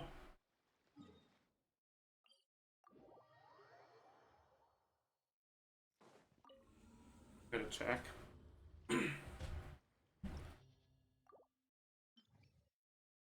Right, if we Llama, I know.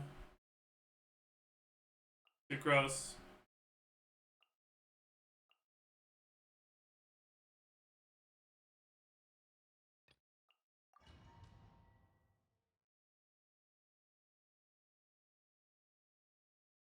Right. We With one heart, we It hits at 56. We swap in at 53. We have 5 seconds of uptime? Yeah. Honestly, you do get full uptime. Pretty easily, too.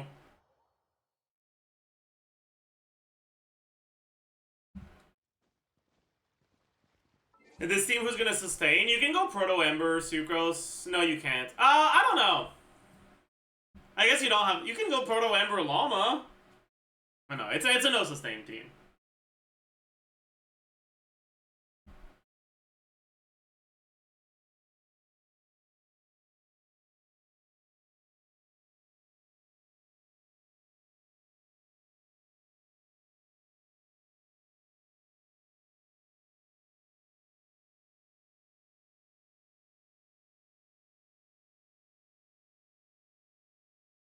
What was the strongest sustain team for her? Nefer.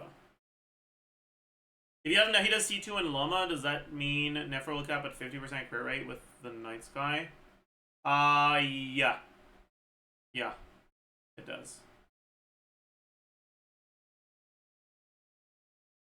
Yeah, just put the Singto in the bag. So true.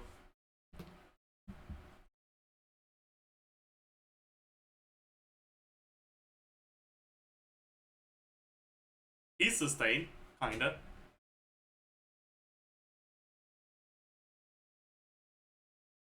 Okay, I kinda wanna check something as well.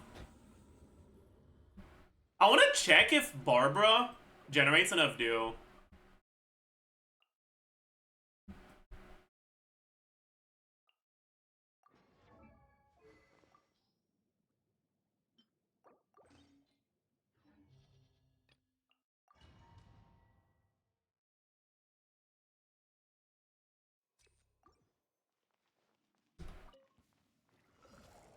Forest, let the show begin. Okay, it doesn't seem to ever get paused.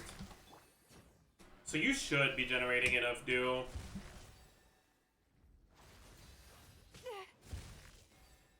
Actually, this is kind of cheating. Because the blooms spawning accelerates Barbara's hydro application.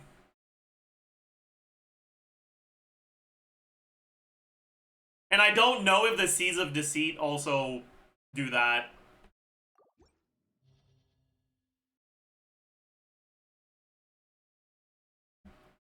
I guess I can't really test that. We'll just hope that they do. Or that it doesn't matter. Yeah.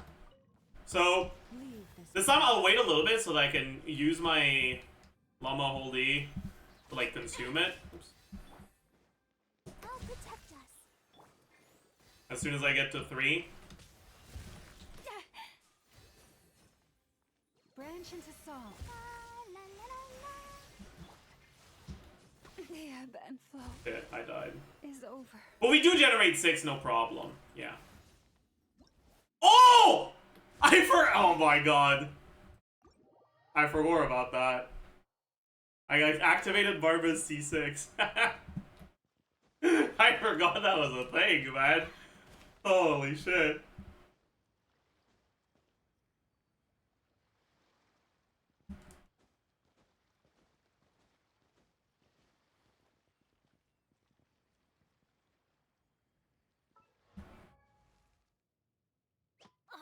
So Barbara is enough dew, which is actually kind of a big deal.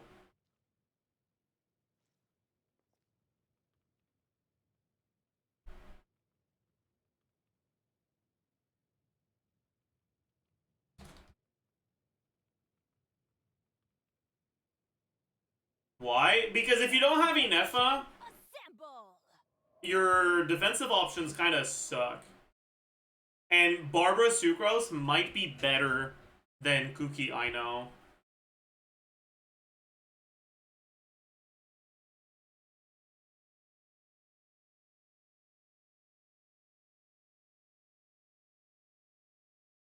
So, base HP, 9787. Oh, base attack, 159. 9787. 24% HP plus 46.6 times 3 plus 30 from substats.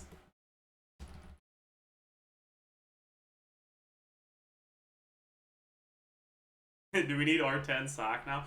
Sack is 90. R5 sack is 96% chance to proc on Barbara. You only break 1 out of 25 rotations. Really not that bad.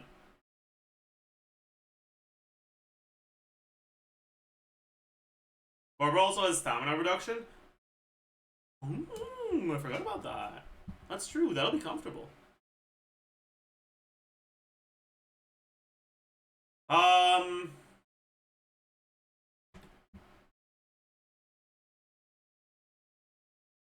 15 hydro damage bonus. Can't forget about that.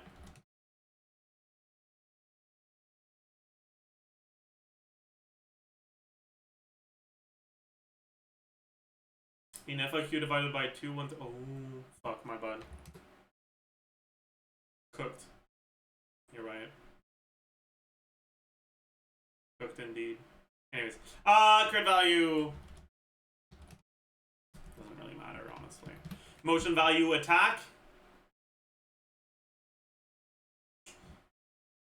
117% times 2. That is the damage she does in a rotation.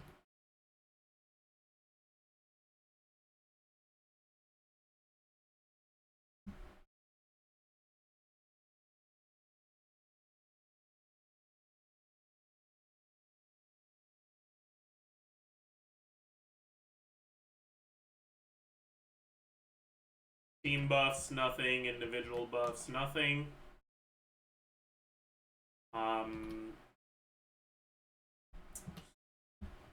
We can look at 2-swap Sucrose. Barbara. That'll be worse. Okay. So this is Sucrose Barbara, but it requires 2 R5 sacrifice. Oh. That's funny.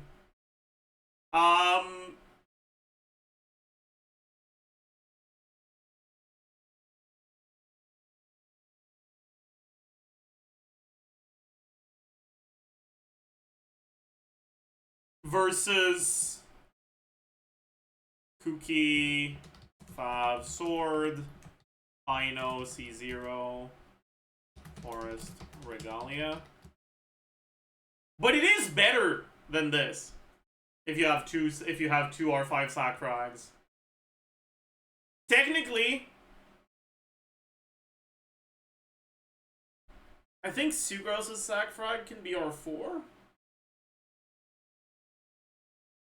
Actually, Sucrose's sac frag can probably be R1 and it'll take a while to break. You probably don't actually break, because you can just use the burst when you miss the proc. Yeah, you just need R1 sac frag on Sucrose.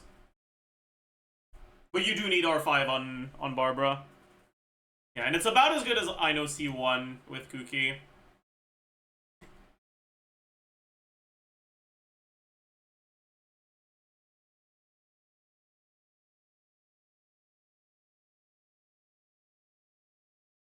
How about Barbara plus Nahida?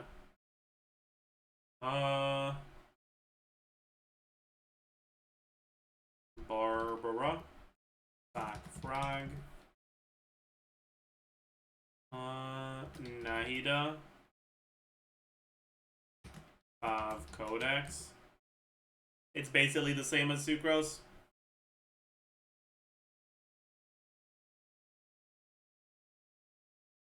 How does Sucrose compare to Nahida? They're basically the same.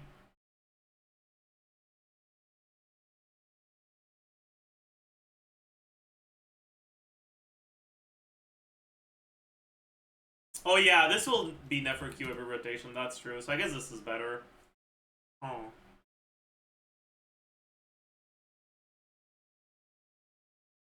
Yeah, that means if you have Nahida and you don't have Inefa,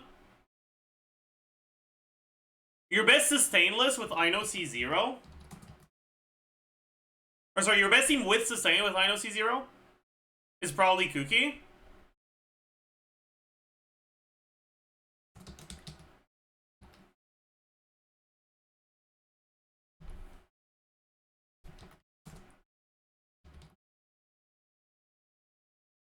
And it is actually noticeably behind Barbara Nahida.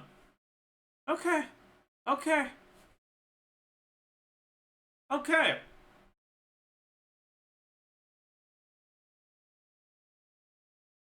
Okay. Alright. Barbara's kind of goated with it. And Kokomi? Kokomi should be fine. Like, she does basically the same thing as Nahida. The main difference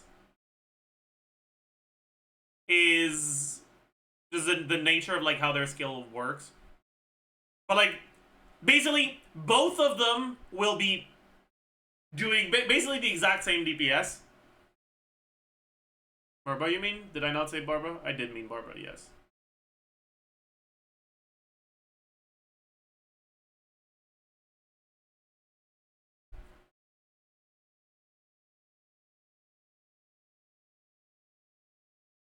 Like, Kogomi's skill can be annoying if the enemy moves. Barbara's skill can be annoying if you move.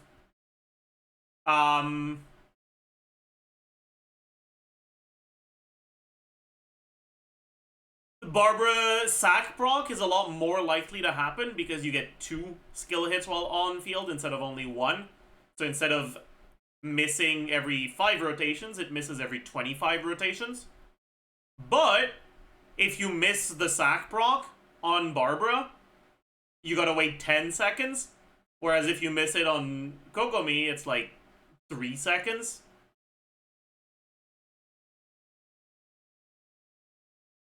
I don't think either one of them is objectively better. I think it's just very situational.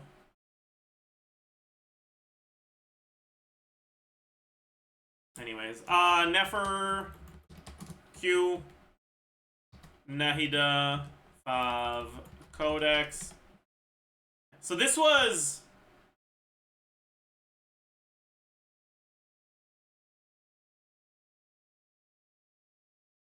sustainless? Is that the best sustainless at or without Nefer? Oh, you comment under your Nefer period? I did.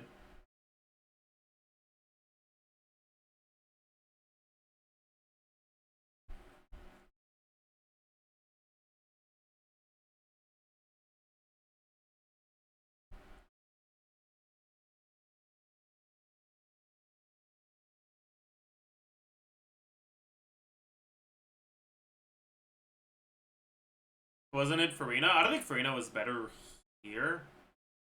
Maybe she was slightly. She was slightly better, but like this is kind of fake, honestly.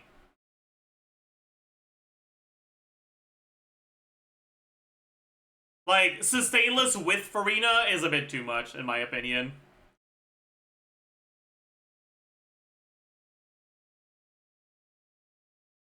Forest Regalia. Sapwood Blade has the exact same stats and passive as Sapwood Blade.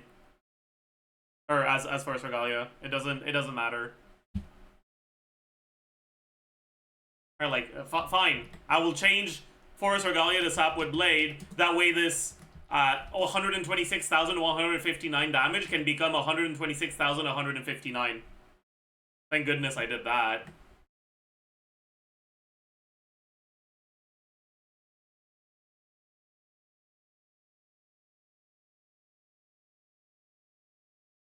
Thank goodness I did that. Yeah.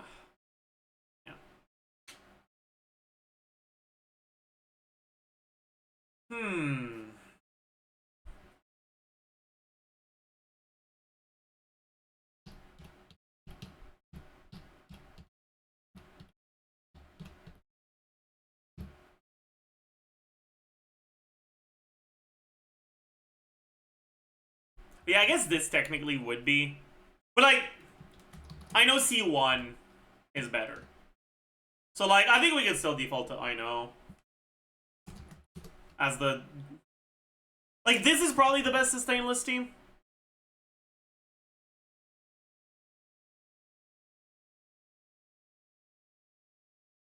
Right?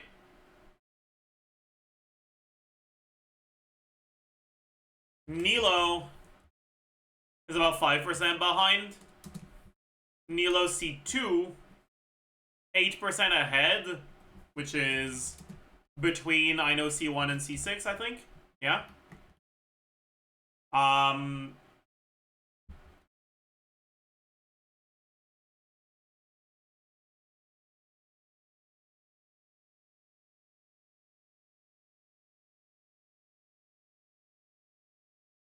With Key, 15% ahead. 5% ahead of I know C6.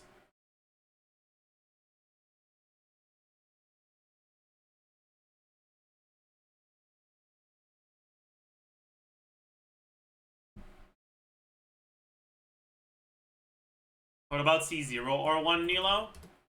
About as good as I know C0.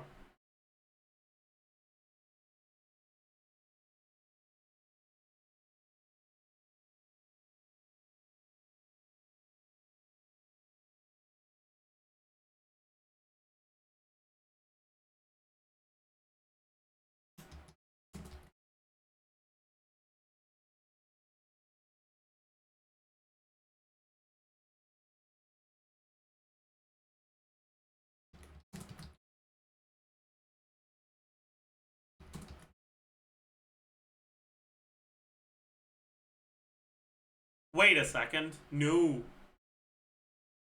Nilo's passive isn't getting activated here.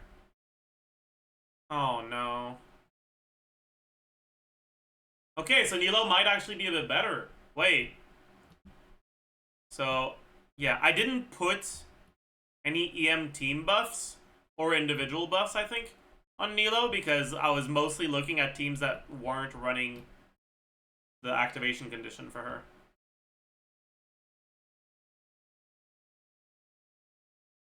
Right, yeah. Which means the EM from Nilo. Aww.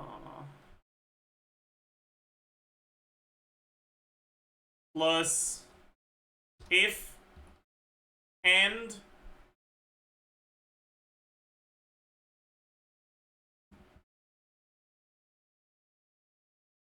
this equal Nilo.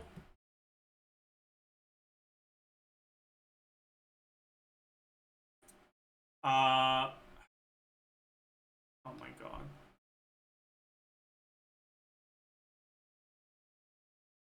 Count if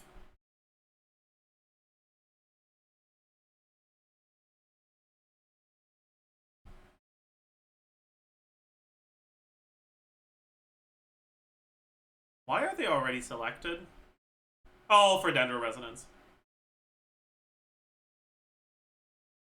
Range.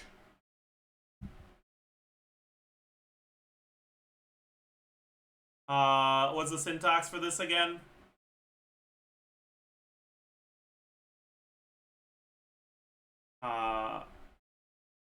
Quote, equal Dendro.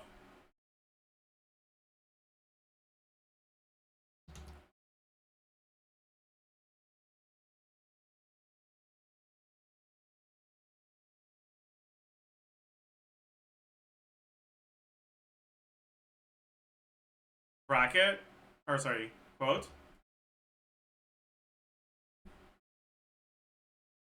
Plus, count if B57, E57,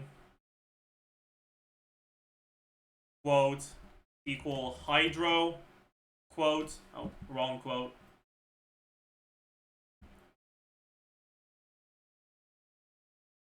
If these two together are equal to 4,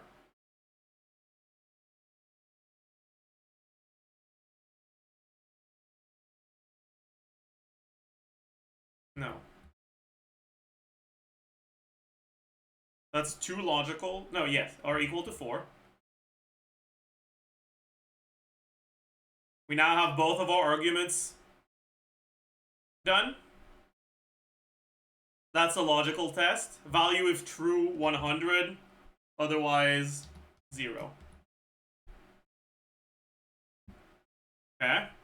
Which means now that if we change Nahida to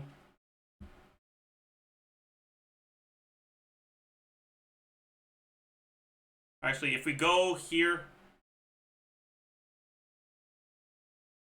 characters, if we remove the Dendro tag from Nahida and make her like Electro instead, for example, or yeah, sure. Our EM goes down by 80, which is what it's supposed to, because it's 100, but we also get 20 from Resonance from Electro.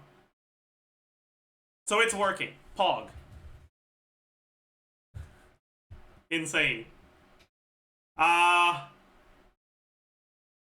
And now we need to add this fucking stupid ass thing to the rest of the team as well.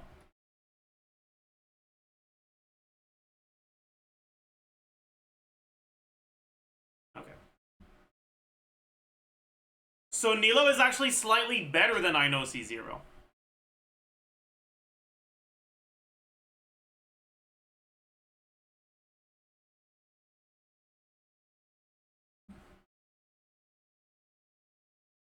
Watchful, would that make it so that it would work on Nilo C2 as well? I could do that, but I can't be bothered. I'll just add in Nilo C2 manually.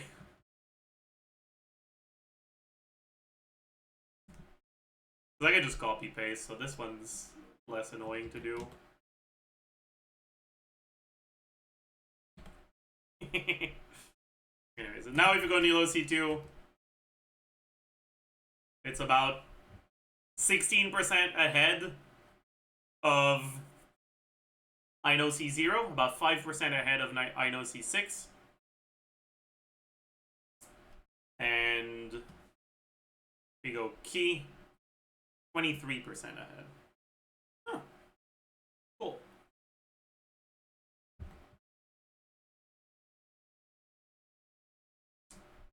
How are you getting the 100 EM when there's no core? I don't think you need to generate a core to get the EM. Maybe you do and I'm just an idiot though. I'm gonna double check. The completion of the third step will grant all characters Golden Chalice's bounty. Characters under the effect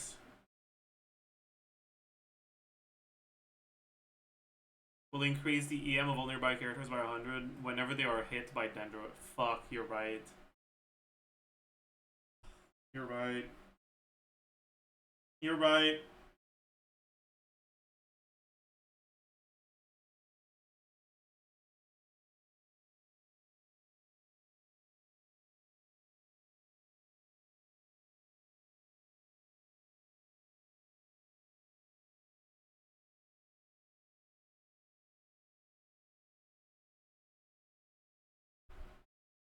Yep. You still get it at the start of the rotation? Sure, but only on the first rotation. You won't get it afterwards.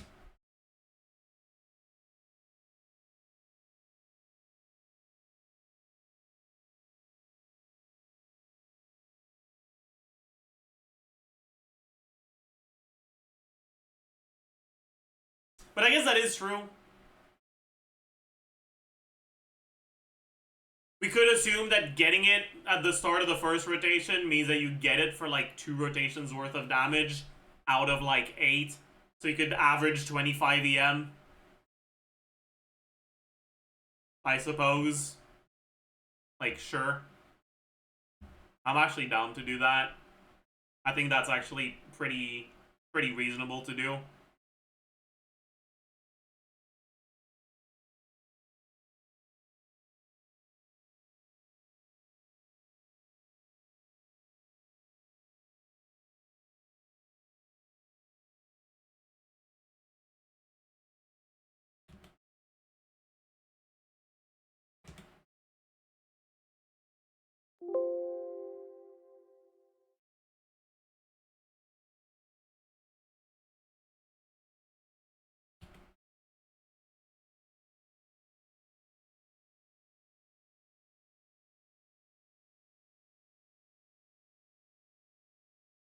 Like, sure. Yeah, now, Nilo, Sapwood, Hollis is 3.5% behind Ino. In terms of DPR, though, I think it's a bit higher. Yeah, tiny bit higher in terms of DPR, but rotation is a bit longer.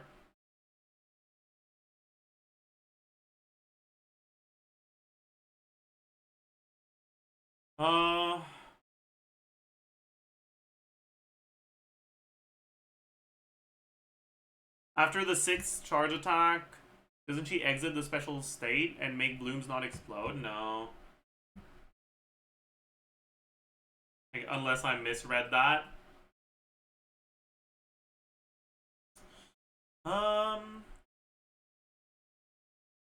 But yeah, I'm pretty sure nowhere here. Yeah, no, it's when she unleashes her skill, any dendro cores will be converted to Seeds of Deceits in the following 15 seconds.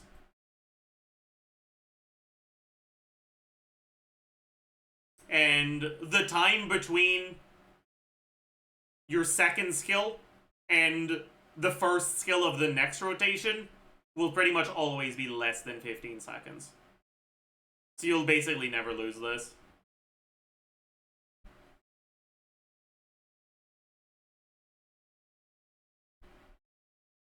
Even if you do, though, actually...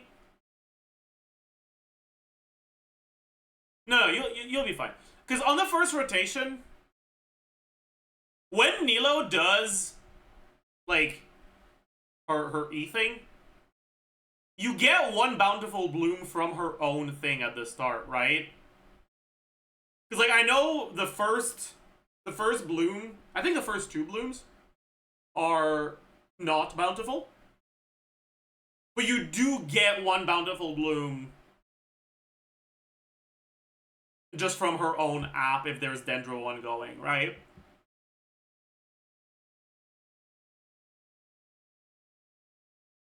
Because if you didn't, then you'd convert the Seeds of Deceit, or the cores into Seeds of Deceit, and they wouldn't do damage. The final step does create a bountiful core? Okay, bad.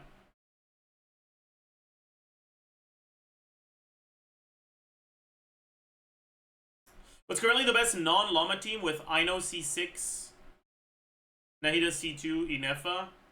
Yeah, Inefa, for sure. Actually, pretty sure Nahida C2 Inefa is better than Llama Llama non-Inefa. I think it's better than Llama Inefa, though.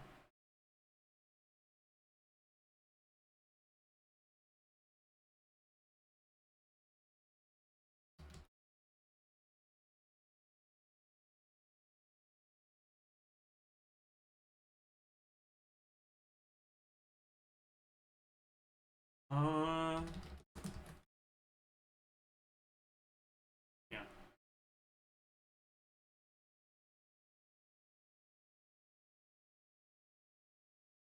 It's not that far behind, honestly. Native C2 is not that far behind Llama. It is what it is.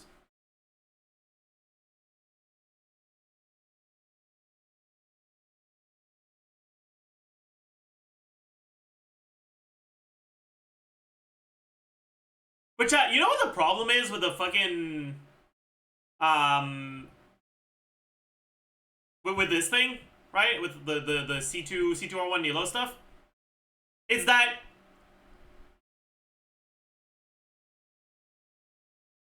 this is like barely better than C2R1 actual Nilo team.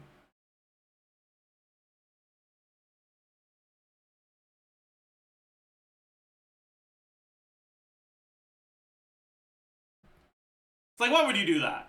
You know? You like Nilo enough that you got her C2R1? Why are you playing her in a team where she's not doing shit? You know? Like, what are you doing to yourself?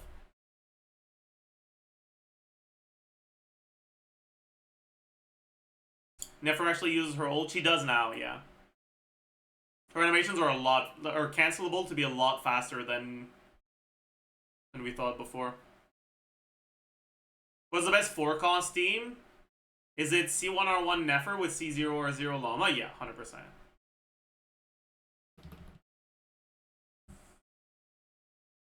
I need to go to... I need to go to Nefer C1 and add the burst.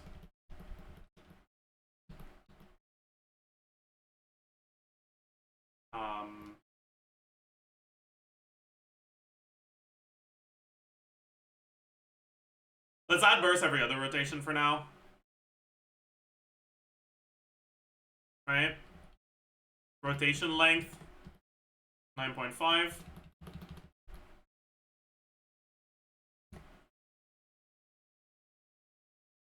Ah, fuck it. Let's add the burst every rotation. Why not?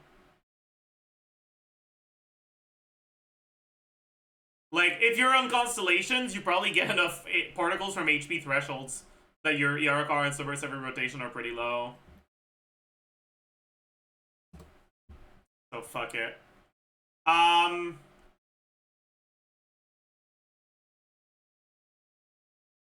now Nefer C1.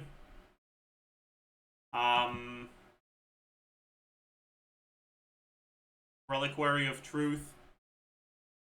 I know C6. Forest Regalia.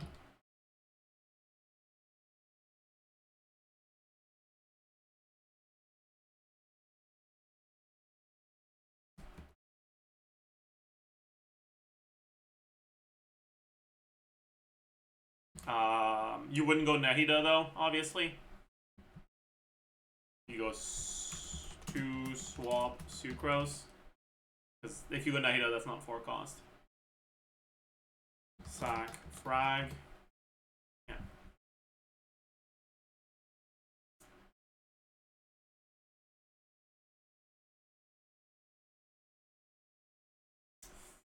If you really, really, really want to scam, technically, Dawning Frost and C2. Wait, that's worse than C1 with Sig? Really?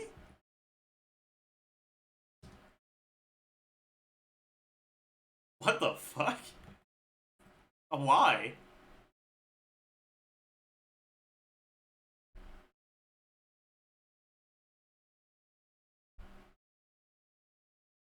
Oh, wait.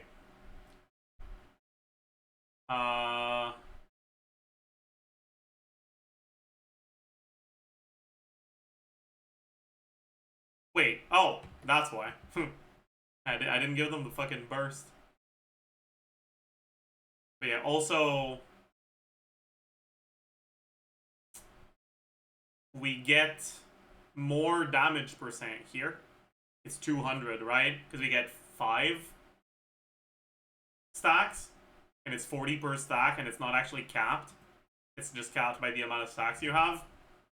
So this is 200.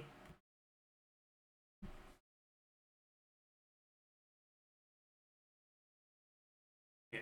So this is C1R1. If we go black marrow C2, it's like 7% behind. And if we go Dawning Frost, it's ahead. Yeah, okay.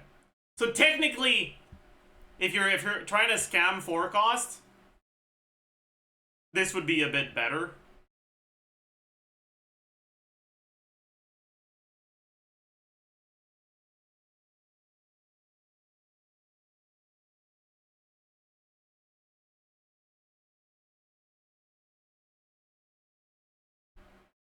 For bursting every 2 rotation, how much ER do you need on Nefer? Like 60% ER.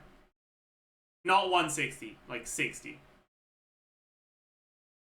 Like, you could lose 40% ER, have minus 40% ER from your artifacts, and you'd still be fine. Basically, think of it this way, okay? With no ER whatsoever, Nefer generally generates somewhere between 35 and 50 energy. Right? So her ER requirements to burst every rotation will be whatever you need to turn that 35 to 50 into 60. But to burst every other rotation, 35 twice is already over 60, so you don't need any.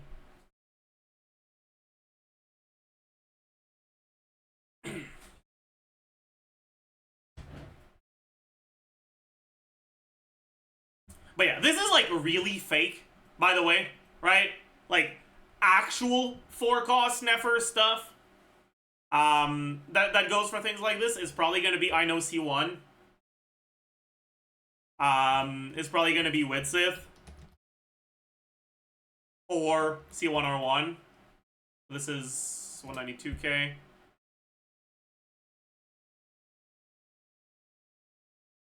What do we get? Probably C1R1.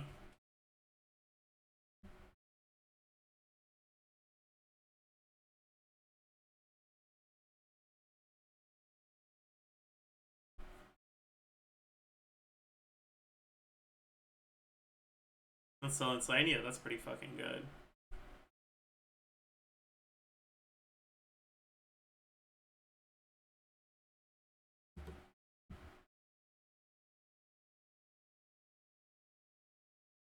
This is gonna be like your default stuff. Weapon banner is trash though, yeah. What is 2 swap Sucrose? This is Sucrose, where after your first 3 charge attacks on Nefer, you swap back to Sucrose and use her skill again. Or use her burst if your skill isn't available. Because if you don't do that, Sucrose is... Oh yeah, also this would be Q divided by 2. If you're not whaled out to get the HP threshold, your ER requirements, the risk of rotation, are a bit too high for that to be worth doing.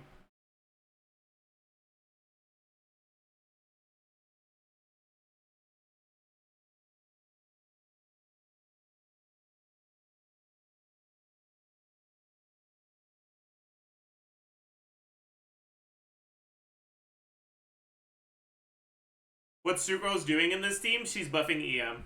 That's it. Sucrose doesn't need to swirl to buff EM. You don't get the 50 EM from swirling an element, but you do get the 20% of her EM from hitting an enemy with a skill or a burst. And her own EM, right, is gonna be triple EM main stats, Dendro Resonance, substats,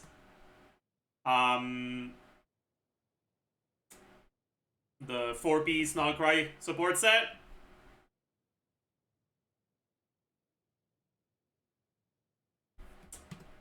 Sack Frag.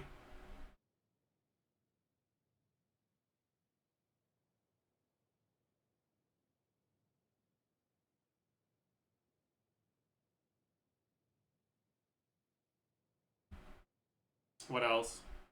Instructor, yeah.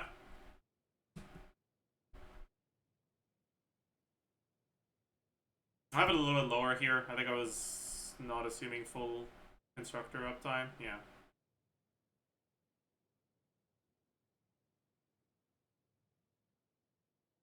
You also run her 2-piece 2-piece CM. That's a lot worse than running her on Serenade.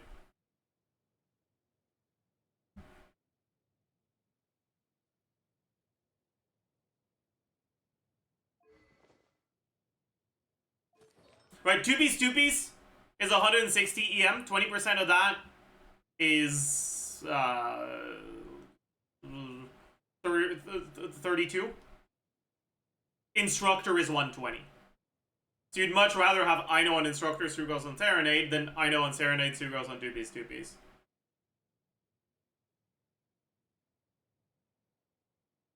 Does it matter who holds Deepwood and who holds Serenade? Generally not that much, but it can.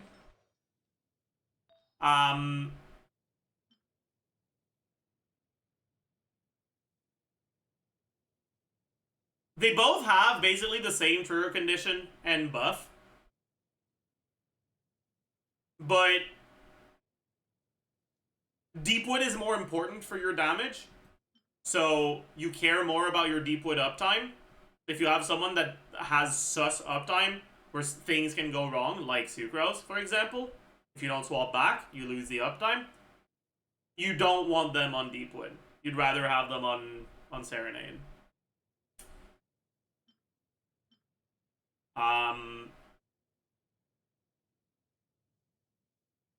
Also,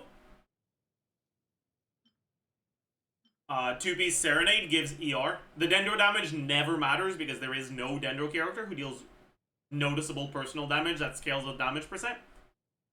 But the 2-piece Serenade can matter for ER requirements on a bunch of characters. So, use whatever works for you, basically.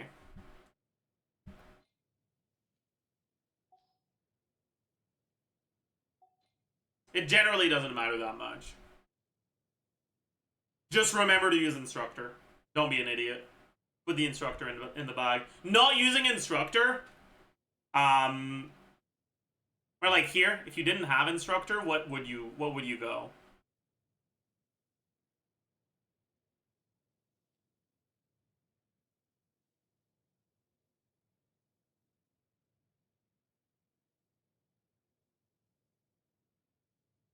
I guess you'd go more EM on Llama.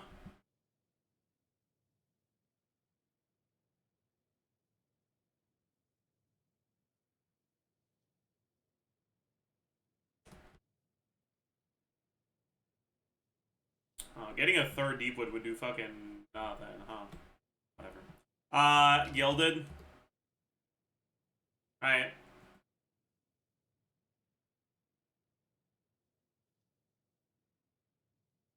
Almost 10k. It's like 8k team DPS down. Having Llama on Gilded, I know on Deepwood, instead of Llama on Deepwood, I know on Instructor.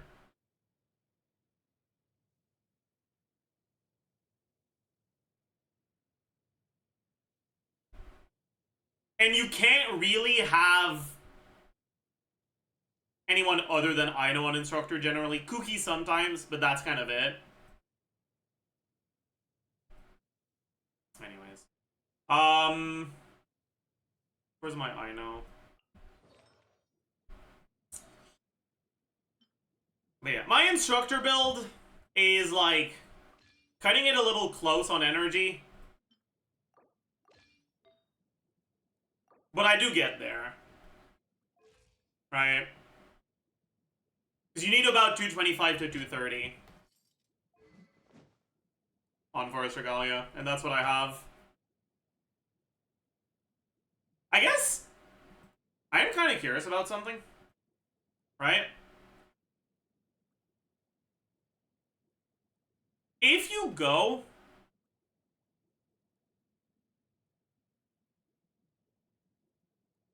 Alright, Forest Regalia with this versus Favonius, Fav, Greatsword, but I don't have it, so we just do Fav Sword with Nefer Burst every rotation. It's basically the same. Because I think batterying one Fav proc into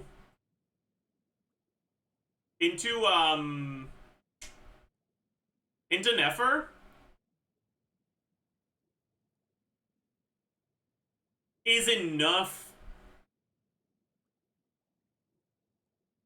to get your burst every rotation.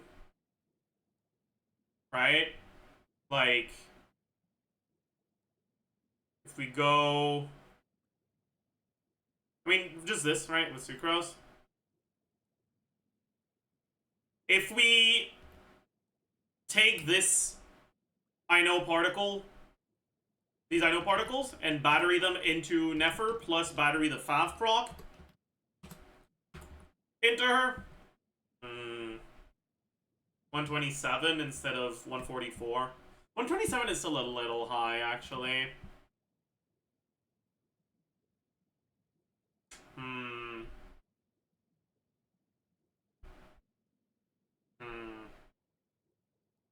Yeah, maybe not then. Maybe not.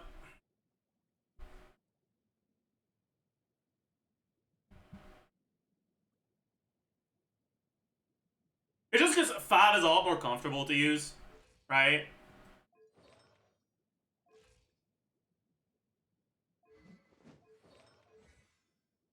Also, how much ER is a leveled ER main stat 4-star? Any knowers?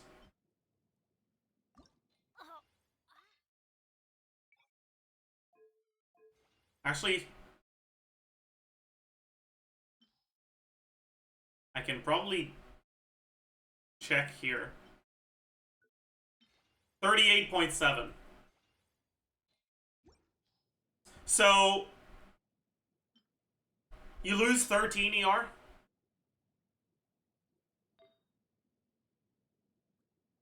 Here I could gain 14.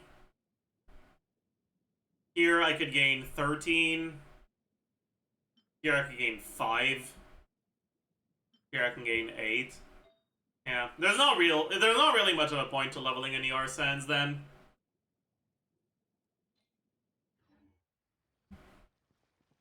How much do you lose if you don't use Regalia? About 5%. Regalia does about as much for you as I know C1.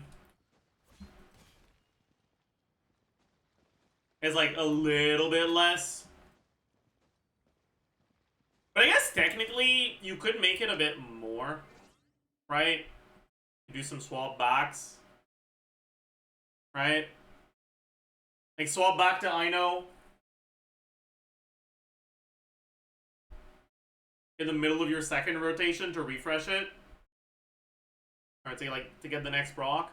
And then you can get, instead of every other rotation, you get it like twice per 3 rotation. But meh.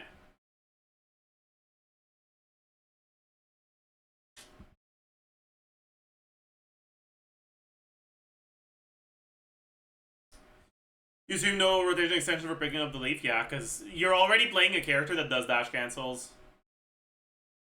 So it's not difficult to pick up the leaf. It's pretty much trivial as long as you don't forget about it. Don't try to pick it up like before you start charge attacking. Just like swap to Nefer, start attacking, and once you're settled into your rhythm, you just try to find the leaf and you go pick it up, you know?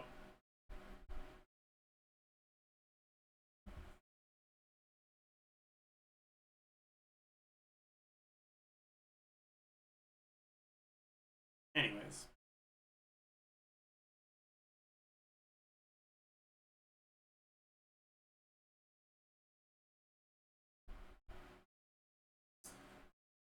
Does Nefer Llama Cookie Farina work well? Yeah, you're fine.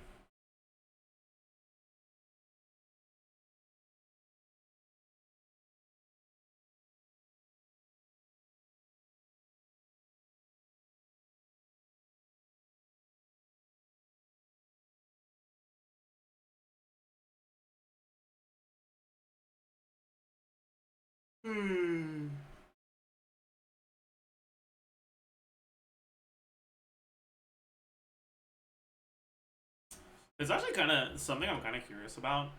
If you do I know C0 with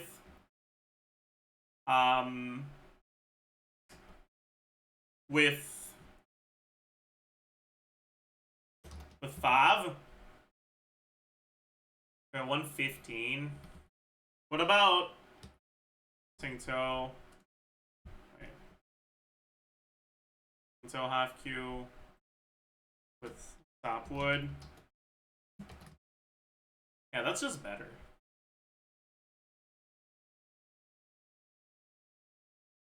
Right.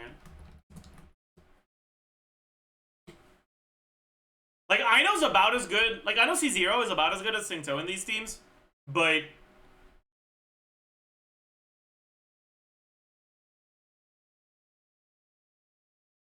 a lot of people already have Sapwood Blade for Bennett. Whereas no one already has Forest Regalia, okay? Like, except me. I crafted it for Deya and Nevidet teams back in the day. Alright? No one else fucking did that shit.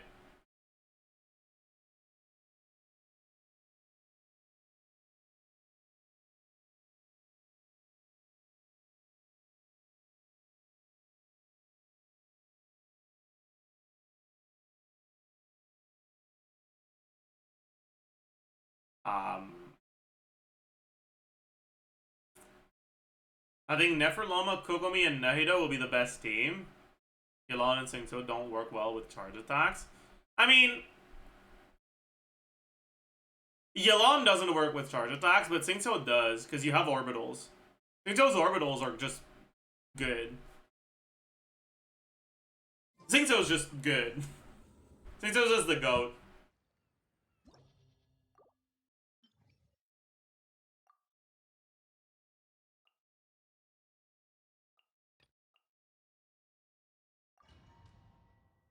I know it doesn't have the disadvantage of breaking if you get hit 4 times. Well, if you get hit 4 times, you just swap back to Singto and use the burst that's now available.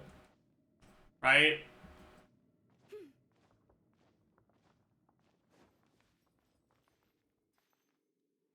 It's not like there's actually a problem.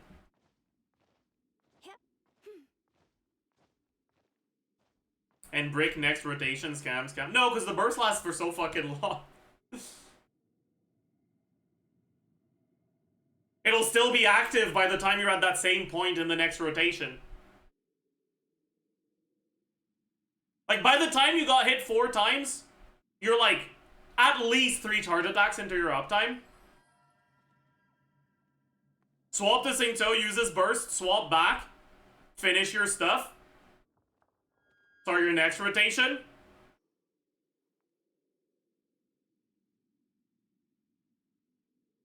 Start your uptime.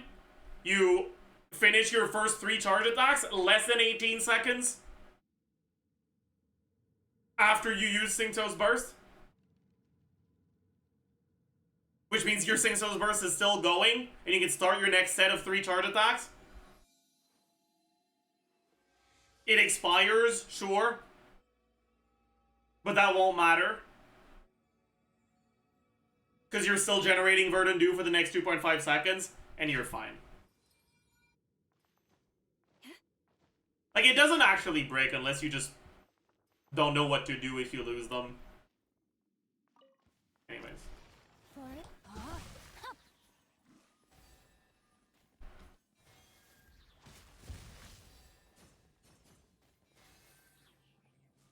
Rain cutter.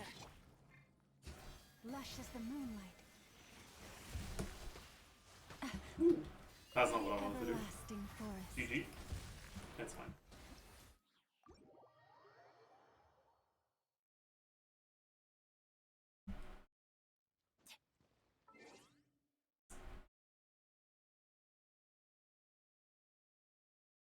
Can I call I have a mystery? Sure. Go ahead.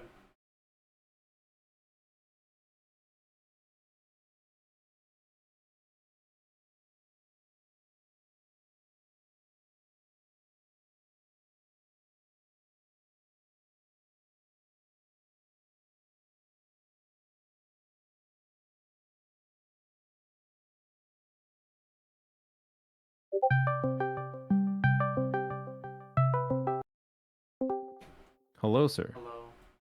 You know, I did something really stupid and I binded my like enable streamer mode thing to control S because I was like streamer mode.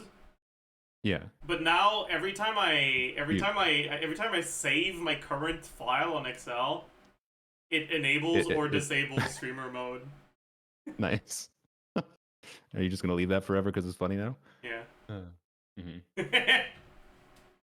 Makes sense. All right. So What's up? I'm doing some min maxy stupidity with Flynn's on polearms only, and I ran into like an energy issue, and I'm playing Flynn's, Candace, and Nefer Eonson, right, on polearms only. It's Flynn's best team there, and What con are you? he is C3. C3. What weapon? On his Sig. Okay. So, maybe this. Well, is this Sig? Maybe that is okay. So yeah, I'm running through like the different buffs in the team because I'm finding that I'm getting more damage on Flynn's if I rotate from Eonson. So if I do Nefer into Candace into Eonson and then straight to Flynn's, I get more damage on Flynn's. Then if you do what? Then if I do Flynn's into Eonson into Candace, and I want to do Flynn's into Eonson into Candace sometimes because of Candace energy optimization in Stygian. And Okay. I get like in like one instances of his lunar charge procs, I get like 30k less damage. Like That's it's probably like because you went 550. below 42. No, I wasn't. That's what I've been checking. I'm not going below 42 Night Soul. Okay, wait. So Like, what are you doing that's doing less? Which one is doing less when you go Eonson before? So Eonson before Candace is doing less, right? And I thought initially, yeah, it's just like being below 42 Night Soul, but it's not. How certain are you about that? Well, let me keep on doing it. You can pop on my stream if you, or here I can actually stream through Discord if you want. I'll just open your stream. Okay. So I'm at Abyss right now just for simplicity. Let's make sure we do res buff. And so like I unless I'm insane, it seems like C6 Eonson. I don't know if C6 Eonson is coded as a different damage bonus. I thought it was just normal damage bonus in the coding in the damage formula. Yeah, it's supposed to be. Yeah. So that's why I'm like confused. What sets are you on, by the way? So Eonson on Noblesse, Candace on Serenade, and Nefer on Tenacity. So as far as I'm aware, there shouldn't be anything that has like uptime problems that should be explaining this, and it's very consistent. So all right, show me. Yeah, I'll do the Eonson into Flynn's first. No, do the one that you're saying is not working first. Okay.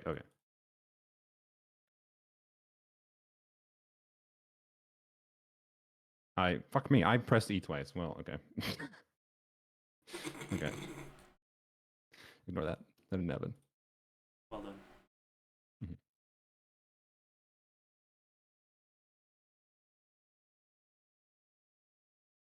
I'll take a parry.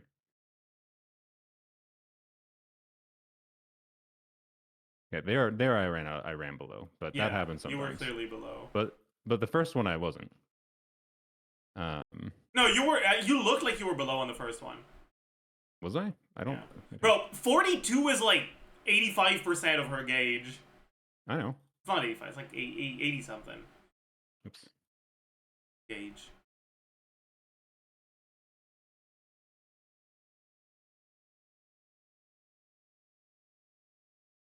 Forty 433 there. I don't think I went below there. I did there.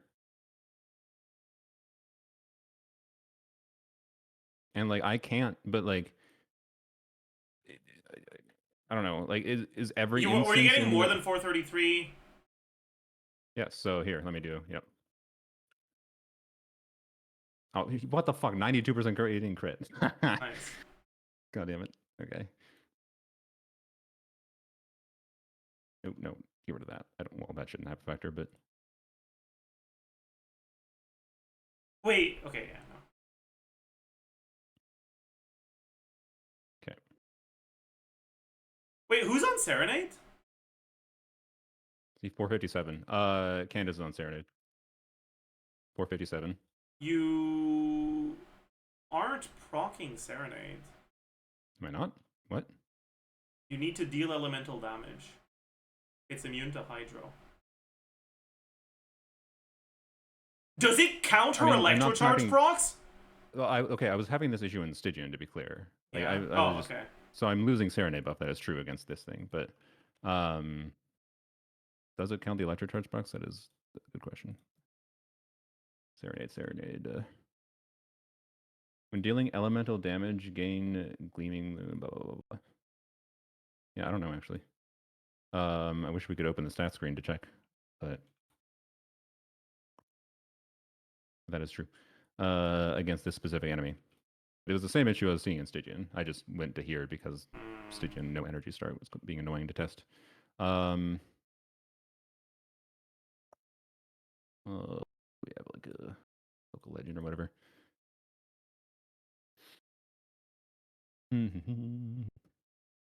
Oh, wait, yeah. What's your Candace HP? It's so low. Yeah. 18.8k. Yeah. Yeah, if you do Candace second, she overwrites the Ascendant Gleam bonus to something dog shit. Oh, that okay. Someone in my chat said that it was just based on who had the highest, but it's based on order. It was initially leaked that that was it, but it's actually just the latest. Okay, that does explain it. That's annoying as shit. God damn it. Yeah. Okay. Cooked. Yeah, I don't have an HP goblet for her yet because ER is more important. Cooked. All right. Sick. There we go. I figured it had to be something else. I just couldn't figure out what the hell it was. All right, good. Thank you. Mystery solved. Well, sick. All right. That's all I needed. Although I'm down to chat about Nefer. Do you like Nefer now, out of curiosity? Because I know you were initially disappointed because like she doesn't give a shit about Hydra. She's grown on me a little. I think like okay. Her kid design is definitely more boring than it could have been, and it's kind of a disappointment. Yeah. But there's enough min-maxing involved that I think I'll have fun playing her. Yeah. That's my vibe as well. I do wish. How the hell do I exit this? I don't. I guess I did teleport. I really hope. I don't know if it's doable. I really hope that 9 charge attack tech is possible with the sack frags. It's not gonna be like in a consistent rotation format, obviously. Oh, you know what? Actually, I need to start looking into that. I dismissed it initially because it was pretty bad because rotation. Yeah. You know what? I'm gonna go do that right now. All right, have a good rest of your stream. I'm gonna go fucking cat sack frag stuff. Bye bye.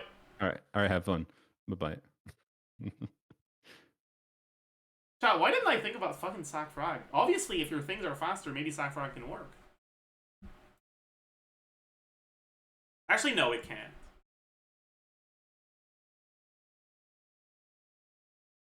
Can it? No, it can't. Now that I think about it. Yeah, no, it can't. What am I saying? What is bro yapping about? Is he an idiot? Is he? I think he's an idiot.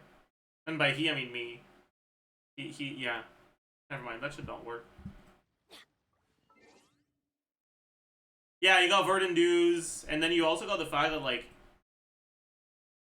when you use your skill, you won't have 2 skills available. Right?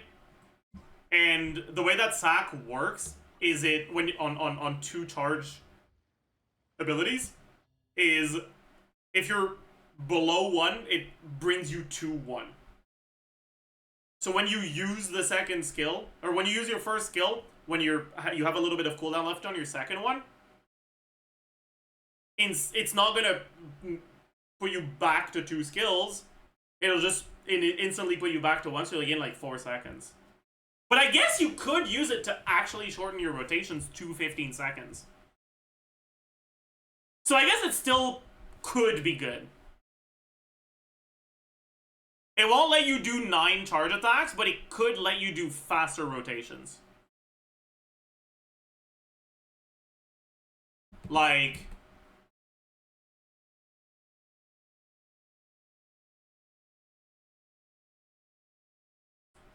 let's look, actually. Sack, Nefer.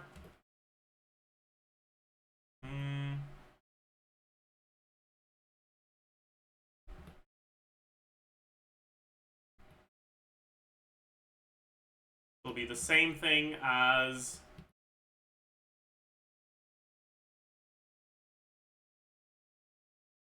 this.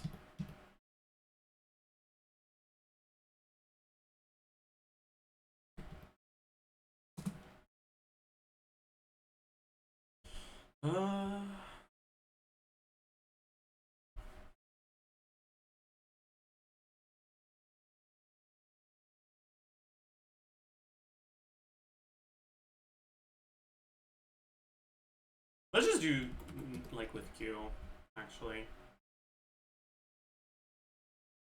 Yeah. Sack, Nefer with Q.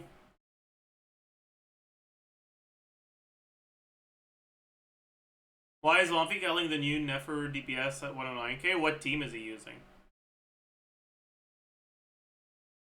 Because, like, with Kuki, that's pretty much what we're getting.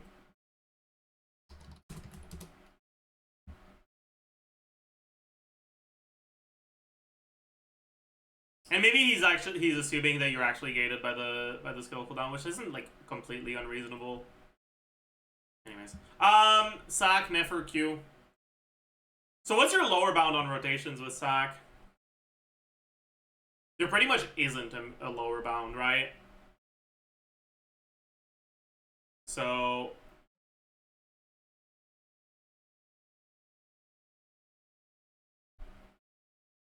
if this equals, quote, Sack, Nefer, Q,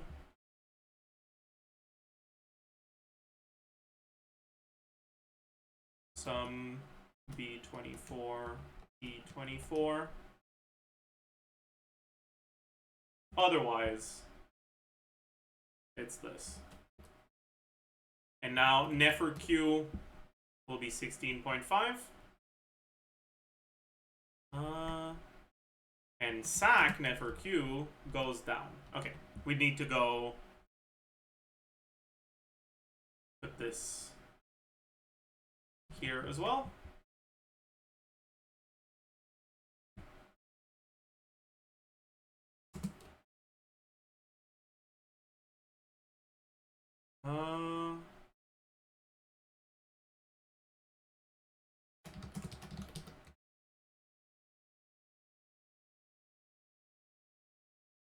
Oh my god, chat. It might be better than Black Marrow.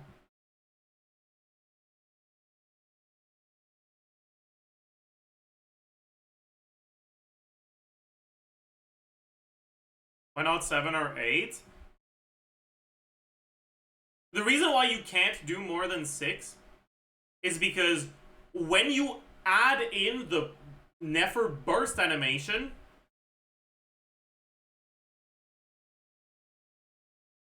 it takes her about 7.5 seconds to do 6 charge attacks with a burst. Right?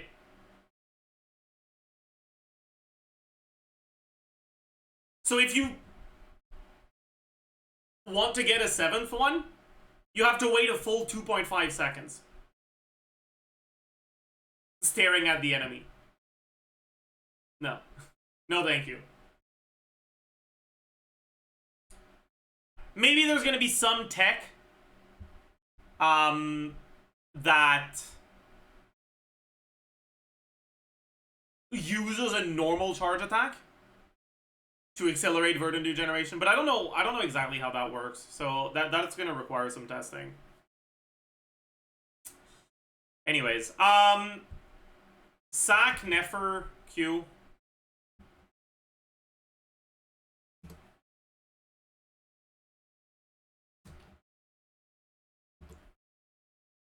Yeah.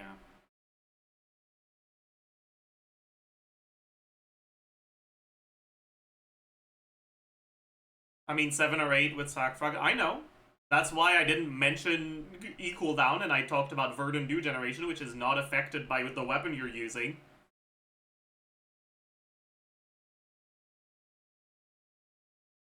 But then you run into a different problem, which is that after the first rotation, you cannot do 3Es with Sack. Unless you wait for your second E charge.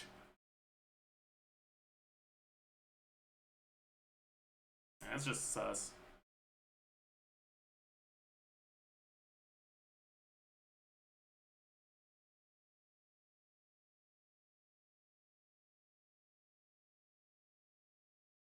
But I guess you could do, like, start your setup,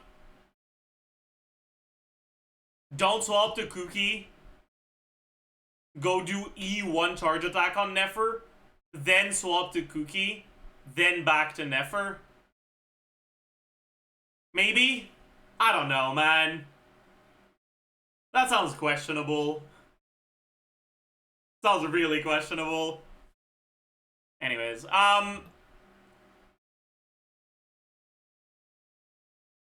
Sack, Nefer, Q, yeah.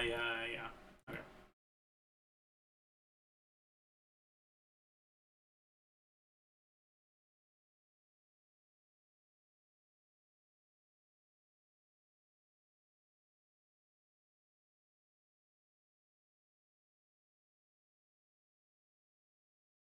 But yeah, unironically, Sack Frag seems like it can be slightly better than Black Marrow in some situations. That's cool. It also helps with your energy generation, which is nice.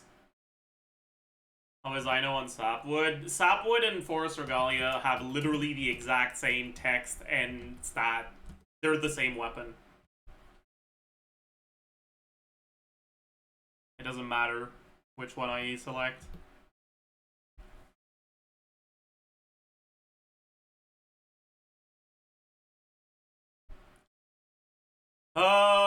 Okay, so, but yeah, you don't really want to play this team, right?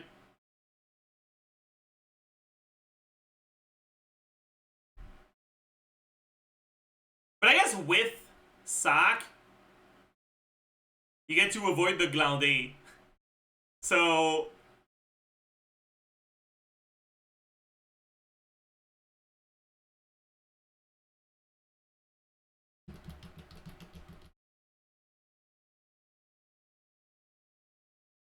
you could probably get these rotations down to below 15, and this is sustainable with no, like, even if you play perfectly.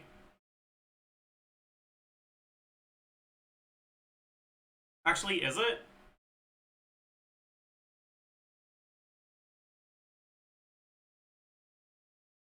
Because second rotation, your Sack is still on cooldown when you skill.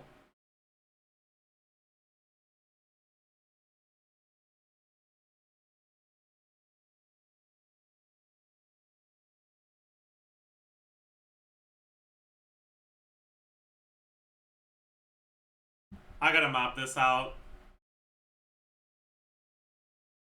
Alright, so you'll use your sack proc at like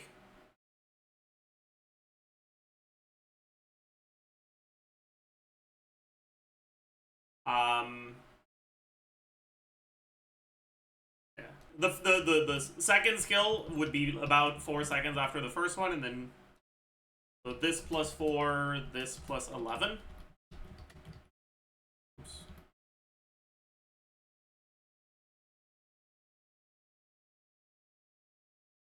So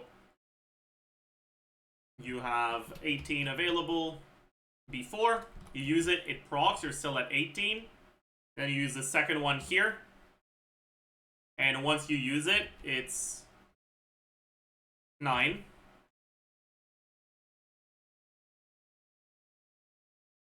Then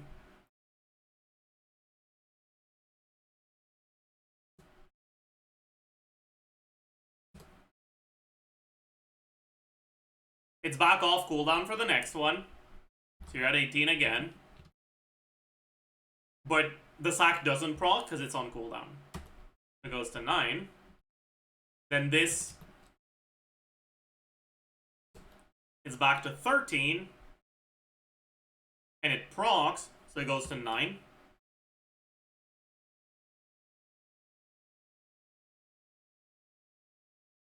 And then here, this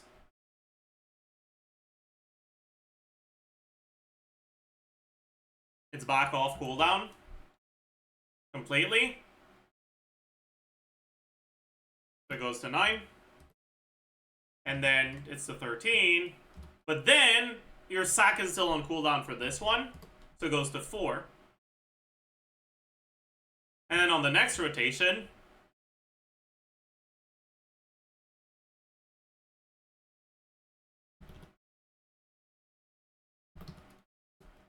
it's at 15. And then it procs to 9.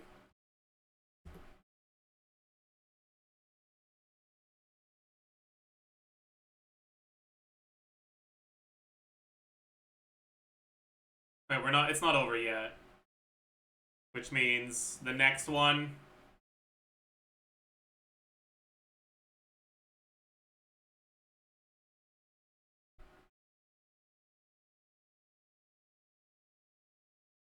is gonna be 4 as well.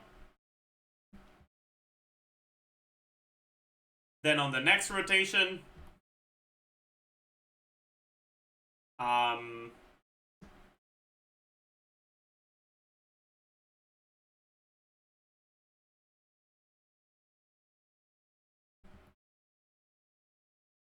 this minus this.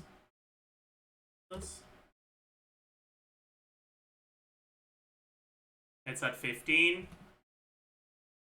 This minus 9.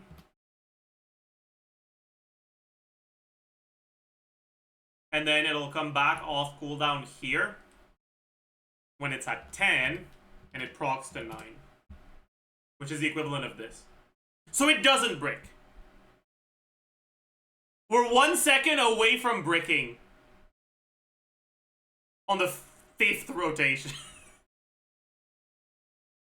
But we don't brick. Sick. That's all we needed to know.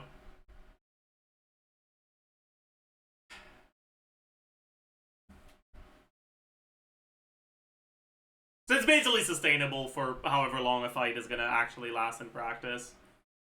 We're chilling.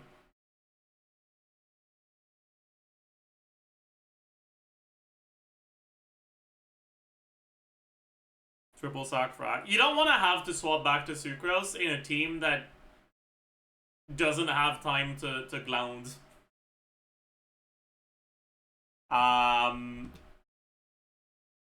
It's only in the teams that like have spare time that you want to think about going sack frag Nefer.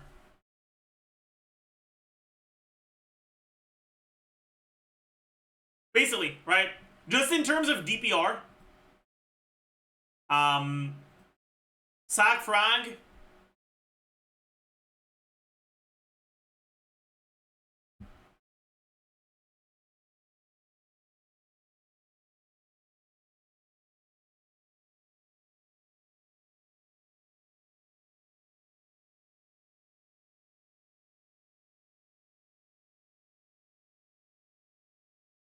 Is like 7% behind Black Marrow.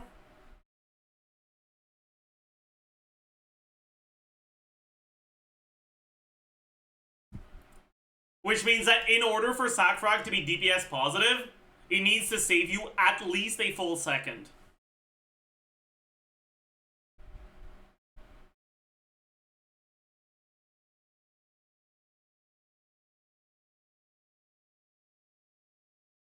If it saves you more than a full second, it's DPS positive over Black Marrow. If it's less than a full second, it's DPS negative.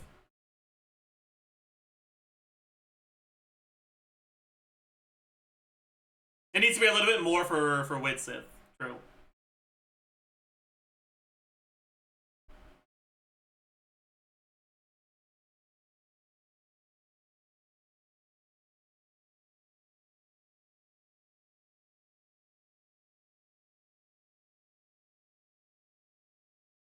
Can you explain timing in detail? No. I can't be bothered.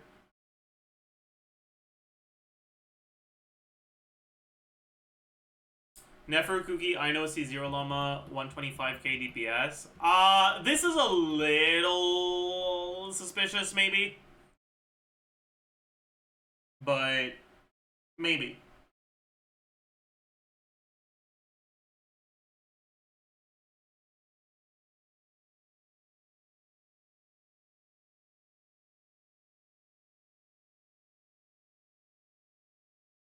Is Wizard only good if you get the MRNG? Damage percent buff on rotations where you burst on Nefer is slightly better than Black Marrow. Attack percent is worse. And no buff is a good amount worse. But EM is like really good.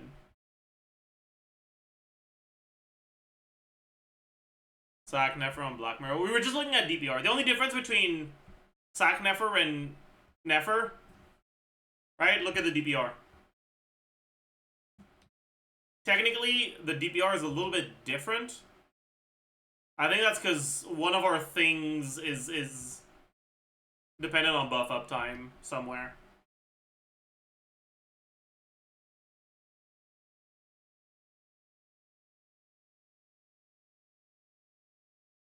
So it changes a little bit on the rotation, but like, yeah, it's basically nothing. ER to burst every rotation? No, don't bother. Use the burst if you have it, don't if you don't, it's fine. Did you see this? Probably not. 4 mini bursts, C1 Flins, that's crazy.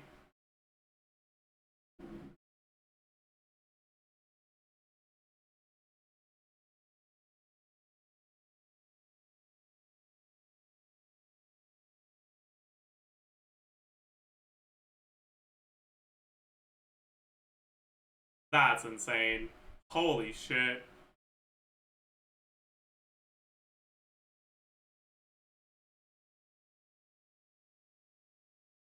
Insane.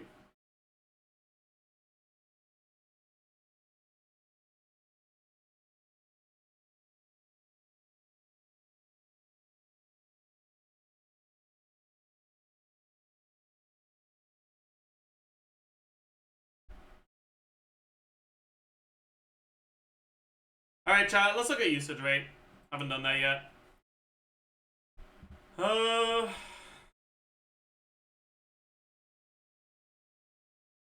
Yeah, okay, I'm gonna be honest, okay? Who in the name of God is the 15% of Flynn's owners that aren't using him in this? Like, actually, what the fuck are you doing? Who are you using instead?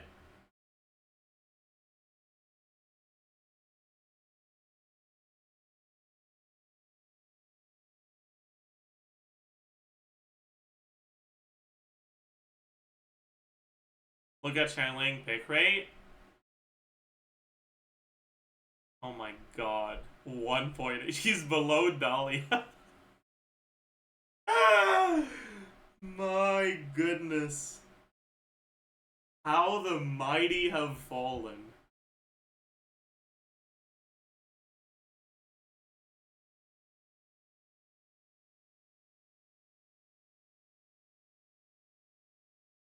But yeah. I guess if you have a character you really like playing, you can't play them on the first side. Because you basically have to play Hyper Bloom. You don't really get a choice. So if there's a character you really like playing, I guess you'd bench Flins instead of benching your Hyper Bloom. Like, if you don't have Loma, you play Nahida Hyper Bloom. If you don't have Nahida, you play 4-star Hyper Bloom.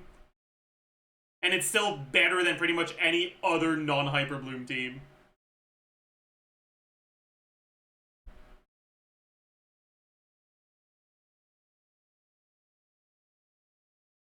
Right, like, 4-star only Hyper Bloom is noticeably better than Mawika on the first side. There is no 4-star only Flins.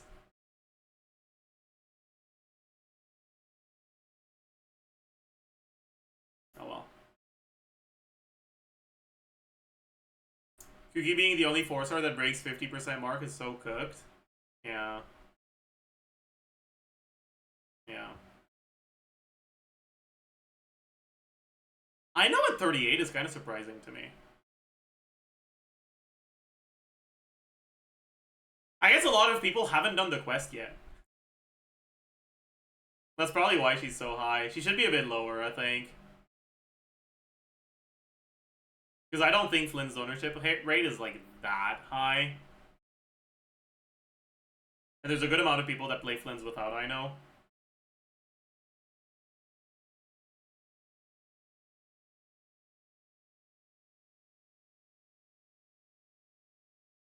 It's 40%? Yeah, so, like...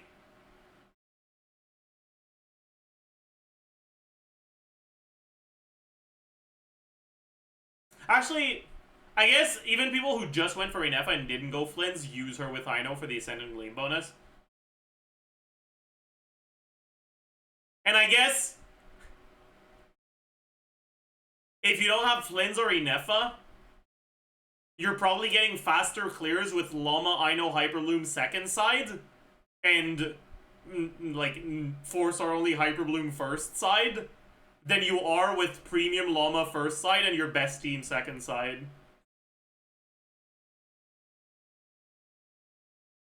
So, like, you know what, I get the Ino pick rate being this high. That actually makes sense.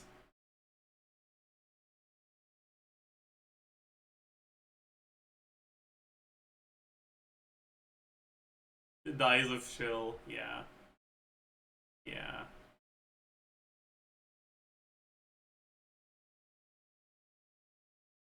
Nvidia Hyper is his 4th most popular team. Top 2 is Electrocharge, Hyperbloom. Next is Hyperbloom. Interesting. People played Nvidia Inefa with Shilonen more than Kazuha. Maybe they don't know. I mean, honestly, I get it. Playing with Kazuha sucks. Sure, it's worse with Inefa, but on the bright side, you don't have to put Kazuha on the team. So, like, you know, there's good, there's bad.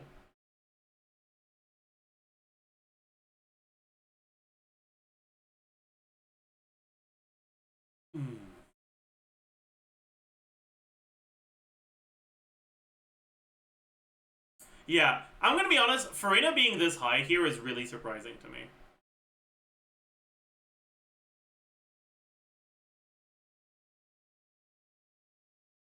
What teams are people playing? Is it just because of Navidad? I wonder how much of this 75 is Navidad.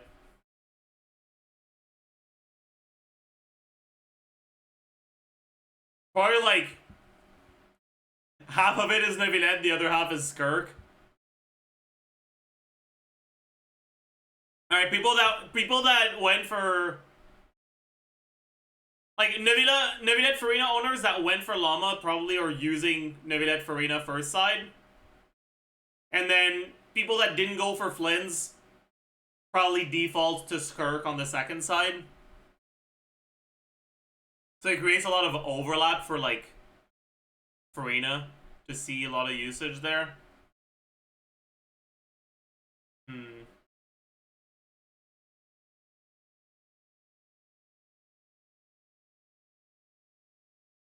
Yeah, there's also the fact that a lot of people have Farina cons. That's true.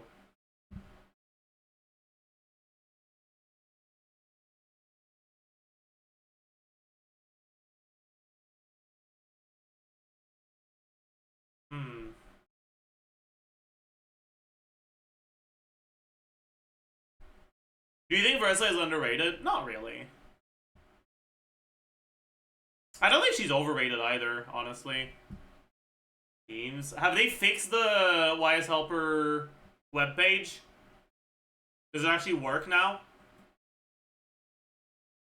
No, it doesn't. GG.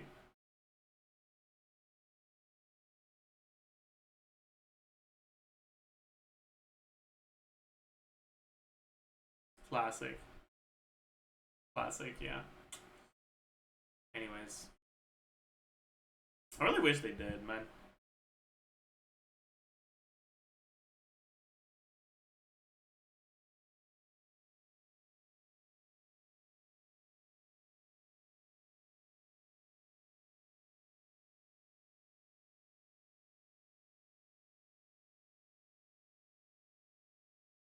Free to play Maoika clearing first side in 30 seconds, floor 1 and 2. Yeah, and then having the whole party wipe against the crab.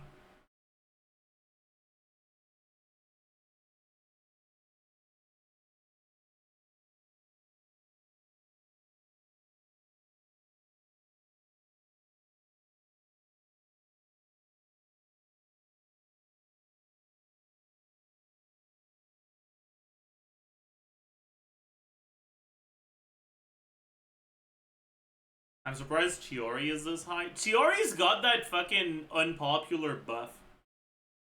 Characters that were really unpopular tend to have inflated usage rate because the only people who went for them are people who will play them no matter what. No one went for Chiori because they thought it was a good meta pull.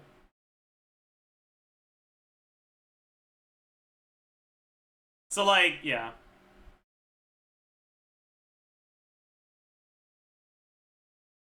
Yeah, like, that's why Sigwini is at 11.2, man.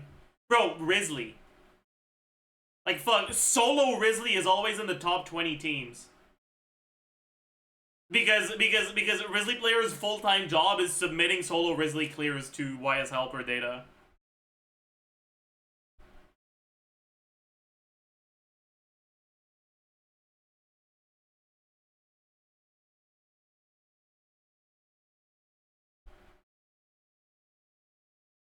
$64.4% C6 Risley? Really? That is fucking hilarious. Holy shit. You're telling me 2/3 of the Risley submissions are C6? That is crazy.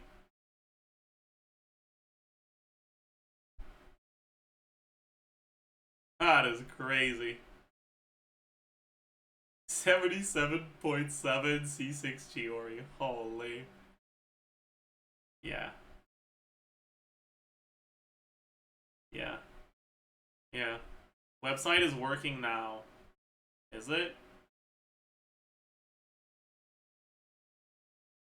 Doesn't look like it is. It's literally never worked for me.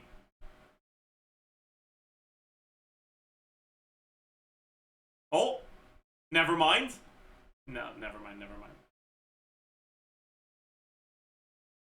Yeah, okay. VPN time? I can't be bothered, man.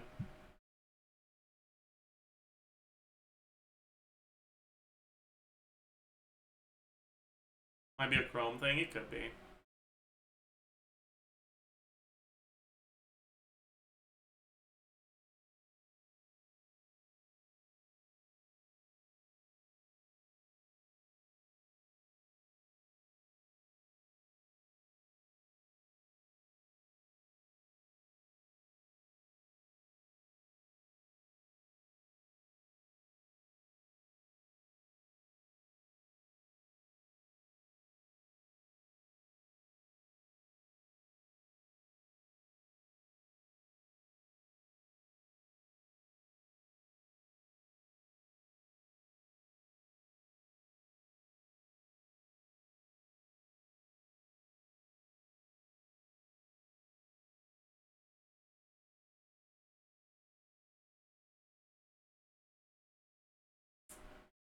Sorry, chat. I'm scrolling through the fucking brain-dead Twitter users that can't read.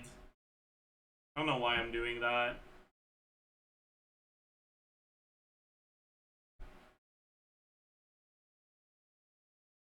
No, but actually though, like, why the fuck is it so hard for people to read?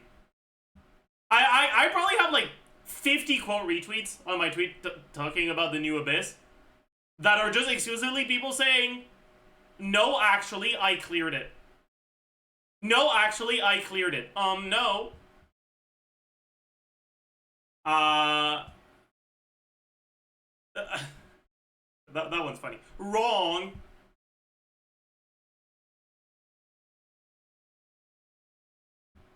And it's like, I never said you couldn't do it. I never said I couldn't do it. I never said it was that hard. I said it was harder than the default DPS check for Fearless, which it is, objectively. Why do people think that them posting a picture of having gotten a successful clear with their best team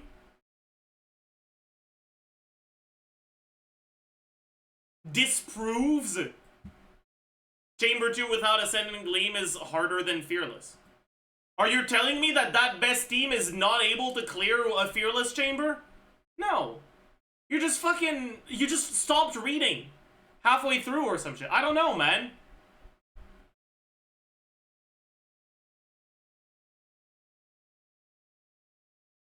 Like...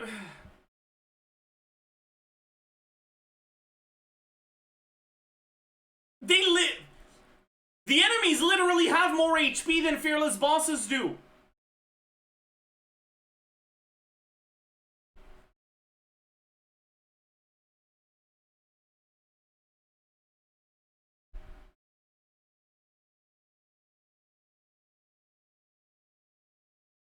I mean, that's the case for me. I cleared this no problem and never cleared a Fearless. Okay, and tell me, what team were you using on the second side to clear?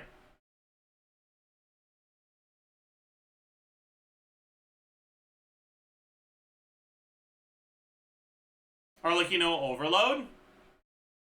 And you're telling me Arlecchino Overload won't clear Fearless at that same level of investment?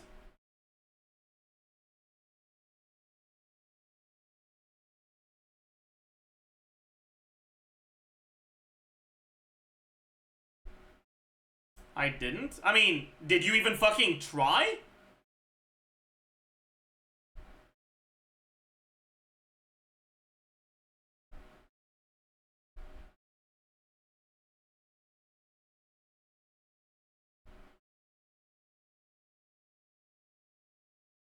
Have you tried Arlecchino Overload against a crab or against a lava dragon back when it was there, or next patch against the...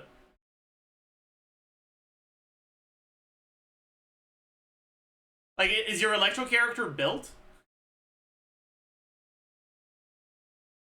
Like, sure, if you're not adapting your teams properly, you have a level like 60 Fischl that doesn't do any damage.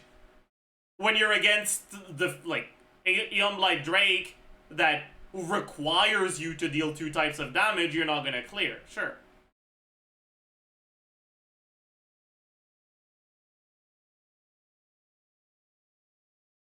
But like, as long as you read what the enemy bosses do, like, objectively, the Fearless bosses have less HP.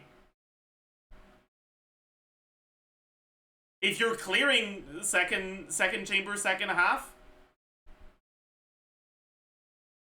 you can clear Fearless. And if you're not clearing Fearless, I don't know what you're doing, but you're doing something wrong, clearly.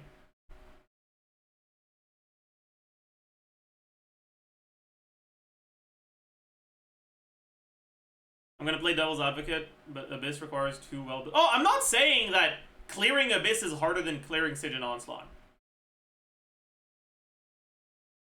I'm saying, specifically, Chamber 2 without Ascendant Gleam is harder than a Fearless boss.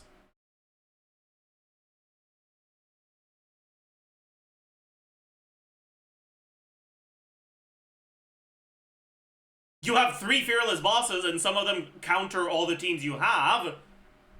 So a team that clears Chamber 2 without Ascending Gleam won't necessarily be able to do every fearless boss.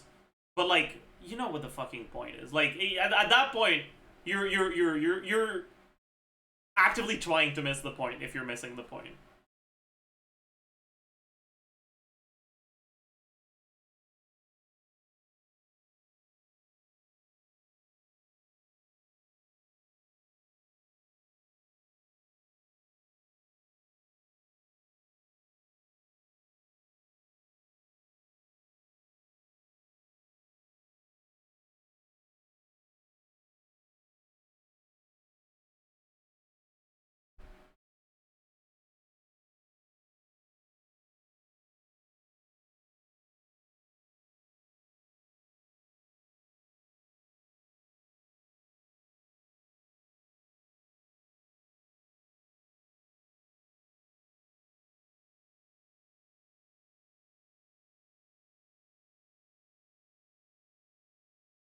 Like, obviously, I'm not saying that ignoring the boss's mechanics in this current Abyss is harder than ignoring the mechanic in Fearless.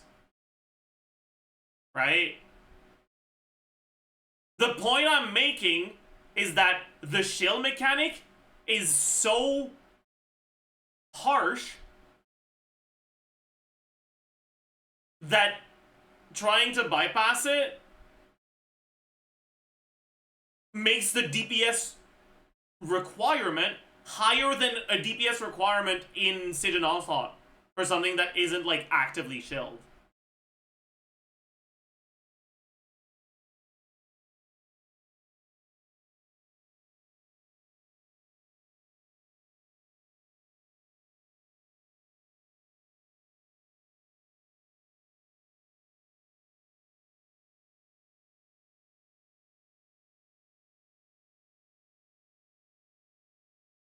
Like,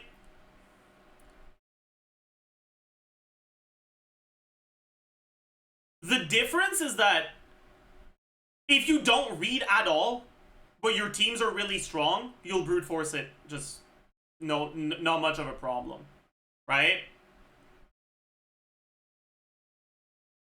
For people who can't read, they'll struggle more with Fearless than they will with 12-2.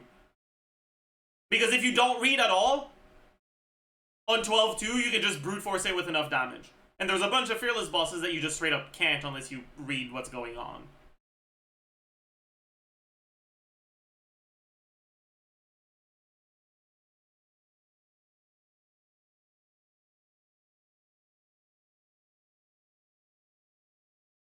But like pretty much every boss,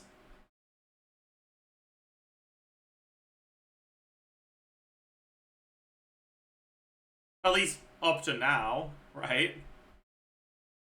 As long as you read the mechanic, there's a bunch of teams that can deal with them.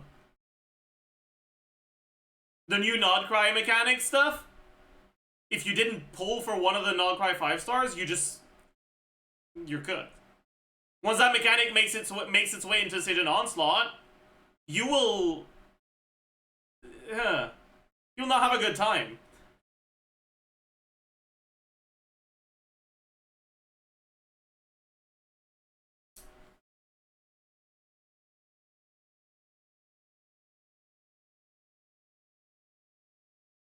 I also think a lot of people are like up to now, so you know you're arguing in bad faith by comparing New Abyss with old? No. Are you an idiot? My argument was never Abyss as a piece of content is harder than Siege and Onslaught as a piece of content. My argument was this new Abyss sucks ass. If you're not doing the shield mechanic, the DPS requirements are so high that they're comparable, if not worse, than Siege and Onslaught Fearless DPS requirements, which most people know are way higher.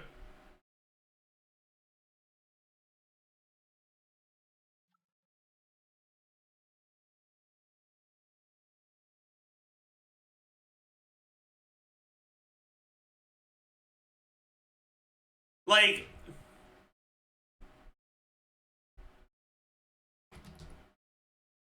I would like for Hamdi Cat to add the estimated HP for Abyss. If you don't have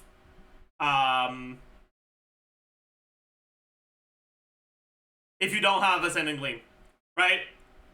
Because this says 6 million, but in practice, it's like 12 million.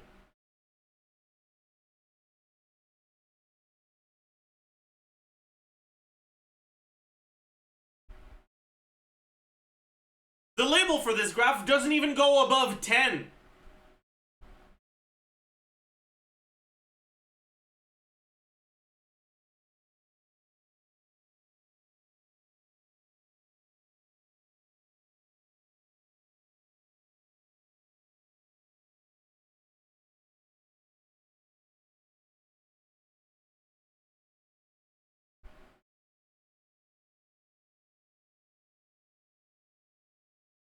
Like, this shit is bad.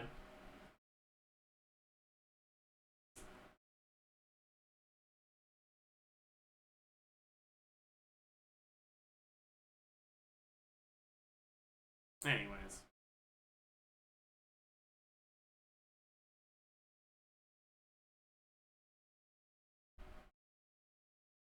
You can get by with Loma versus Moika. Yeah.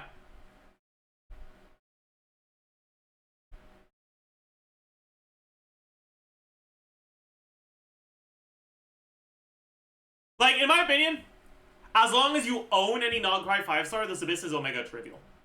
Like, straight up, I'll do listen, okay. Watch. Just watch, okay? We're gonna put Llama Ino here. Okay? But we're not gonna do a team that uses either of those characters for its damage. So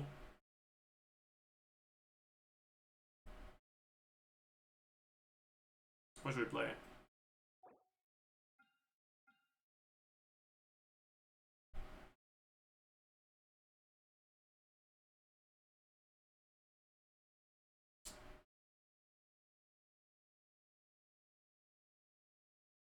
I guess we want something to get through this, right?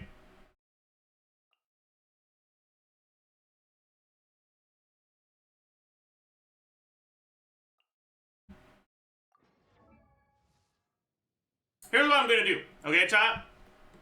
Actually, I'm gonna bring Kuki. Gonna make sure I don't have anything.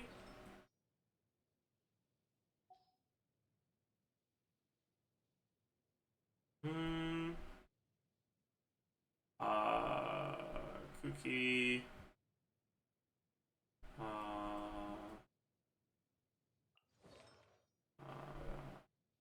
I know. I can put the foul in the bag. I'll swap to Kuki if I need healing, and I'll swap to Ino to activate the Ascendant Gleam thing. Okay? But other than that, it's basically gonna be solo Varessa. In terms of damage, it's gonna be solo Varessa.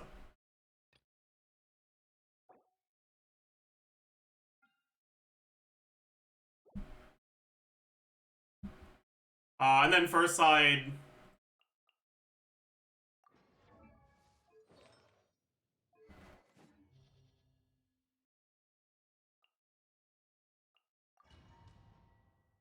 My Nahida might not be on Deepwood right now. It doesn't matter. Illusion shattered.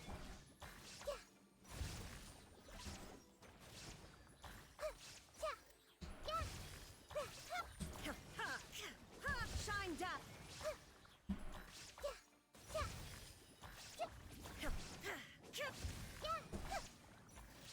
Make yourselves at home.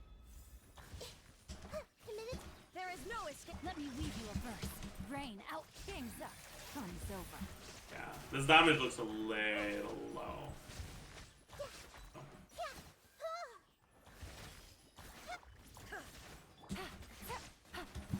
Gotcha. Grow.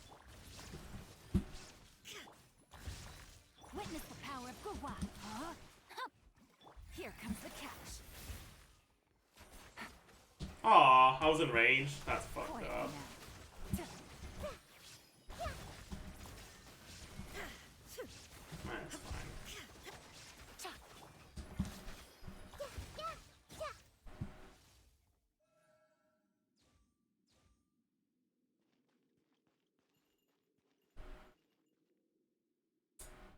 Okay, so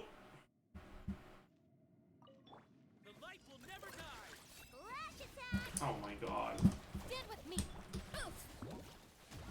Hi. Yeah. Hero incoming.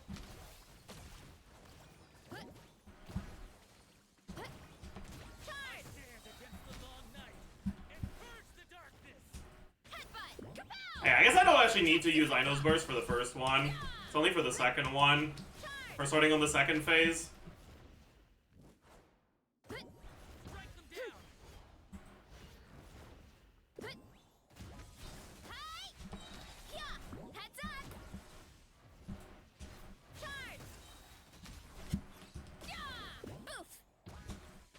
Hi. Look, the rainbow. Dissipate. Headbutt. It's justice o'clock.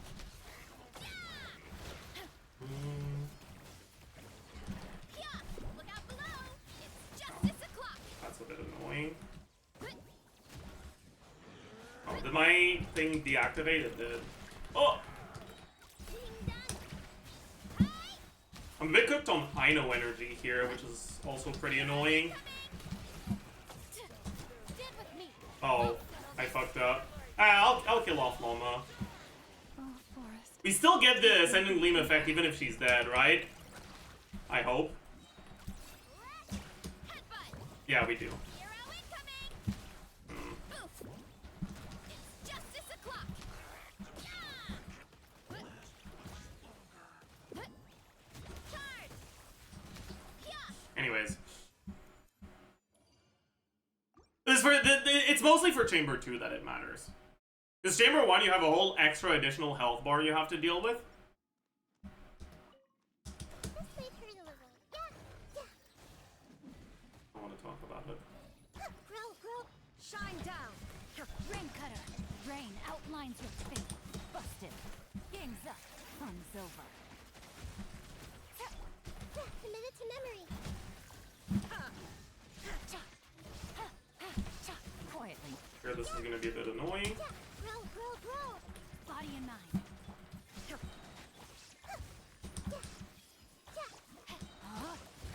Let me Fine. handle it. But he's going to do it again, which is very annoying. This way through the level. Oh. There is no escape. Grow. Gotcha. Commit it to memory.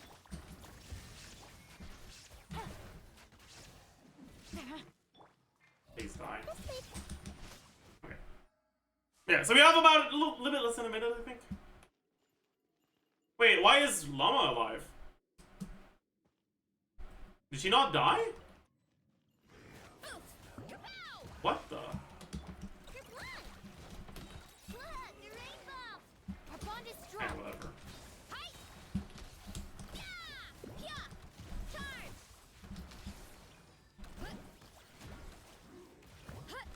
It's justice o'clock. Yeah. Hero incoming. Oof. Charge.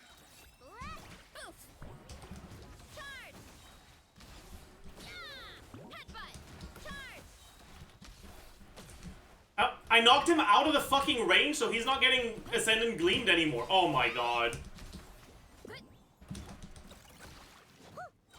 dong. Hi.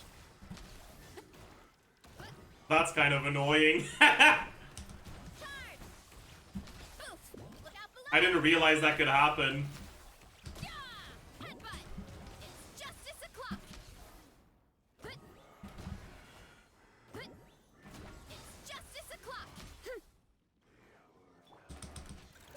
so... Let it dissipate. Kia, kapow! Hero incoming. Oof. Bro, stop! What are you doing? Oh my... Ah! Chew on this. Look. Charge. Kia, kapow! It's justice o'clock. Yeah. Oof. Kapow! Hero incoming. I don't even know what to say. It's like... No matter which side I'm on, he will always just run away from Ino's burst. If I go behind him, he gets knocked towards me for some reason. Like, what the fuck, man? Whatever. Illusion But yeah, obviously, the whole reason why I'm doing this... I just fucking missed my E. Oh my god. Game's up. Fun's Is to show how important the Ascendant Gleam effect is. So if my Ascendant Gleam effect fucking misses, then it's not gonna be very good.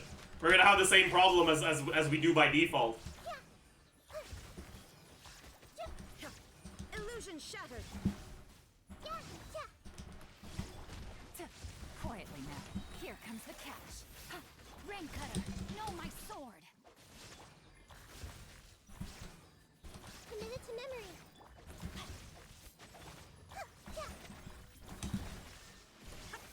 Busted. Yeah, this might hurt a little.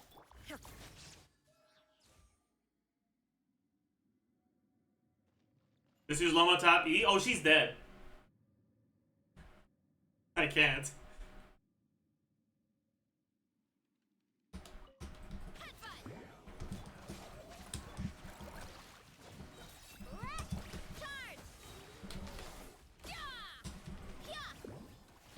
Okay.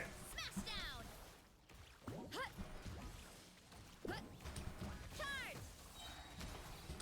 Headbutt. Grip one. Wing done. Lightning. Purify. I bonded. I don't know why I bursted. Oof. Kapow. It's justice o'clock. Headbutt. Hi. Yeah. Hut.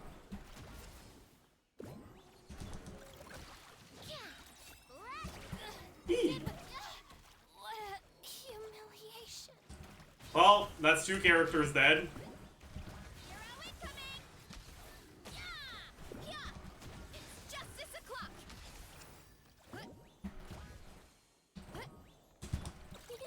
Go claw. Ding dong. It's justice o'clock. Oof. Hero incoming. Yeah.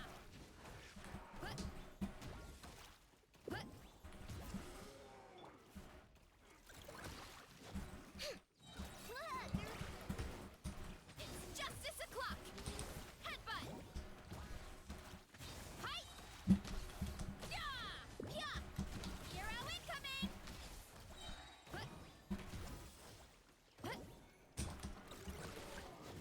Ding dong. It's justice o'clock. Yeah. Oof. Smash down. Yeah. It's justice o'clock. Yeah. Chew on this. Lash. Charge. Headbutt. Hero I incoming. fucked up. Yeah. Oof. Charge.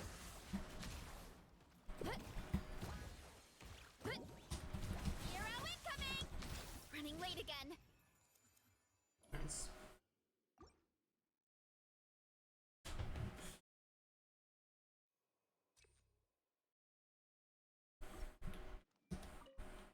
Committed to memory. There is no escape. Rain outlines your fate. Things are about to get dicey. Yeah. I see everything.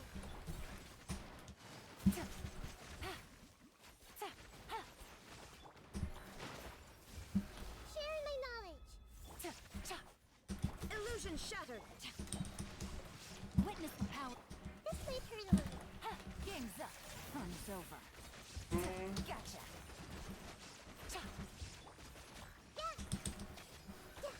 Take it easy.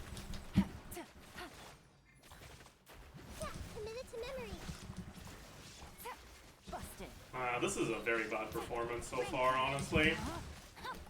Here comes the catch. Grow, grow, grow.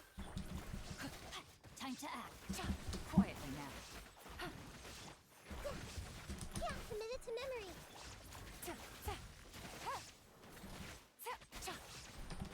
This might hurt a little. Wait. Let Do we me pop begin off? first. Things are about to get dicey. Oh, we popped off. Everyone hold hands. Gotcha.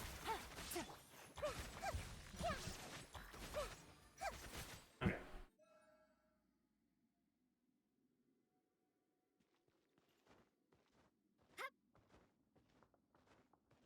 And you're freaking comparing this to Fearless?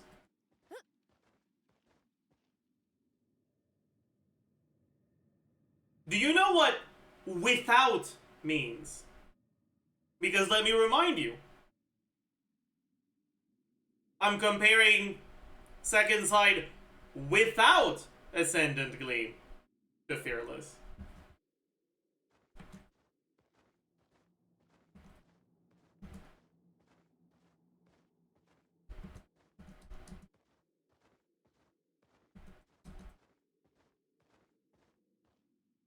Anyways. Use the vods authorized. I don't think I can get through this, actually. Blood. It's justice o'clock. Oh. Yeah. Charge.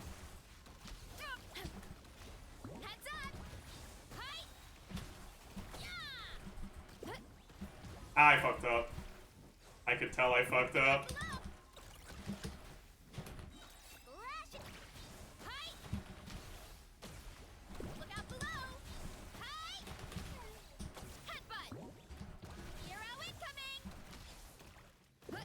I don't know if I get through this one, honestly. Volcano kablam. Yeah. Yeah. Charge.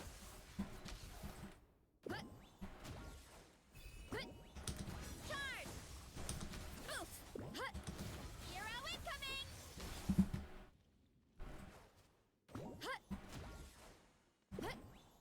Hero incoming. Charge. Yeah. Headbutt. Hero incoming. Because I think it shields back up. Or maybe not. Hero incoming. Yeah. Heads up. Charge. No, okay, we're fine. Kapow! Did not shield back up.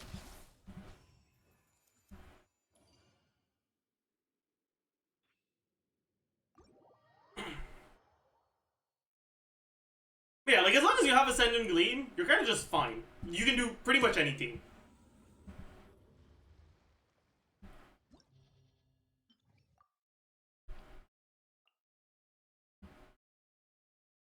Now, let's take a look at how long it takes for us to kill it without Ascendant Gleam on a real team. The best team on my account. Top 1 Versa NA. C1R3. Where the fuck are these fucking stupid ass characters?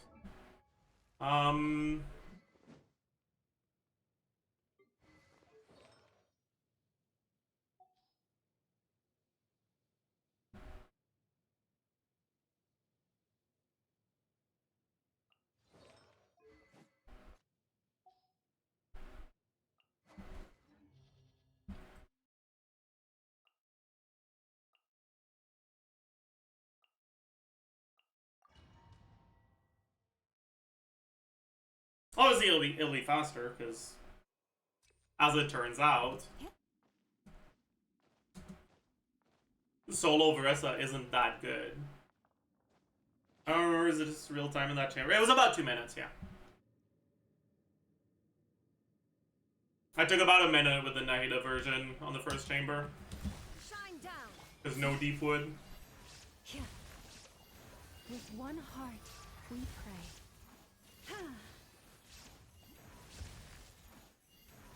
Rain cutter. Branch into salt. No, my sword. Game's up. Fun's over. Busted. For the everlasting forest. Gotcha. Oh, did I? There is no Yeah, escape. I forgot to reactivate this shit. Here comes the cash.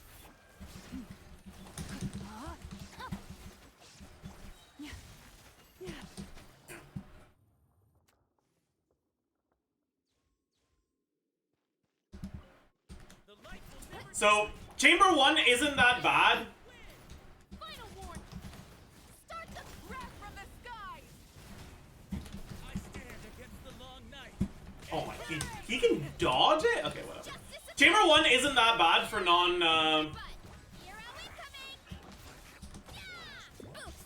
non-nod prime. Because he doesn't have the same mechanics exactly, right? He works a little differently, and you can't skip his first HP bar like you can... Bro. Bro! You can't skip his first HP bar like you can the normal Wild Hunt enemies. His first HP bar is a normal one. So with this one, Ascendant Gleam doesn't give you that much. Basically, you gotta kill it like 2.5 times. Instead of like... Well, like 3 times instead of 2 times, basically.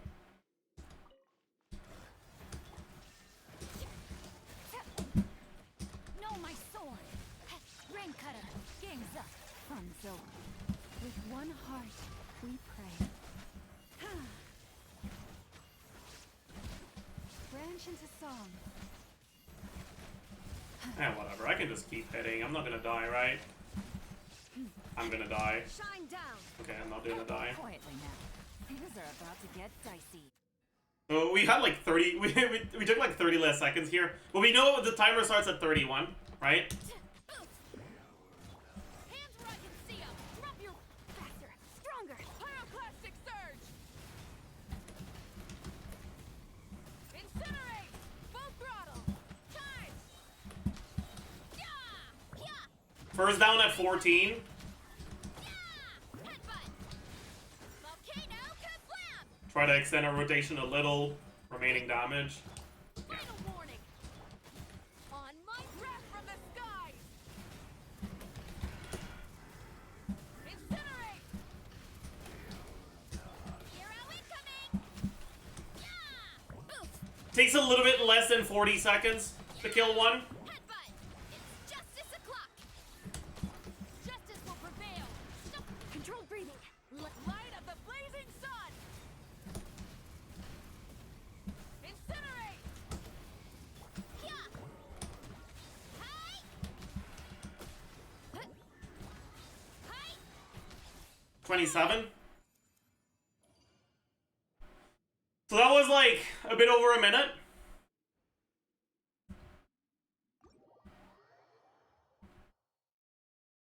And those combos were fucking clean.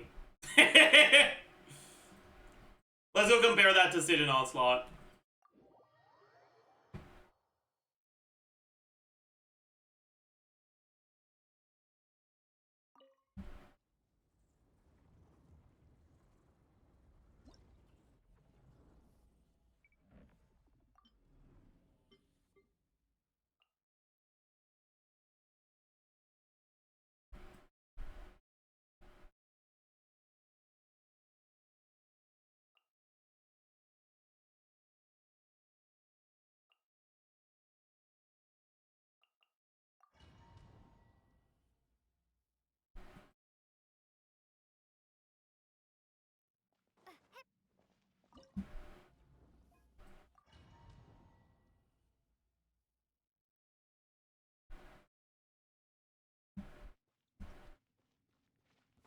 use the force Look off. out below. Rise with the sun.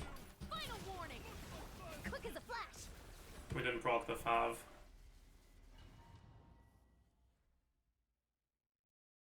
Classic. Use the force off. Heads up. Drop your weapons. We didn't proc the Fav again.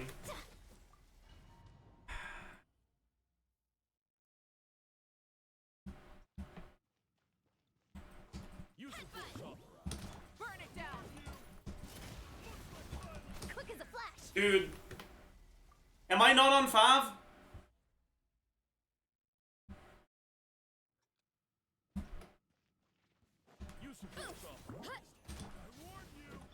Stop right there. There we go. Controlled breathing. On my charge. Oh. Yeah. Look out below. Hero incoming. Yeah. Oof. Hi.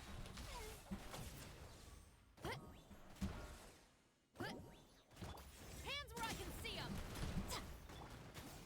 Start the pyroclastic surge. Ah. Try and stop. Charge. That was a bit sus, actually. Charge. Yeah. Headbutt. Final warning. Let's grab from the skies.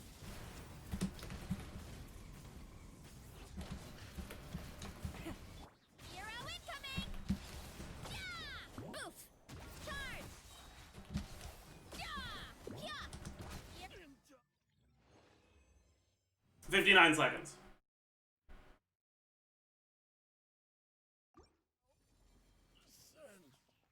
This was faster. And my combos were honestly kind of pathetic there. I missed like 4 charge attacks on Mawika.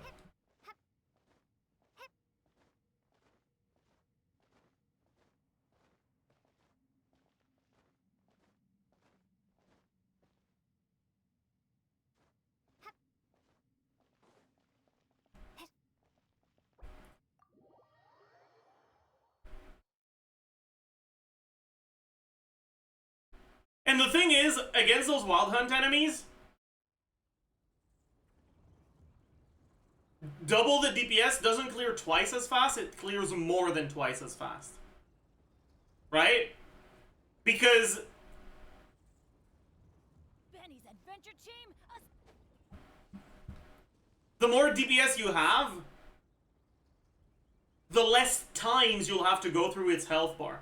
Because based on the damage you have during a down, the amount of damage that he heals is less.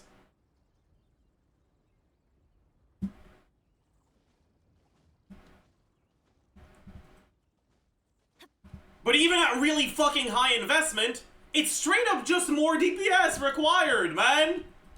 Like, fuck! Eh, whatever.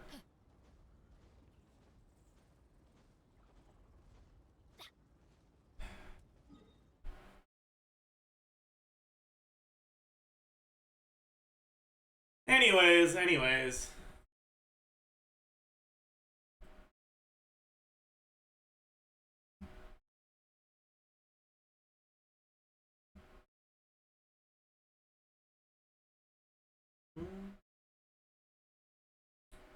Well, there are a lot of teams that clear Abyss but not Fearless. Like what?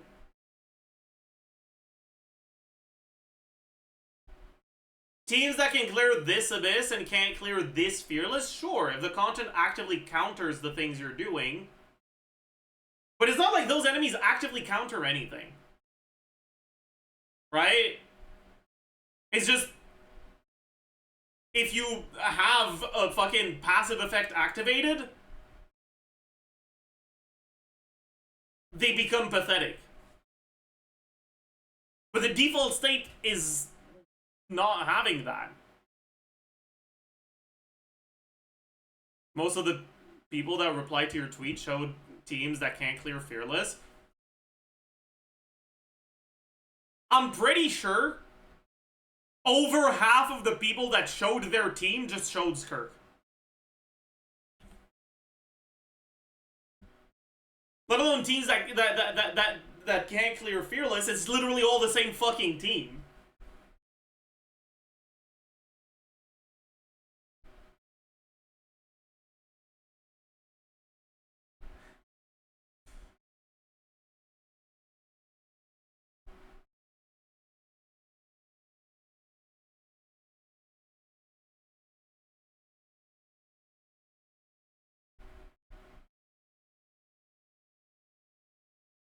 My Skirk C0 premium team can't clear the Trooper. That shield doesn't break. Well, it definitely can. You're just doing something wrong. But also, it is important to note that the trooper actively counters.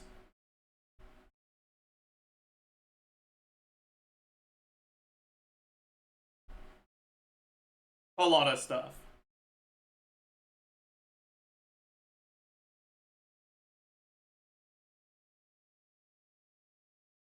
And like, if you don't have the main characters that are getting shilled, you don't just have to brute force it. There's a lot of characters that can slot in an Electro and Hydro on their team to be able to do Fatui, right? You can't do that with this Abyss. You can't slot in a second Nodcry character when you just don't have a second Nodcry character because there's only one that isn't a limited 5-star so far.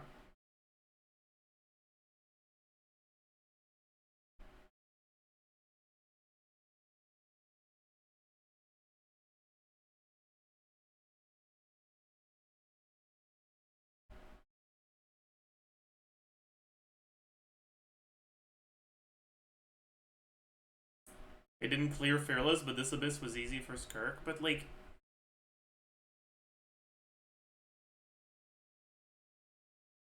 you should be able to clear Fearless.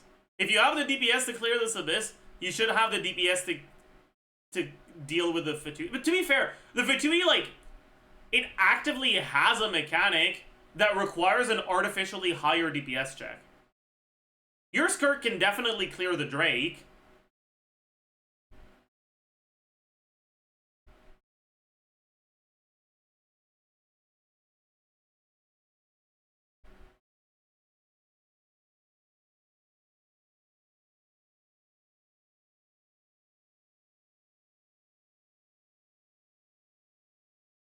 And, like, again, my point was never, hey,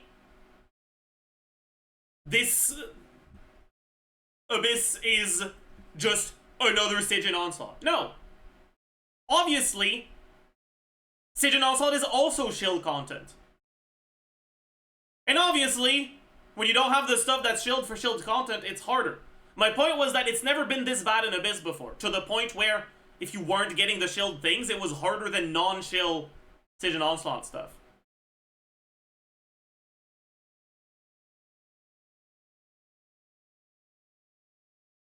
Like, I think it was very obvious that that was the point as well. Like, I've had to explain it so many times, so I'm starting to, like, question it. But I feel like the implied context was really obvious.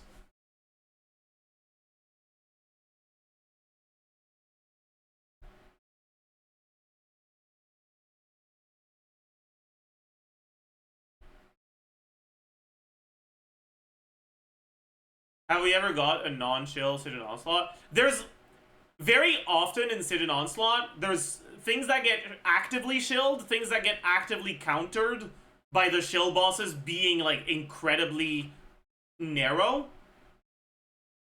And things that just get by somewhere in the middle.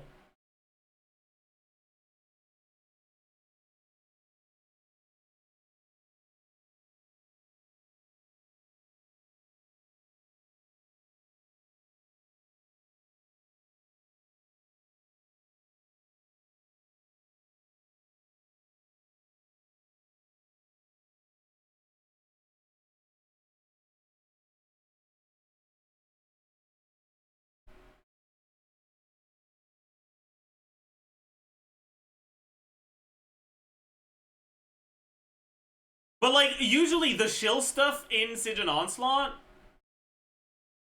is just a matter of knowing how to read.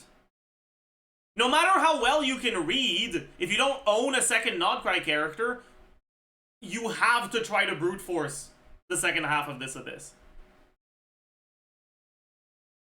Right?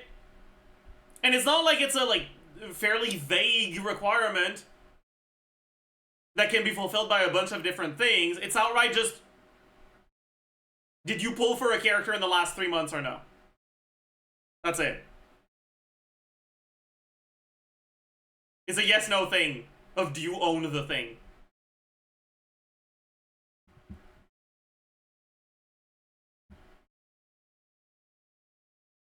Alright? Like,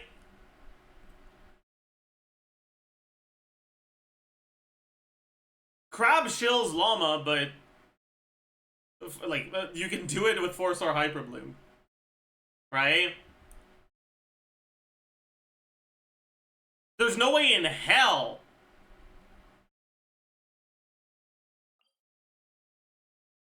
you can do Abyss 12-2 with 4-star Hyper Bloom. Even if you could get through 12-1 without 4-star Hyper Bloom if you're relying on 4-star Hyper Bloom. Right? Like, your alternatives to shill stuff in Siege and Onslaught, you tend to have a bunch.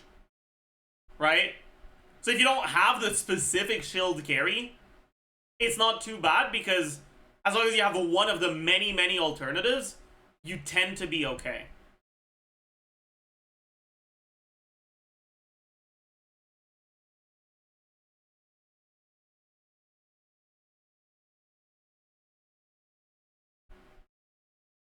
Abyss doesn't have any alternatives. It's pretty much just,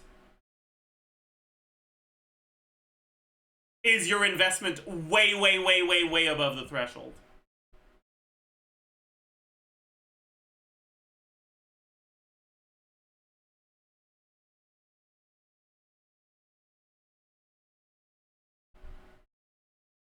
Actually, I think it'll be easier to show with the Skirk team.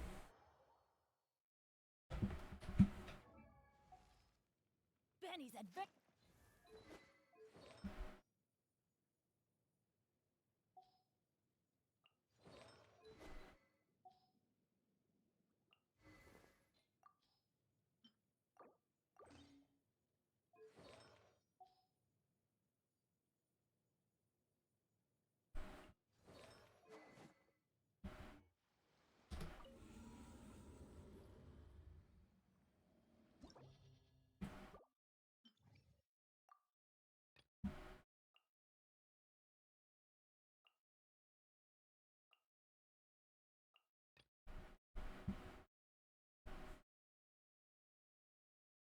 Not about investment, I think. I did this Abyss on 2 accounts, and it's more like, do you have any non-required 5-star? Yeah, but like, if you don't have one of them, it is about investment.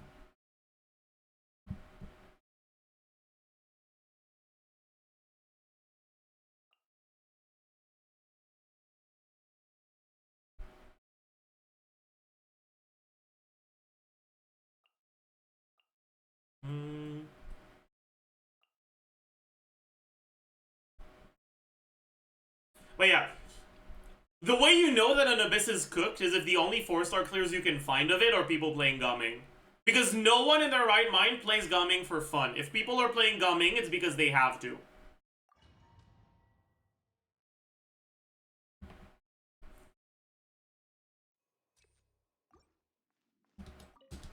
Leave. There is no escape. For the everlasting forest.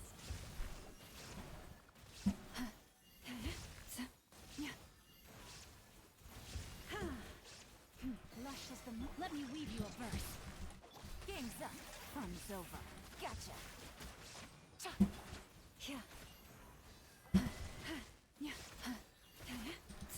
You poor lost lamb. By the front. Quietly now.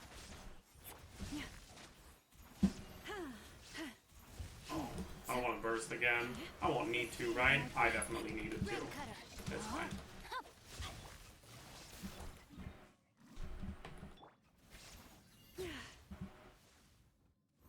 I don't have a lot of HP on Llama. That might be a problem, because I didn't bring double Dendro.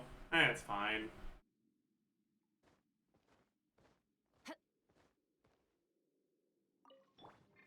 I'm not gonna bother trying to do the fucking Cinder City setups. To the freezer.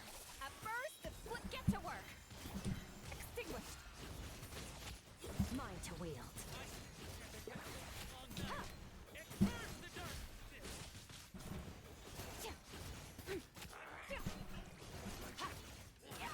Time to shine. Strike a pop. The pinnacle of excellence. Show no mercy. Surge. Ha.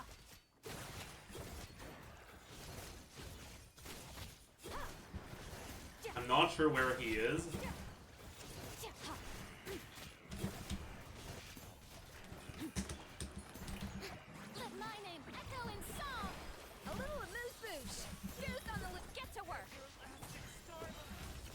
I'm gonna do this just because it's gonna be credit otherwise. Time to shine.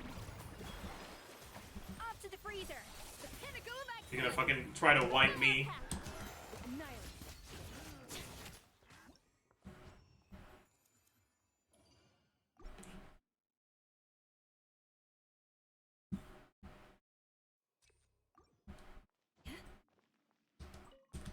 Forest, protect us for the everlasting. Shine down. Things are about to get dicey. Gotcha. No, my sword. Let me weave you. Yeah. Lush as the moon. Yeah. By the frost moon of old.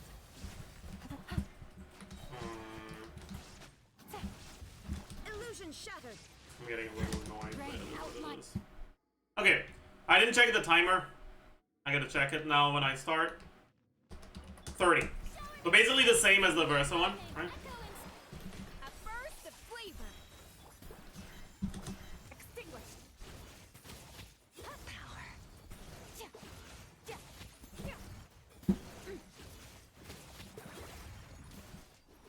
Let the world come alive.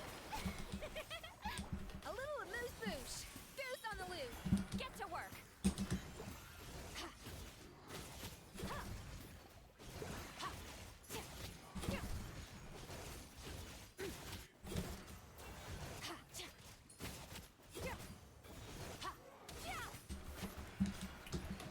Let my name echo in song. The pinnacle of excellence. Fulfill our path. Sword. Mine to wield.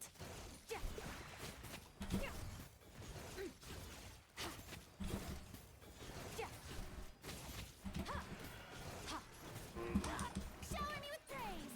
Time to shine. A dash of frosting. Goose on the loose. Show no mercy. Annihilate. Power.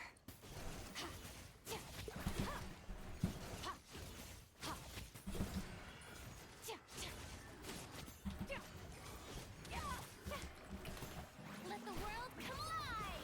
Off to the freezer. A burst of fulfill our path. Sword.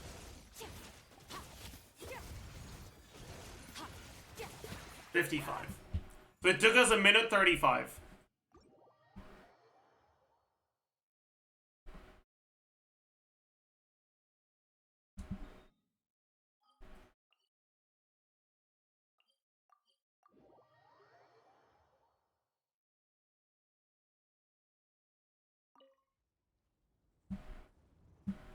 Now let's go take a look at Fatui.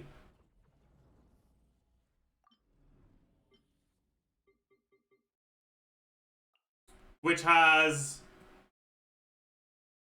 really high.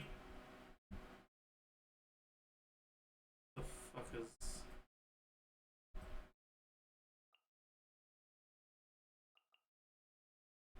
Really high crowd resistance during the shield. But like kind of actively counters Kirk. Not that hard, but it does.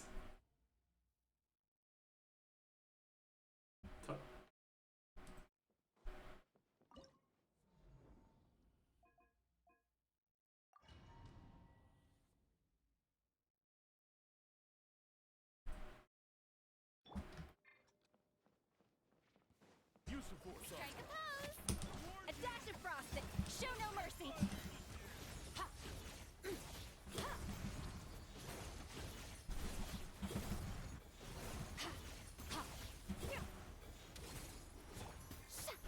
Time to shine. Goose on the loose. Shower me with praise. Get to My work. E didn't go through. We're cooked. Power.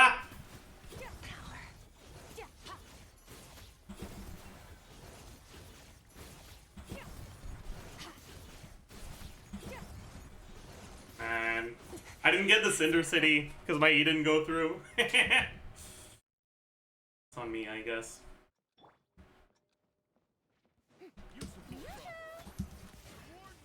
Show no mercy. Mine to win. I canceled my M5 like an idiot.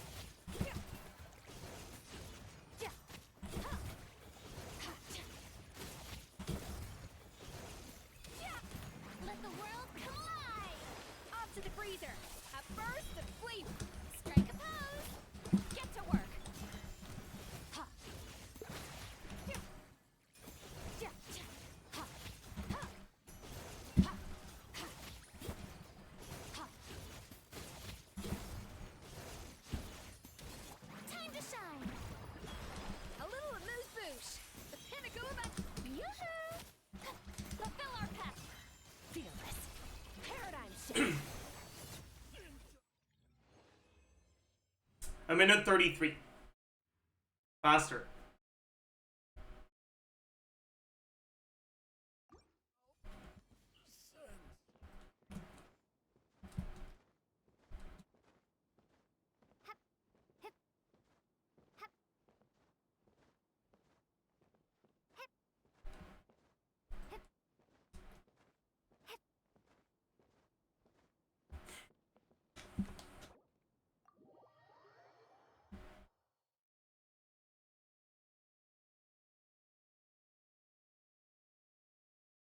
To be fair, you didn't optimize the end for the Abyss clear.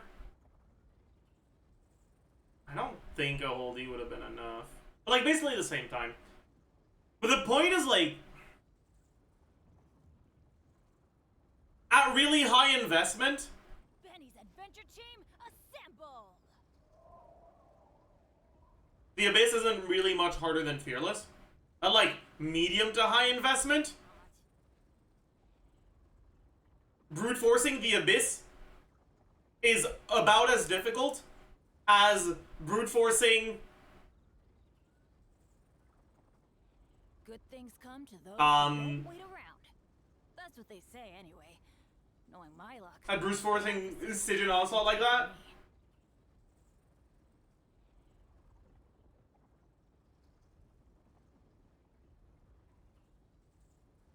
But when Stygian Onslaught actually counters and the Abyss doesn't. Ow. Where did that come from? Like, Skirk doesn't have a great matchup against the Fatui.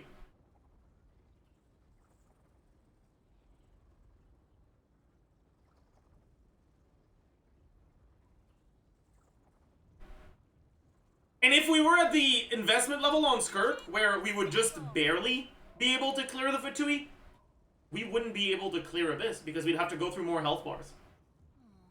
Or not.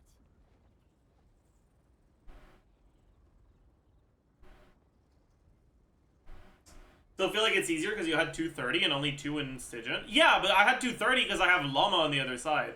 If I didn't have Llama on the other side, I would not have 230.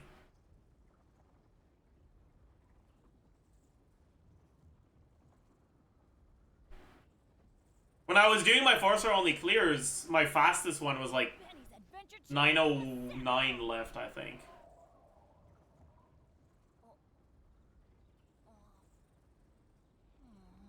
Or not.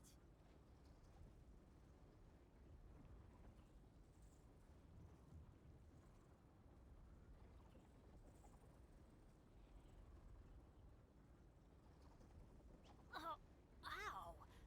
Where did that come from?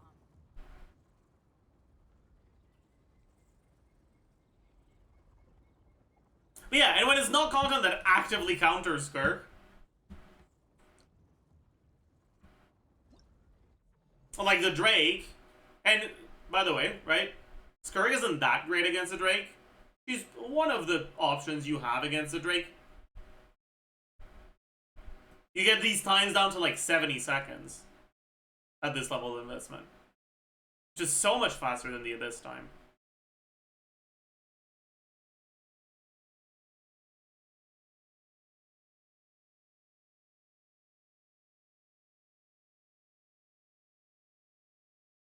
What is even her team against the Drake? It doesn't matter that much.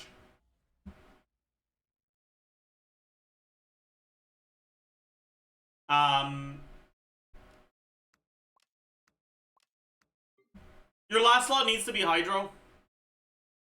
Well, you can get away with Yelan, you can get away with Molani, you can get away with Nevilette. I don't remember which one my fastest clear was using. It was with Molani. I think my Molani clear was like consistently about 2 seconds faster than my Nevilette clear.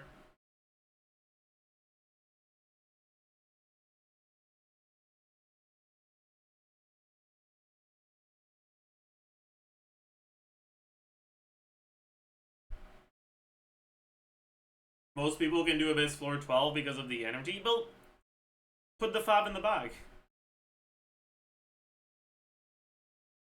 Like, if your point is Stygian Onslaught is harder because you don't start with energy, and you're not accounting for that when building your things, I feel like that's kind of on you.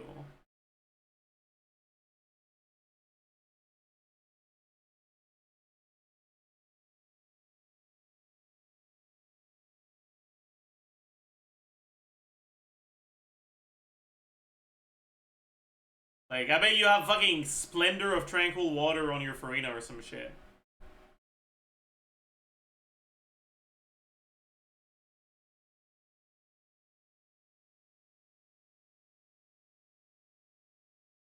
My Scarab does Fatui in 107, but the Abyss 1222 in 85, but is... That shouldn't happen. Something's wrong.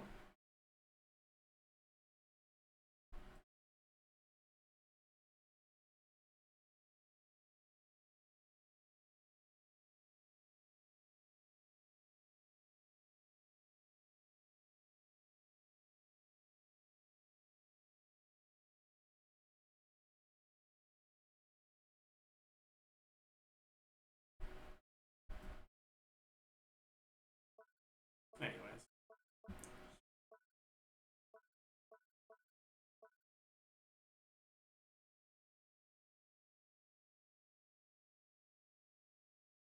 How the fuck was I getting 1.2 million on the Papilla? What the fuck?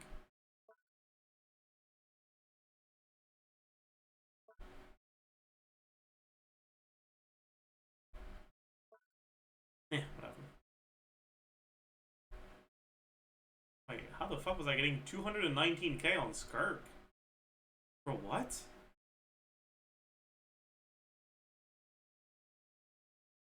Is that what the burst does? When I'm not on Eshu? I guess, that's crazy.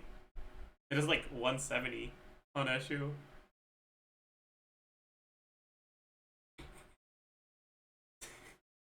That's so funny.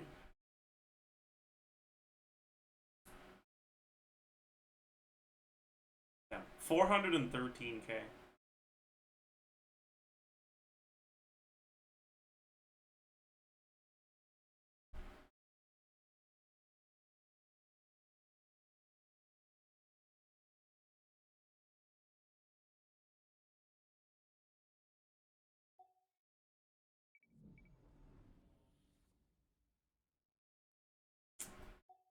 Oh well.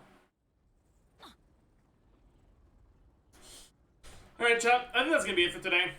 No, I still haven't spent my fucking resin. Dude!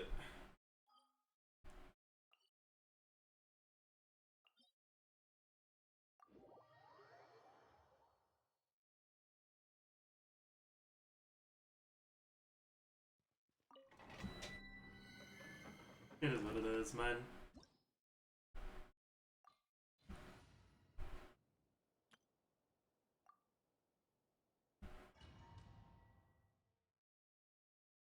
Is your Nog Cry 100% yet? On this account, it's not even close. On the other account, it is. Light it up. Faster, stronger. Light up the blazing Fucking sun. missed. Charge. Yeah! Running late again. And by she fucking missed, I mean I fucking missed. Oh my god, I suck at the game. Jesus Christ.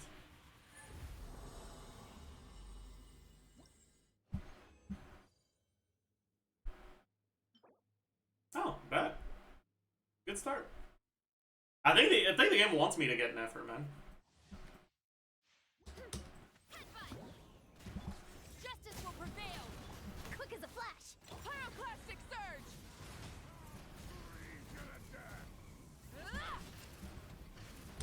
It's justice o'clock. Time to roll. I killed him with my holy, but I was confident it would kill him, so I just ran away.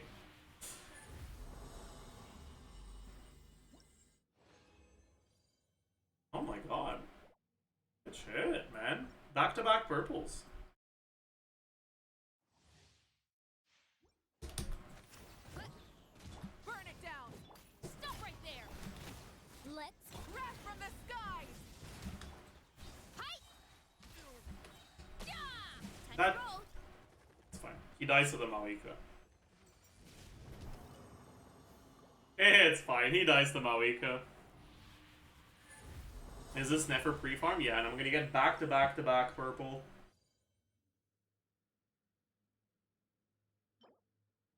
Bro, what?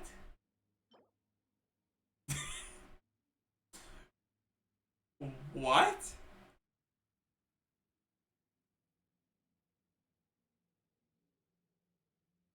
That's 5 purples and 3 claims. Bro, what? Yeah, heads up. You asked for it. Final, faster, stronger. Pyroclastic surge. Both throw. Hi. Incoming hard pity Nefer. Yeah, I'm using up all my luck here. No more purples, okay? That's enough. I want to keep some luck for later, please. Thank you. Alright.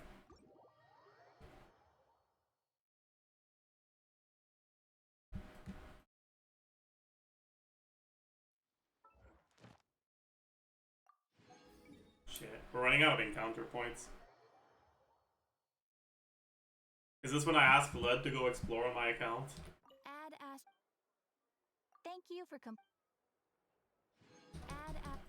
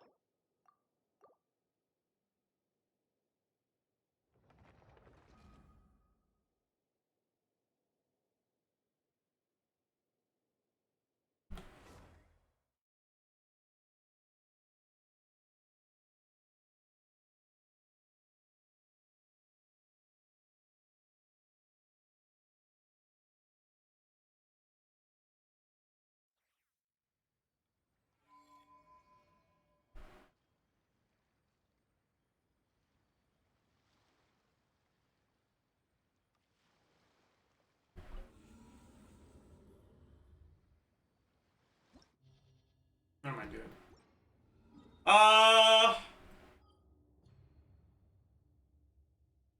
You know what?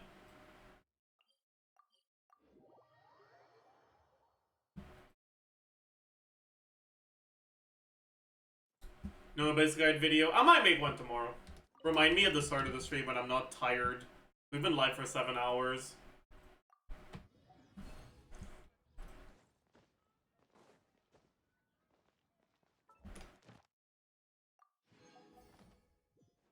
Add as.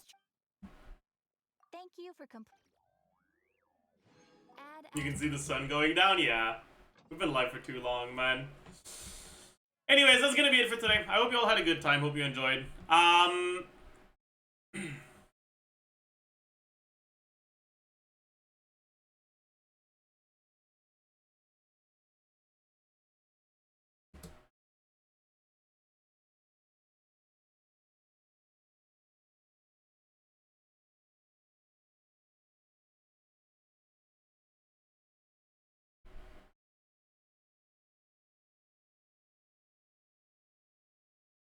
Let's...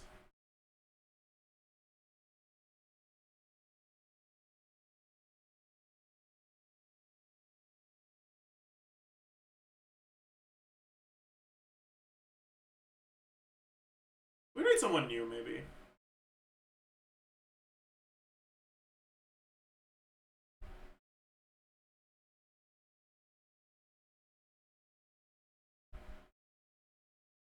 Hmm...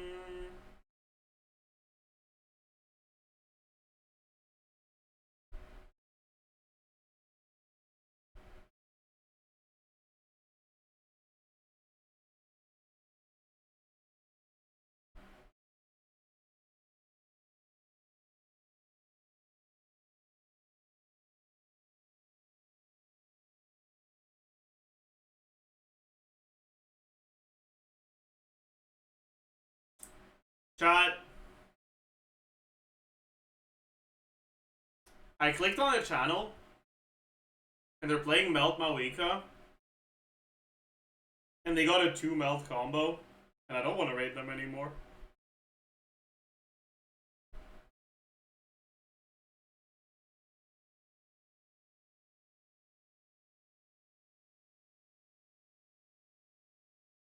Is that mean of me? That's probably really mean of me, right?